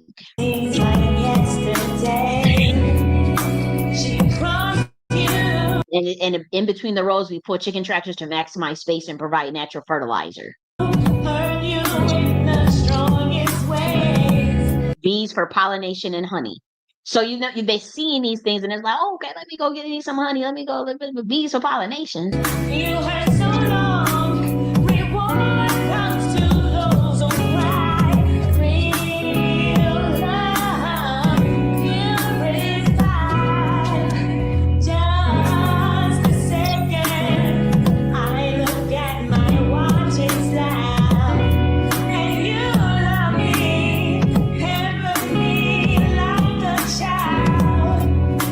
As we lay, I close my eyes and smile. So I had like this one too. Again, given the instructions of what he's doing right on the screen so that people can get the idea, okay, well this is at least where I start, for those that are younger than me, that could be in the city, city kids and stuff. I grew up in the city. And you real love purified.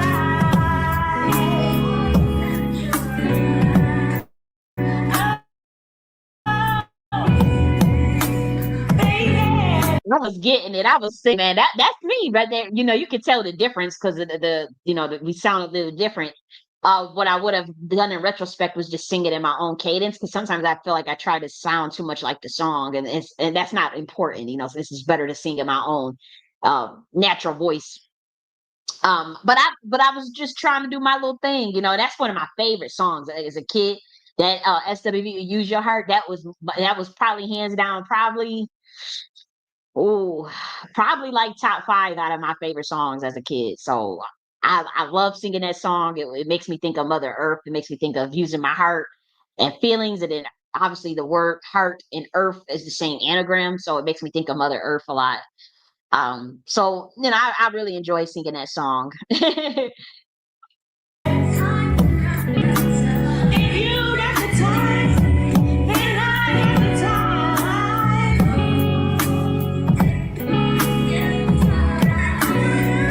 Use your heart and not your eyes.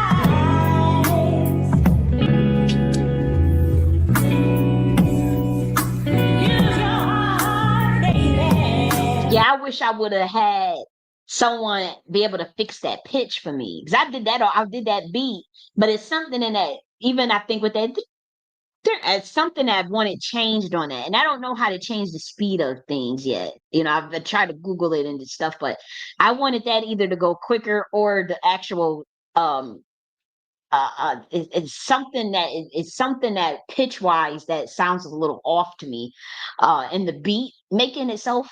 But I still like it. I just know that there's a musician that could catch that and know exactly where I went wrong with it and be able to most likely fix that, very quickly as far as making it sound more succinct. Like to me, this sounds like there's 2 different rhythms going on, and it's okay, but I can tell there's a clash. I could feel it, but I still like it. I still think it's fine. I just, I think I'm not even a perfectionist. That's why I put it out there. If I was a perfectionist, I would have paid to have somebody else fix it for me. But I ain't even, I did it myself. I did the best I could, because I don't have like a big budget for these things. I had to do it myself.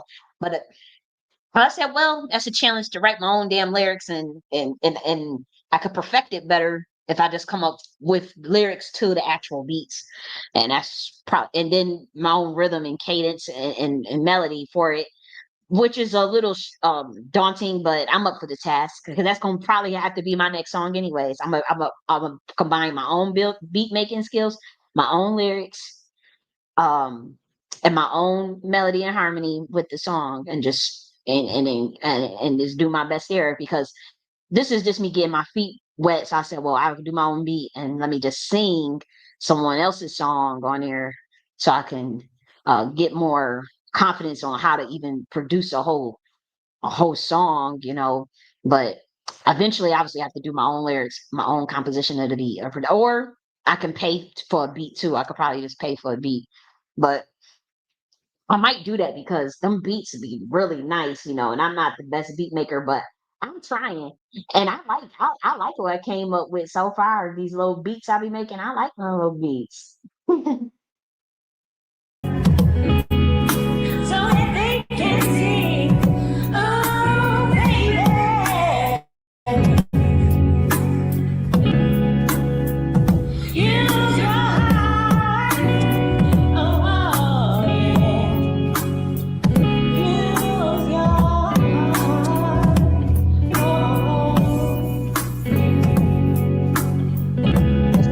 I would like to have, what I would have preferred was to have the Tai Chi with the ticking dancing, you know, with in the nature. That's what if I had a video budget, like actual money where I could, pay a choreographer to come up with a dance that incorporated Tai Chi with that ticking movement that we show. I'll show you what I'm talking about. It'll come up.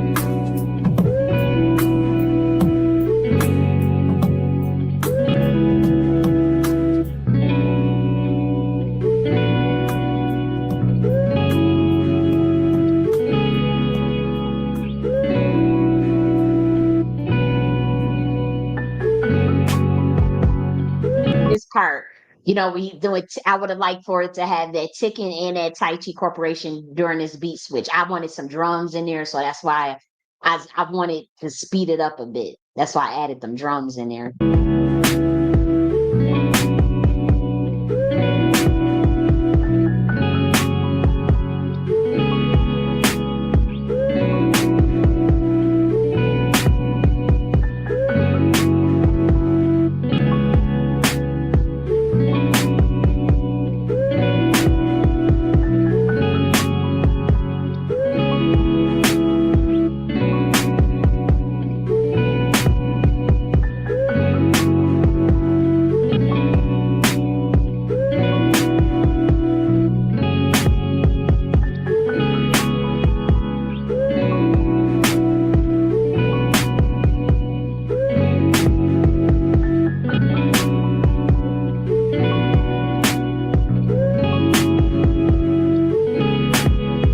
Especially this part right here. This is what I'm saying, where I would like to have the Tai Chi choreography with this type of ticking.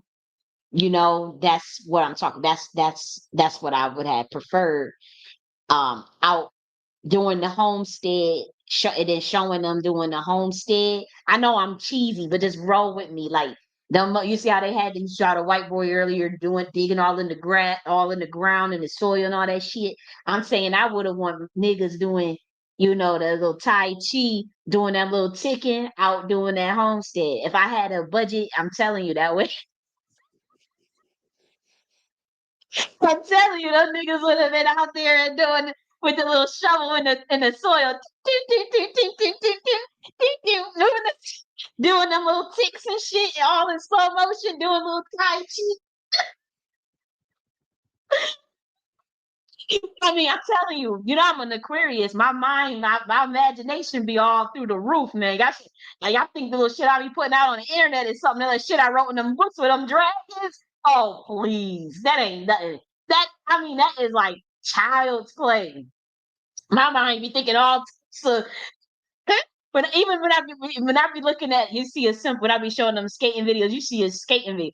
I want a motherfucking skating ring, dead ass, a motherfucking skating ring outside, not even inside, out a motherfucking skating ring outside of a park in nature, and motherfuckers can go skating right at the park in nature, right? But what we wanted, like in my head, I be thinking of them not even having to skate or on solid on the ground. They just could be flying out, the skates to have like little flyers.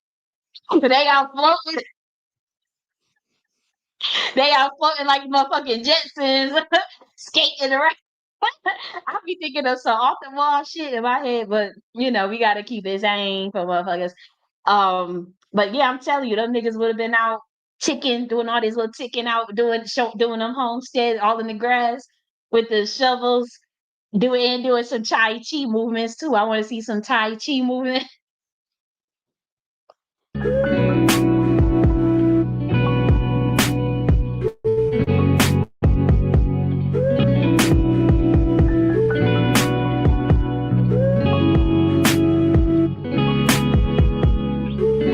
I thought they was supposed to be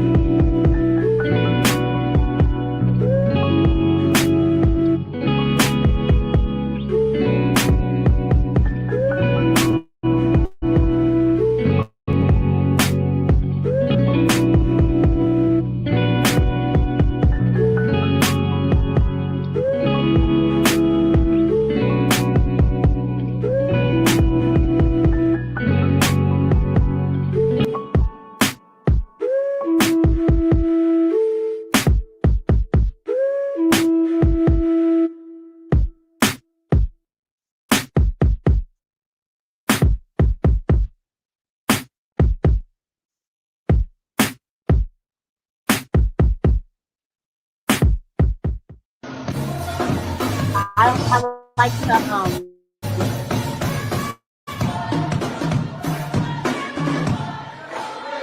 um remove the elements as the song is ending to just take it down to like it's the part that I like the most maybe, or is bare. I don't know. It's like removing stuff. I don't know, something about that I like for now. Um and so I think that's why I ended. And then I like that um something's in the middle. And so growing up, that singing in the choir, so the ending with that is like a Negro uh cadence, like I like the way that gospel sound at the end, even though it's just random as hell, it's random. I like that voice because I feel the power in that singing. Even though they can hear the drums over you can't really hear what they saying. I could hear the power in the song, because that's how, like, a lot of the choir sound, especially if it's a church song, you can feel the power in it. That's why I put that at the end.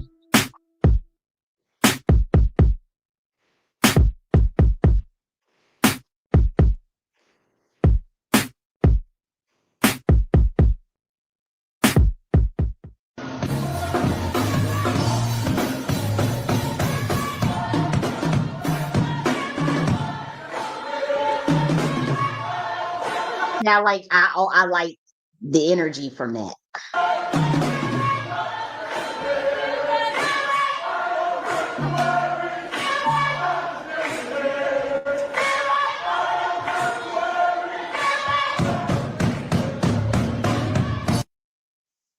Yep. And so that's why I put that church song in there. But we about to end it off of here. I'm about to get my ass on up off of here, give me something to eat, chill, relax for the rest of the day, for the rest of the Friday. Mm-hmm. Mm-hmm. And so let me get up off of here. Let me stop sharing it on Rumble. So if you're on Rumble, have a great weekend. I'm gonna have here. Okay, and now I'm gonna end the mainstream. And you guys have a great weekend as well. Bye.